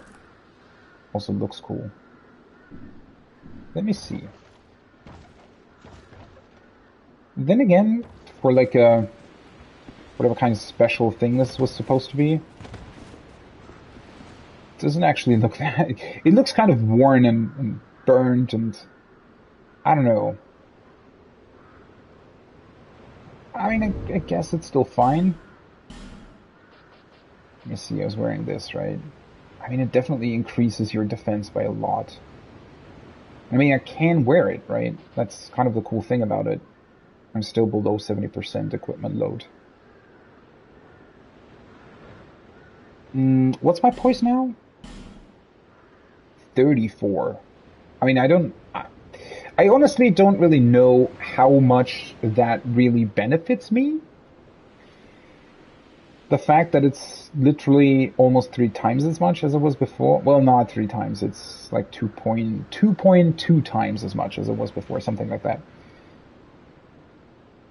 I mean, let's go with this for the time being. And I guess let's try it out. And then maybe once I reach, what was it, 16 strength? I might also try out the shield. Stop calling me fatty. Rude. Can you literally go up here? Oh, you can. I did it. Wait, you can even go over there? It doesn't seem quite right, but... Okay, let's actually return to doing something. Wait. Oh! Oh, poor boy. Apparently... He completely gave up on pursuing me, and now he's just standing in the door.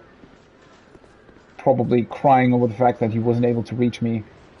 No, never mind, he's coming back. Oh, he's stuck. Hey there. Oops. That was faster than I anticipated. Still did a ton of damage, though. Although less... I mean, must have done less than before, right? Okay. So... Is there still stuff that I need to do here? Yes, there is. So there's one iron door that I can't open next to the first boss that I fought. I don't know how to open it. I attacked it already, thinking that maybe somebody was going to open it from the other side for me. But that didn't work. So I don't know if there's... It's kind of a weird thing. I mean, I clearly have to return to this area at some point because there's still the very ornate door with the knight in front of it that tells me to get proof of the king or something in order to get past him. So...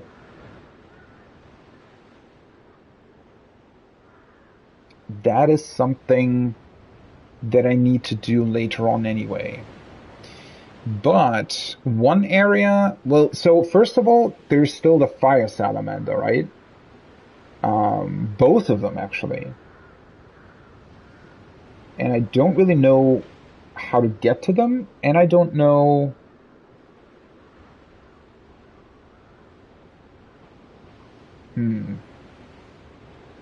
I don't know how to get to them, basically. Well, one of them is just in this weird cave, but I feel like just running at it isn't really doing much. Especially considering how annoying it would be to get back down there. Although, then again, it is pretty... Maybe I should try that. Because I feel like that's one of the only remaining paths here that I haven't really tried. So one of the closed doors is down here, right? That's next to the first boss. And then there is another... Well, so technically... Wait. This way, like straight ahead, but downstairs, is the first boss arena, right? The giant thing. Remaining giant, whatever he was called. And to the left of it is the door that is locked. Now, technically, that should lead pretty much straight this way, outside, and to the right, where there's still all the other items that I saw from the other side, but wasn't able to get to. Where you can now see, like, if you look through the, like, doorway, right, there's still an item that you can see. I think you actually need to be on the right side, on the hill to the right, in order to get it. So, I mean, logically speaking, that should be the one door that is still closed. One thing that I'm not quite sure about. I have a feeling that I'm missing another door that was, because there were so many doors that were closed here. I'm not entirely certain whether or not I missed one. So there were 3 doors that I unlocked with the key. One that brought me to the Pursuer, one that brought me to the ornate door with the other knight in front of it, and one that brought me down to where the skeletons are that ultimately leads to the area where the dark spirit invades you. I think those are the only 3 doors that you can actually unlock with the key. I do feel like there was another metal door that I wasn't able to open, but I don't remember where it was. Or maybe I'm just misremembering. Is he not getting up anymore? What's with these guys? Are they at some point just tired of fighting you and they just don't care anymore? Weird.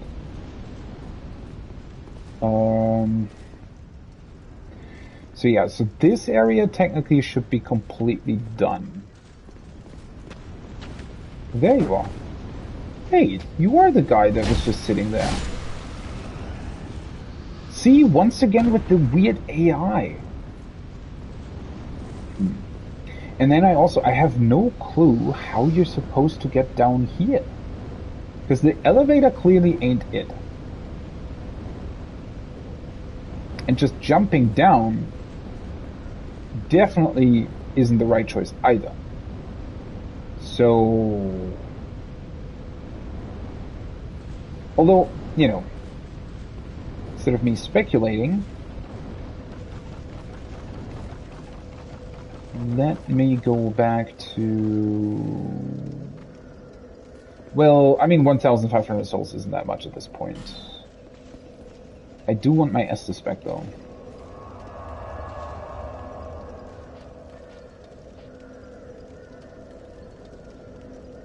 What? What does that mean? Nullify human effigy's effect. I don't... What? Why would I... Wait. Human effigies make it so that you're human again. I am not human right now. Right? No, I'm not.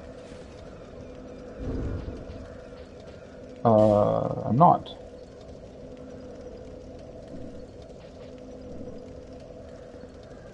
When? How many do I have? 10. These reverse hollowing, right?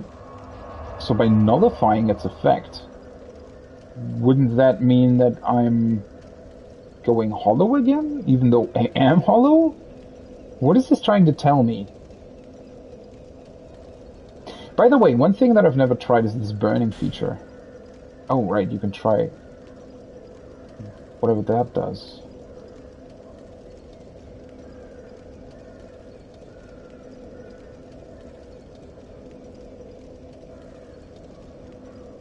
I also completely forgot the description of this item.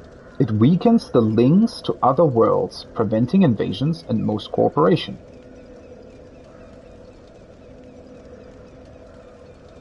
But when I became human again, was when I saw the summon signs from other players.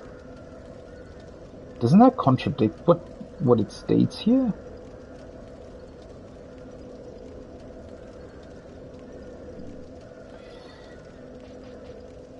I mean, I won't know what this does if I don't click on it, right?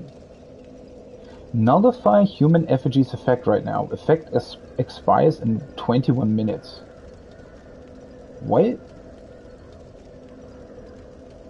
Is this something that another player did? Oh, that's probably what happens when you burn one of them, right? And I guess it might do something for all the players that are currently close to that particular bonfire? I don't know what it does, but I feel like it's a good effect, so... I mean, I have no idea whether or not it's a good effect. It doesn't seem to be a detrimental one, so let's just keep it, I guess. It's gonna be... If it's going to stop existing in 20 minutes anyway, then I don't really care. But yeah, there's still a couple of items over here, right? To the right. And I feel like the way to get there is through the door that is still closed. I have no idea how to open that door. Which is weird, because I have I now defeated the final boss of this area, right? Technically, I should pretty much be done with this. And even though there is a door that looks very ornate and very special and all that kind of stuff, that specifically looks special, right? Suggesting that it is meant for something that comes later. Whereas this just seems like a couple of items that are like loosely scattered over there that you should be able to get to. I'm also kind of annoyed at myself that I seemingly forgot where the other metal door was. I mean, I know that there was one metal door that I was hitting and then it actually opened because there were like enemies inside that opened the door up from the inside. So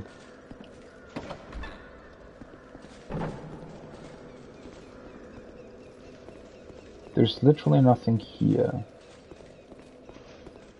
And everything else would have been... I mean, the courtyard, I pretty much cleared out the entire courtyard. I'm pretty sure of that, to be completely honest.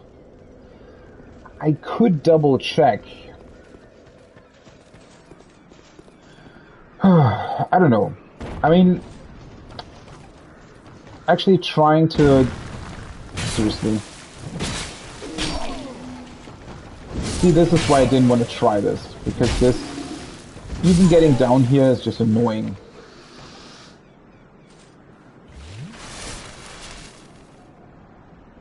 I also want to have more Estes.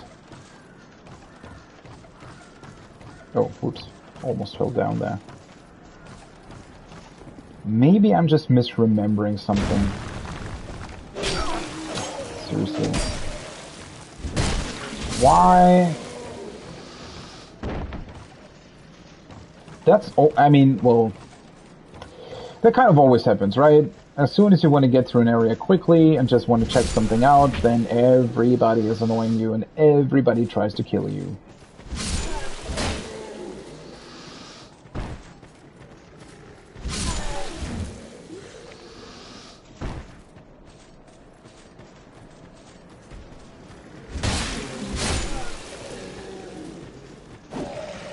It's kind of funny to me that they're actually acting a little bit like zombies.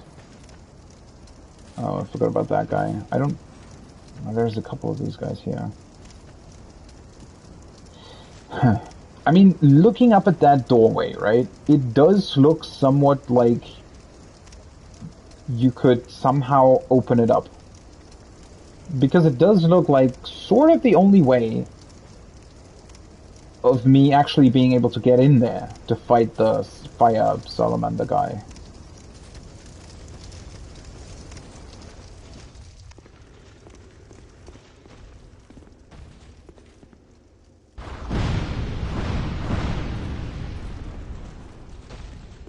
Oh. Oh, there's a door to the left. I didn't see this one.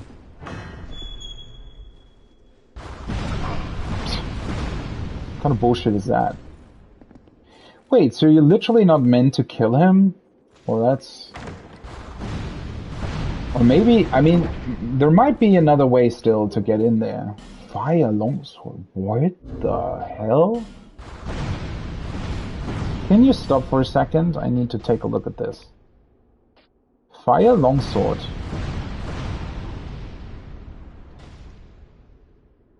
This is actually a fairly standard weapon, except that it has fire on it.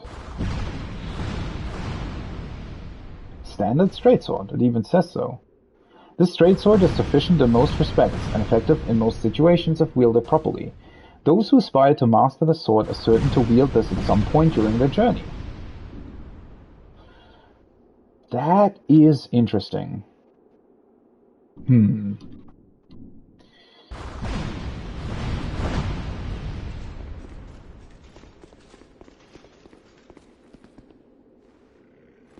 I mean, there's a couple of weird things here, right? Why are these statues that are turned to stone here? Close to where the fire salamander is. Because fire usually turns you to ash. They look more like stone statues. And they definitely break apart like stone statues. Right? I mean, we saw that earlier.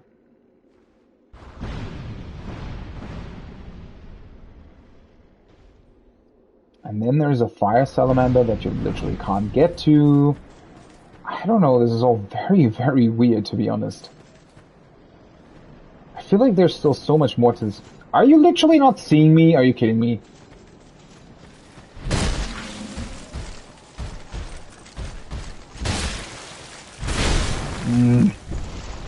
Why am I always... I'm always trying to jump back instead of to the side. I don't know why I do that. Old ironclad leggings. I think those are new, right? Don't think I had them before. These ones. It's from the big guy. Old leggings worn by ironclad soldiers. Provides high defense but extremely heavy. One day, warriors wearing decrepit armor emerged from Drangleic Castle and quietly assumed positions amongst the royal army. Not one of them ever spoke a word, or revealed the face under the mask. Well, that sounds ominous, to say the least. I mean, okay.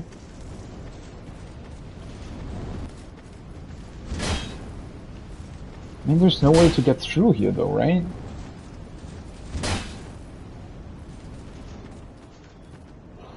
So either there is a bigger point to this whole area later on, or I'm just missing really big pieces of it for some reason.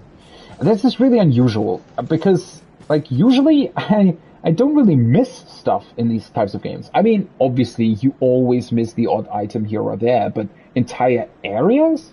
Especially areas that are so clearly shown to you, right?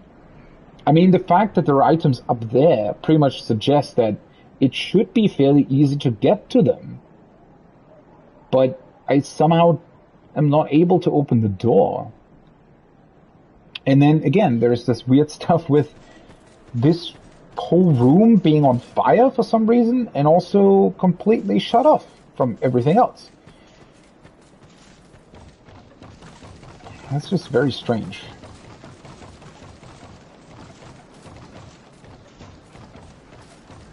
I mean, yeah, I could always just come back to this area, right? That's definitely an option.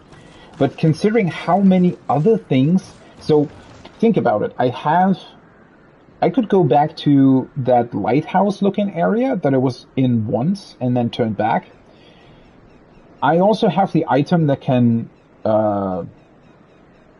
make it so that people aren't turned to stone anymore. Potentially opening up two paths, one in the world betwixt, and one where that other dude with the glowing swords was sitting in front of the door that was blocked by a person that was turned to stone on the lever. And I could also look below or into the basement of the mansion in Majula, and provided I can get to 10,000 souls or 11,000 or whatever, I could also buy the ring from the cat and check out the well, dropping down there. So, considering that I have that many options, I would honestly really like to fully traverse this area first. But seemingly, you can't. Again, I might also be missing something.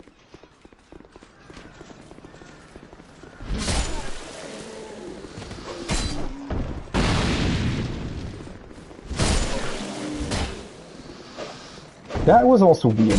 They both seem to be attacking me, but one of them got hit for, like, extra damage because he was attacking me. The other one wasn't, for some reason.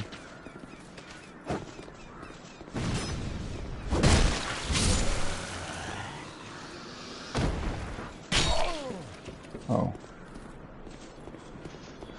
Okay, I also was up there already. I checked out all of these areas. I'm pretty sure that there is nothing that you can do about the stones in front of the entrance to the...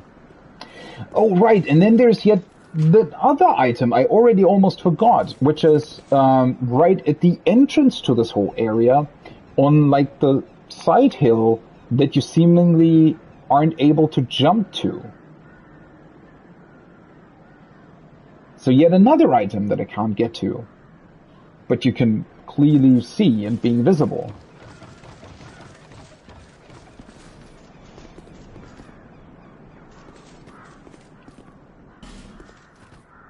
Weapon ahead. So that's talking about the fire weapon.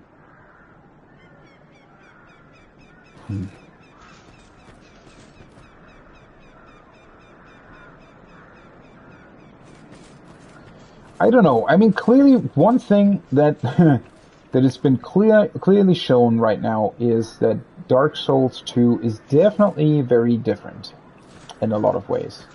So I wouldn't be too surprised if this area was actually something where you had to come back to later. It would be weird though in the sense that it literally is one of the first areas you visit, and it pretty much being not clearable, especially larger areas that you can clearly see, is just weird.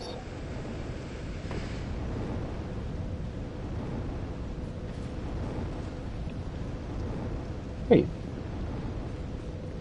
Where's the guy that's sitting here usually?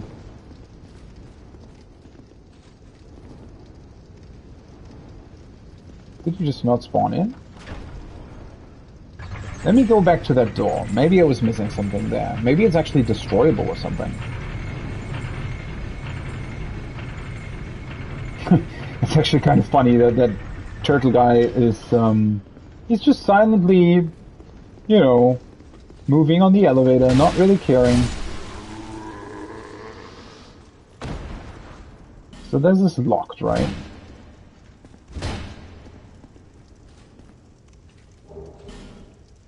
You can't destroy it or anything.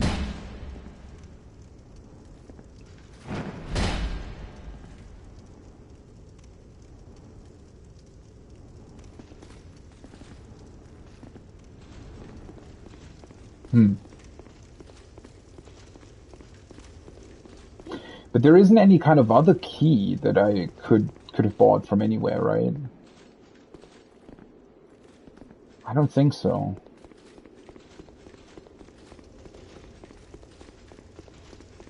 I don't want to waste too much time on this area if I can't really proceed anywhere, but I don't know.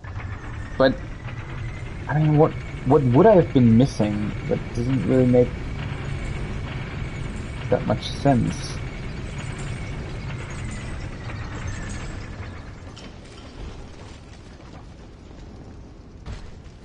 How? Why? He rode up the elevator and then just sat here. Well, that was unusual. But yeah, I mean, there's no way in hell are you able to jump down here. Hey, okay. I did not see that before. Somehow I never looked this way. So there is a second fire salamander there, and it's clearly sitting in front of the entrance to this whole place, which seems to be a tunnel. Now, where does that tunnel lead, though, is the question. I mean, I was literally in that tunnel out there with the third fire salamander, where I found the fire sword. I'm pretty sure that you can't progress through there.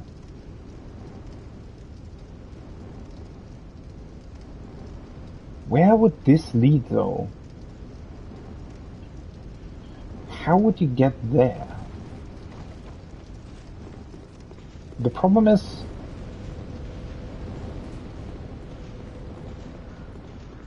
Well, problem is these areas, I was pretty sure I already completely I was actually pretty sure that I already completed everything there is to do here. But now I'm sort of second guessing myself.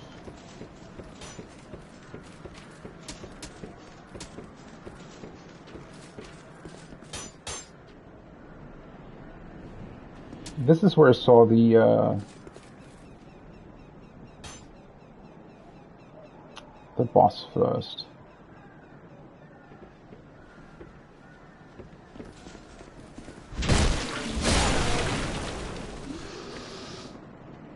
I am trying to remember whether or not there was another door somewhere here. Pretty positive there wasn't. I think. But then, so... Wait, let me actually try to find the layout of this place. So if... What the fuck? Seriously?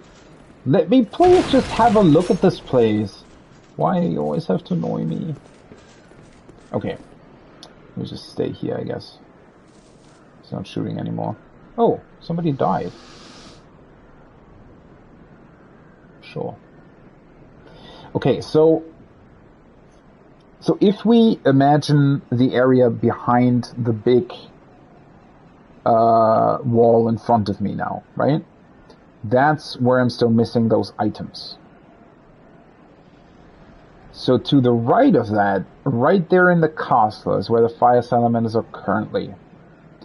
And towards us, the one that is sitting in front of the cave, that cave has to be somewhere. Technically, the entrance could be fairly close to here. Now, there was a bonfire, or there is a bonfire, in that round place that I'm looking to right now, right? Straight ahead. The round tower piece with the wooden structure on top. That's, like, inside that place is a bonfire that I could travel to.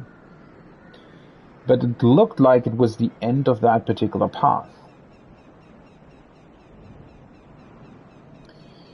And down here, this building, there isn't anywhere you could drop into the building. I mean, I'm pretty sure the area itself is more or less exhausted of all options. And if I go through the courtyard back here, there also shouldn't be any kind of options left open. I mean, the thing is that you can't go further down, right? You can only go up.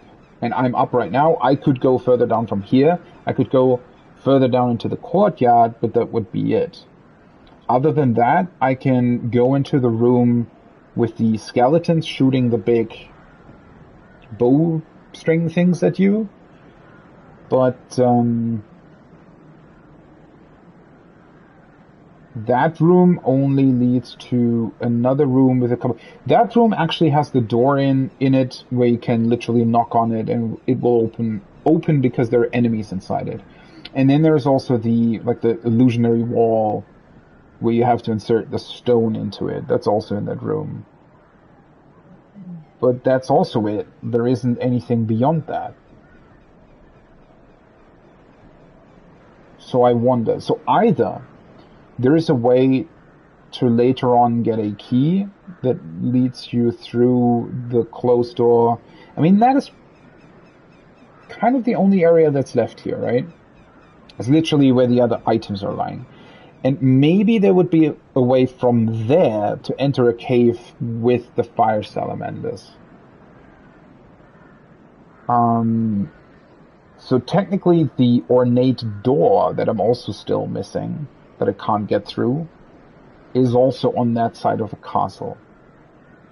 So it could literally be that there's just more to it than that. Boy, I'm feeling stuck even though I have like a million options to do stuff. It's kind of weird. But I mean, there isn't any kind of way to enter any kind of cave here. I have been here. The only thing that I could do is maybe actually check out that third bonfire that seemed so unnecessary in my eyes at first.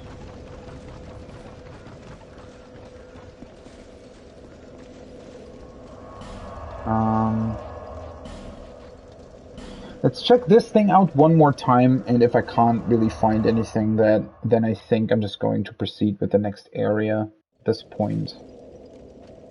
I mean, I can always come back here, right? So that's not the issue. I just need to remember all of the different places that I'm still missing stuff from. Okay, but I mean, this is literally a dead end. Can't get more dead end than this. And there is no phase to activate something. There is no illusionary wall here. The only thing that is a bit strange, I guess, is that there is this giant here as well.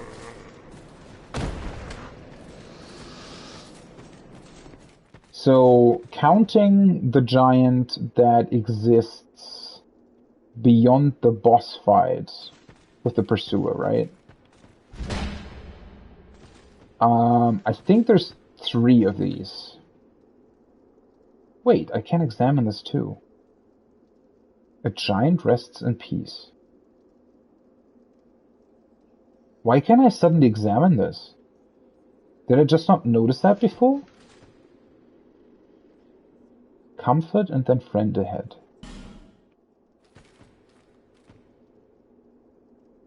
Maybe I didn't notice it because of the message in front of it? Okay.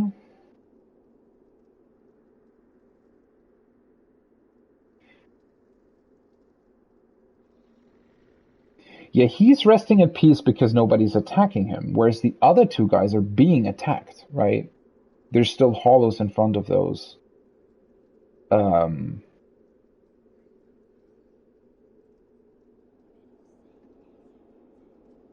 So maybe there is an actual way to permanently get rid of the hollows that are attacking the other giants? Is that what they're suggesting? I wonder. Is there a quick way to get back to them? Well, one is literally atop the tower, where I fought the boss. That shouldn't be too complicated. And why is this one? I mean, this sort of hints at the fact that you need to make them all rest in peace, right? Maybe that's why the bonfire is here? So that you're actually able to do something with the giants? What's the quickest way to get back to the other one in the courtyard, though?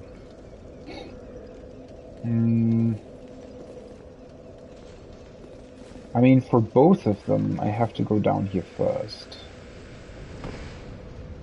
And then this way? No, that's the wrong way. This way.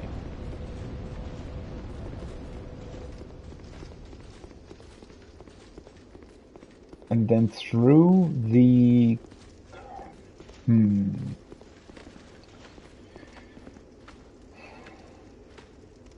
You guys.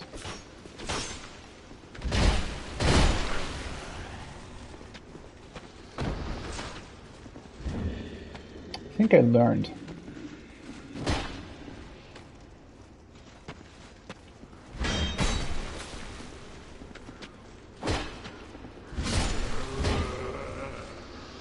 I don't know, they're still really annoying. You need to be really, really patient with them, but they're still annoying. Okay, so... maybe let's try and kill the enemies that are in front of both of them. I was able to run through it last time, right? Let's just try that again.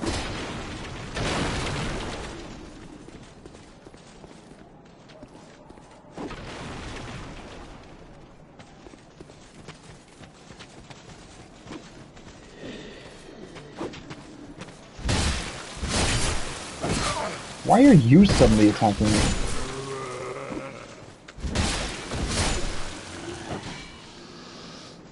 This is a good situation, though, where you usually could use the Ring of the Evil Eye, simply because, well, you're killing so many enemies that you might be able to get the stuff back, right? Yeah, I mean, I'm pretty sure that I wasn't able to examine them before. I would have noticed that. I'm pretty sure. Nothing happened. So one of them is resting in peace. Two of them say nothing happened. But I can't really do any more than killing the enemies in front of it. They are now dead, though, so let's go to the other one and try to... Oopsie, I probably shouldn't go through here all that slowly. Let's kill the enemies in front of this one as well.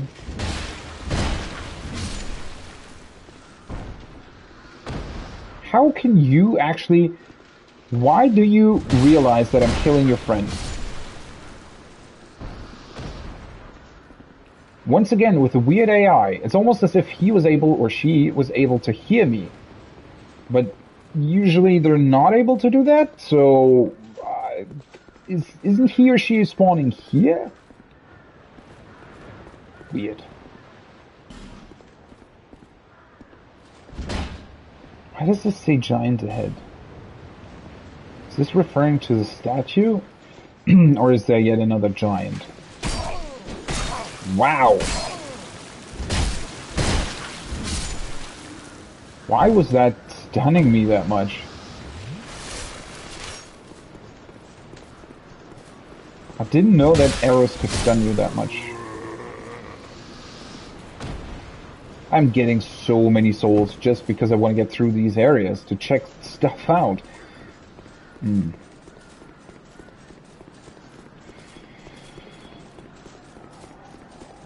So they're attacking him as well.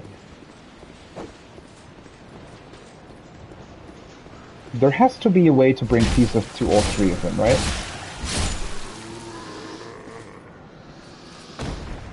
But this clearly isn't it.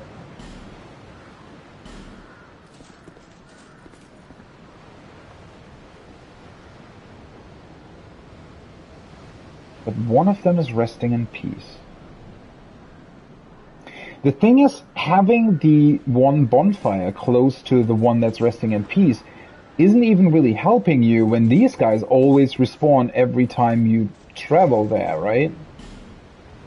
Because in order to travel to the other bonfire, everything will respawn.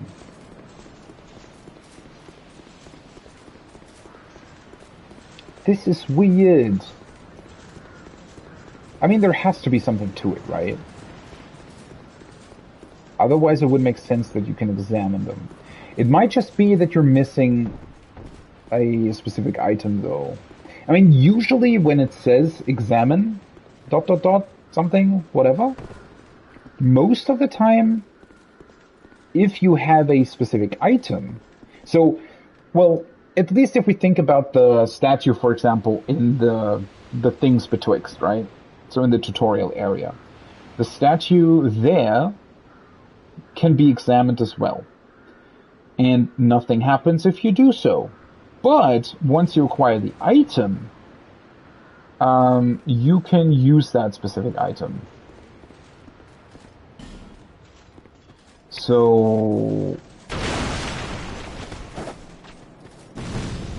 I mean, in a way that would suggest that there might be something to bring them peace. That is definitely something that I should remember. If there is anywhere ever any kind of item that suggests, oh yeah, this might be, you know, this might bring peace, or whatever, then I should probably bring it back here. Having said that, I don't think I have anything like that right now. So this is the one that restores living things from petrification. Restores the thing, this is online stuff, online stuff.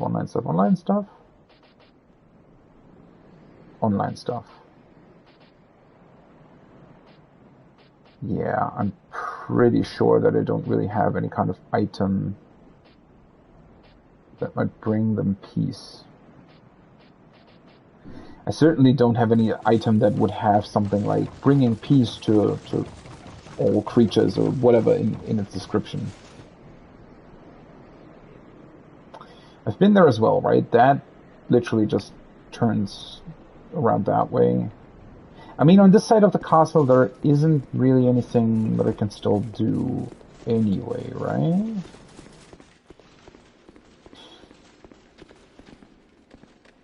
I yet again completely forgot about that item as well. I don't want to...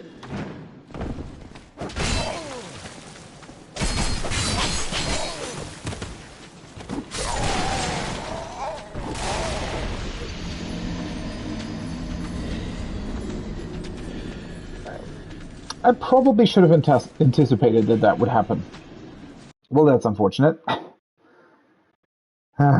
You just want to try something, and every goddamn time, all of these things want to kill you.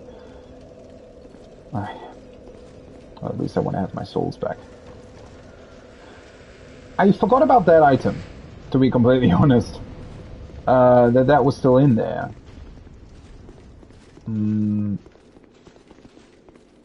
What is this? I think that's literally just a wall. Yeah. Let's go back to the courtyard and try and figure out what to do with those. Why was one of them knocked back and the other one not? When they both hit my shield. I disagree with that. Wait, the courtyard's here, right?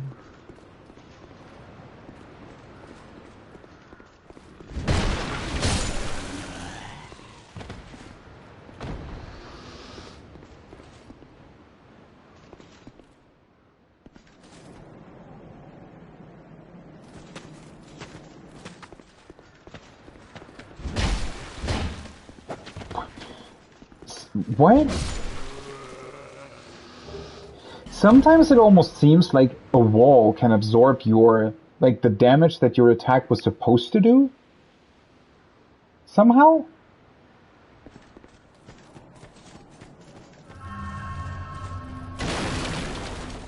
Alright, let me actually go back here one more time.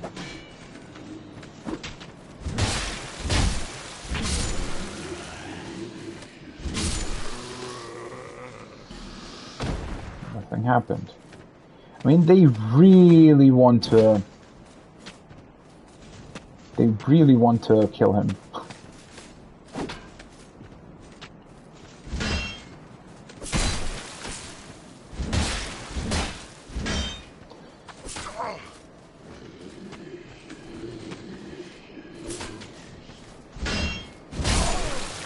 How can he attack so quickly with his shield bash? Whatever. Nothing happened.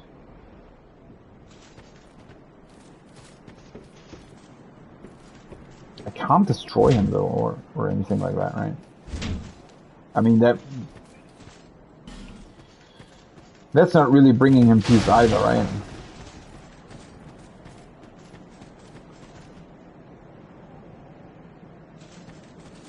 Alright, let me try one more time getting that item.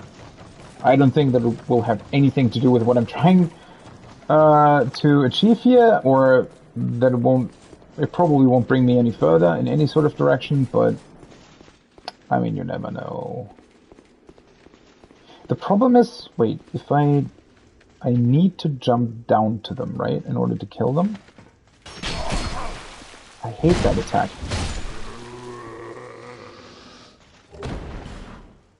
Bastard sword.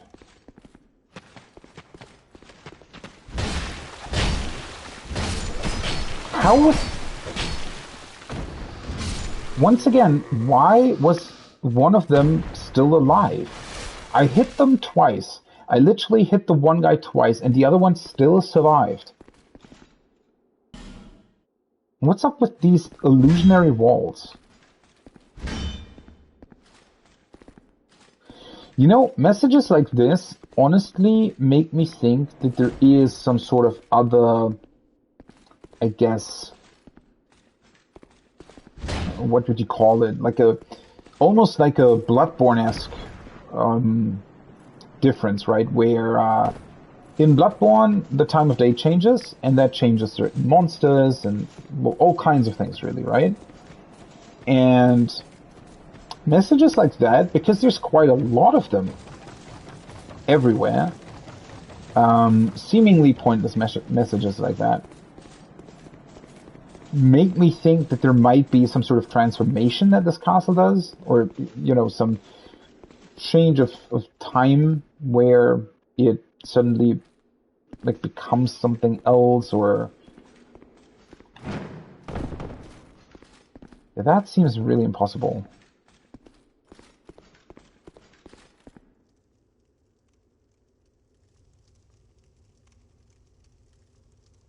Oh, whoopsie. I was confused for a second about a sound that I heard, but I think that's actually my laptop.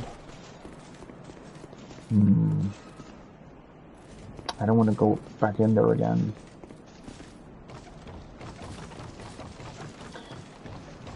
Oh, whoopsie. That's the wrong ladder. Also, the dude that sat in front of this door. We haven't seen him again. Ooh, there's also something you could light here. That's actually... I wonder why.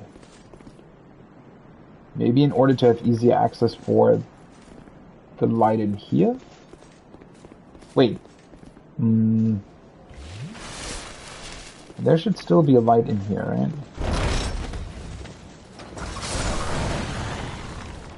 That's still fun. They literally killed their buddy. And now they're angry.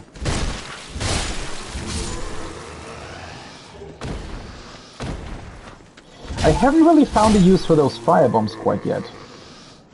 Which, as I said in the beginning, usually... Well, I shouldn't really say usually, but at least in Dark Souls 1, they were quite effective against the, what's the demon on the bridge called? Is it a Taurus demon? Or whatever? Did one of them fall down or something? Maybe that's the guys behind the door? Yeah. You damn spear guys. To be completely honest though, I think this was the only... Oh, there's still another one. This was still the only door that I was, like, thinking about in terms of... things that I might have missed. Liar ahead? The heck is that talking about? Alright, let me light the torch. Take that back outside and light the one thing that I was missing at first. Although at this point I don't necessarily think that lighting up anything really changes that much. It's literally just there so that you can use it to light other stuff should you find something, right? Because lighting this up doesn't do anything. Now what? So I don't think getting rid of my armor or anything would help me get to that item. But having said that, there has to be a way to get to it though, right?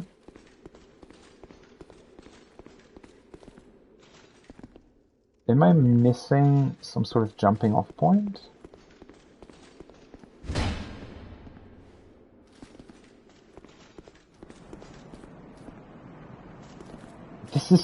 This is the same like with the item at the beginning of this whole area.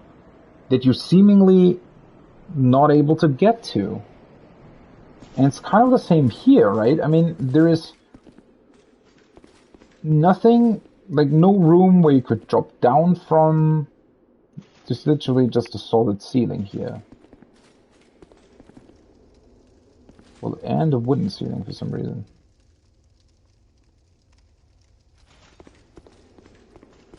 And other than that, it's... I mean, I pretty much attempted a straight jump, right? This also just looks a lot further apart compared to the usual jumping points that we had so far.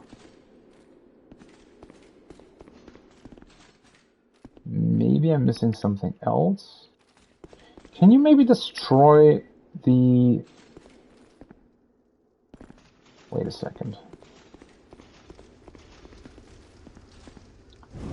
Can you set that on fire?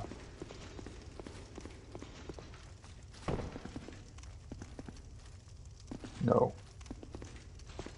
Would have been really cool, but no. Seemingly also can't destroy it. That would have been my other guess.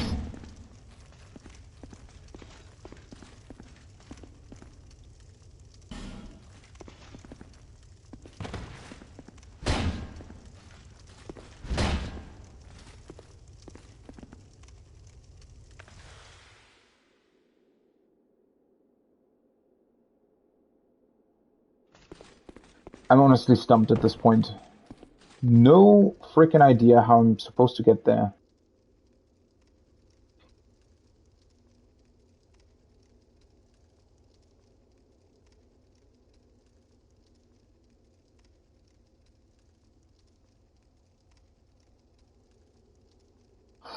The reason why that's so strange is because, at least in Dark Souls 1, I had never encountered an item that I wasn't able to get to. Like, of course, there's items where it takes you some time to traverse through the level until you're able to get to it. But all of the items that you see are always fair, well, not necessarily easy to get to, but certainly you can get to them, well,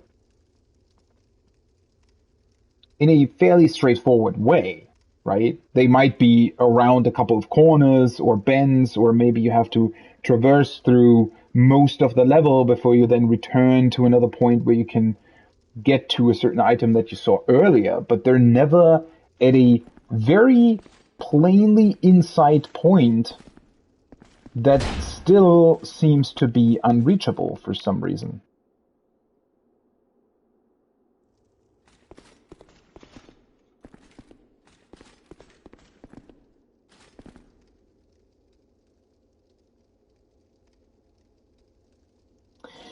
I mean, yeah.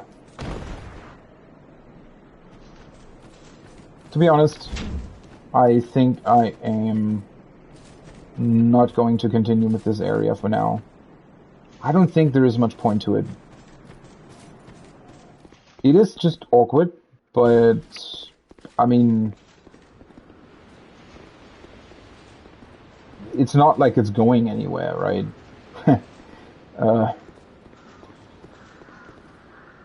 Hope that doesn't come and bite me at some point, but yeah.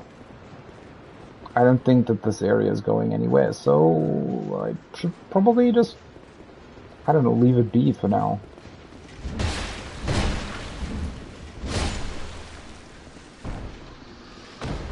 Once again, somehow, I mean, maybe I just ran too close to them.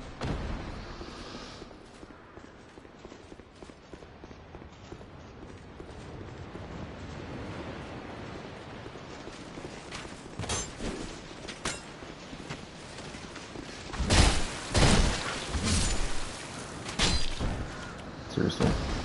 Whoa, that was a very long stagger.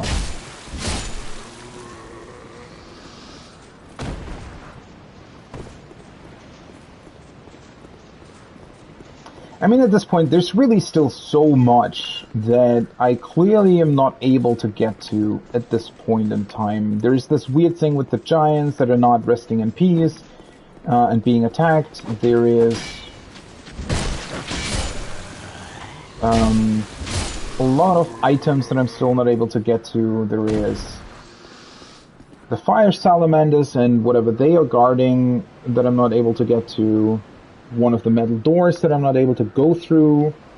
So, yeah. All things considered, I would say that there is definitely a lot more secrets here that I'm just not yet able to really see. And I also need the sign of a king, whatever that means.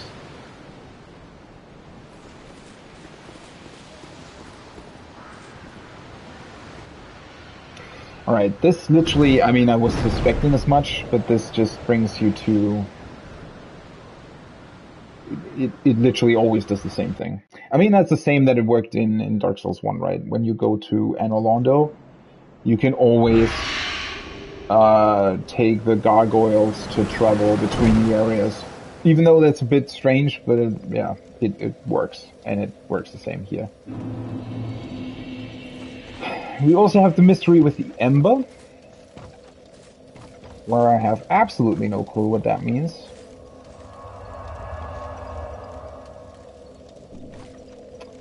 I don't know if I really want to continue with this area, though.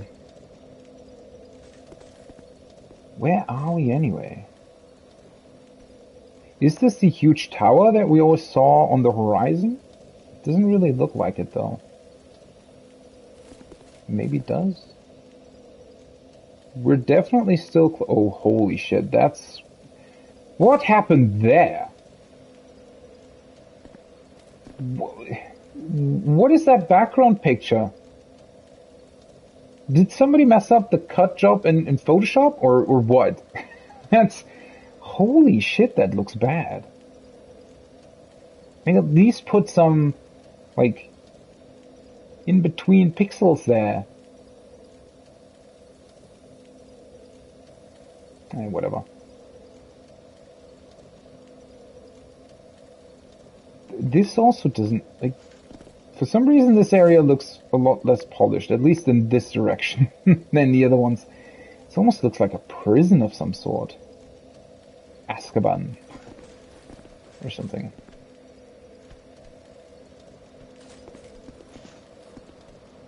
Jumping off required ahead in short visions of silence. Okay.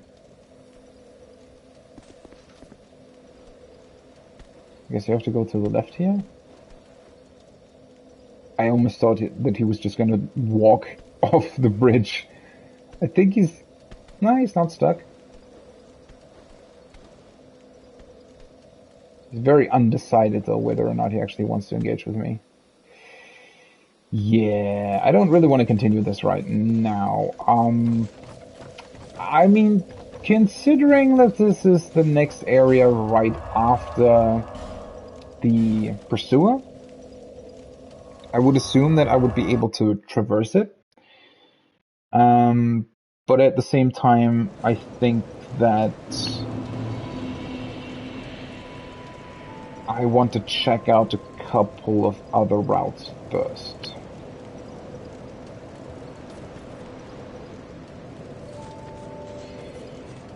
Let's see. Seek the king. Well, I mean, I went to the castle. Wait. How was I... Where did I start my journey?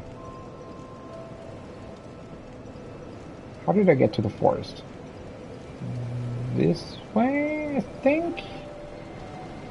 Yeah, I mean, just as with the lighthouse, the proportions in the background aren't quite right? It's not as far away as it looks like. In terms of physical distance within the game, it's probably supposed to be further away, but obviously they don't want you to travel for 1,000,000 years before arriving there. But that's clearly the castle. Castle without a king, apparently. Definitely didn't find any kind of king. Okay, let's also level up strength to 15, just so that it works with these two. And then I guess I'm gonna put one more point into something else. The question being what?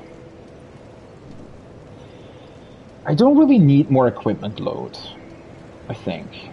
I mean, unless I want to wear a full set of like really heavy armor, or want to play with a lot heavier weapon.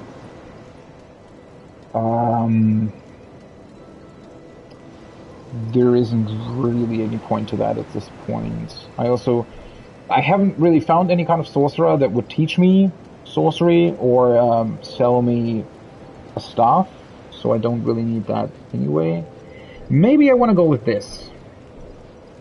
Not that I really need the poise or anything, but the resistances seem quite nice, to be completely honest. And whatever agility does might be useful. I don't know. This stat seems a bit weird. Adaptability. I mean, resistances is straightforward enough, but so far they haven't really played a role. And usually when you think about FromSoft games, if there is an area where you want to spec into a specific resistance, usually you do that when you are there, and there are specific things that help you, like specific items and maybe a ring or something that massively increases whatever specific resistance you need in any kind of area. Now, having said that, this stat does raise the resistance by a bit. I mean, 48 to 42 seems fair enough, although I can't really put anything into those values quite yet, right? I don't really know whether or not that actually translates into tangible benefits, I guess.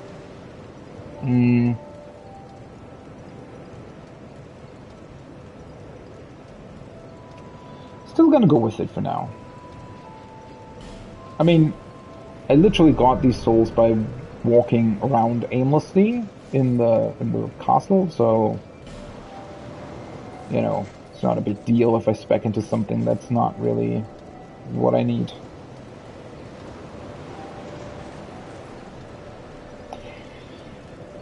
Having said that though, I'm probably gonna stop here for today.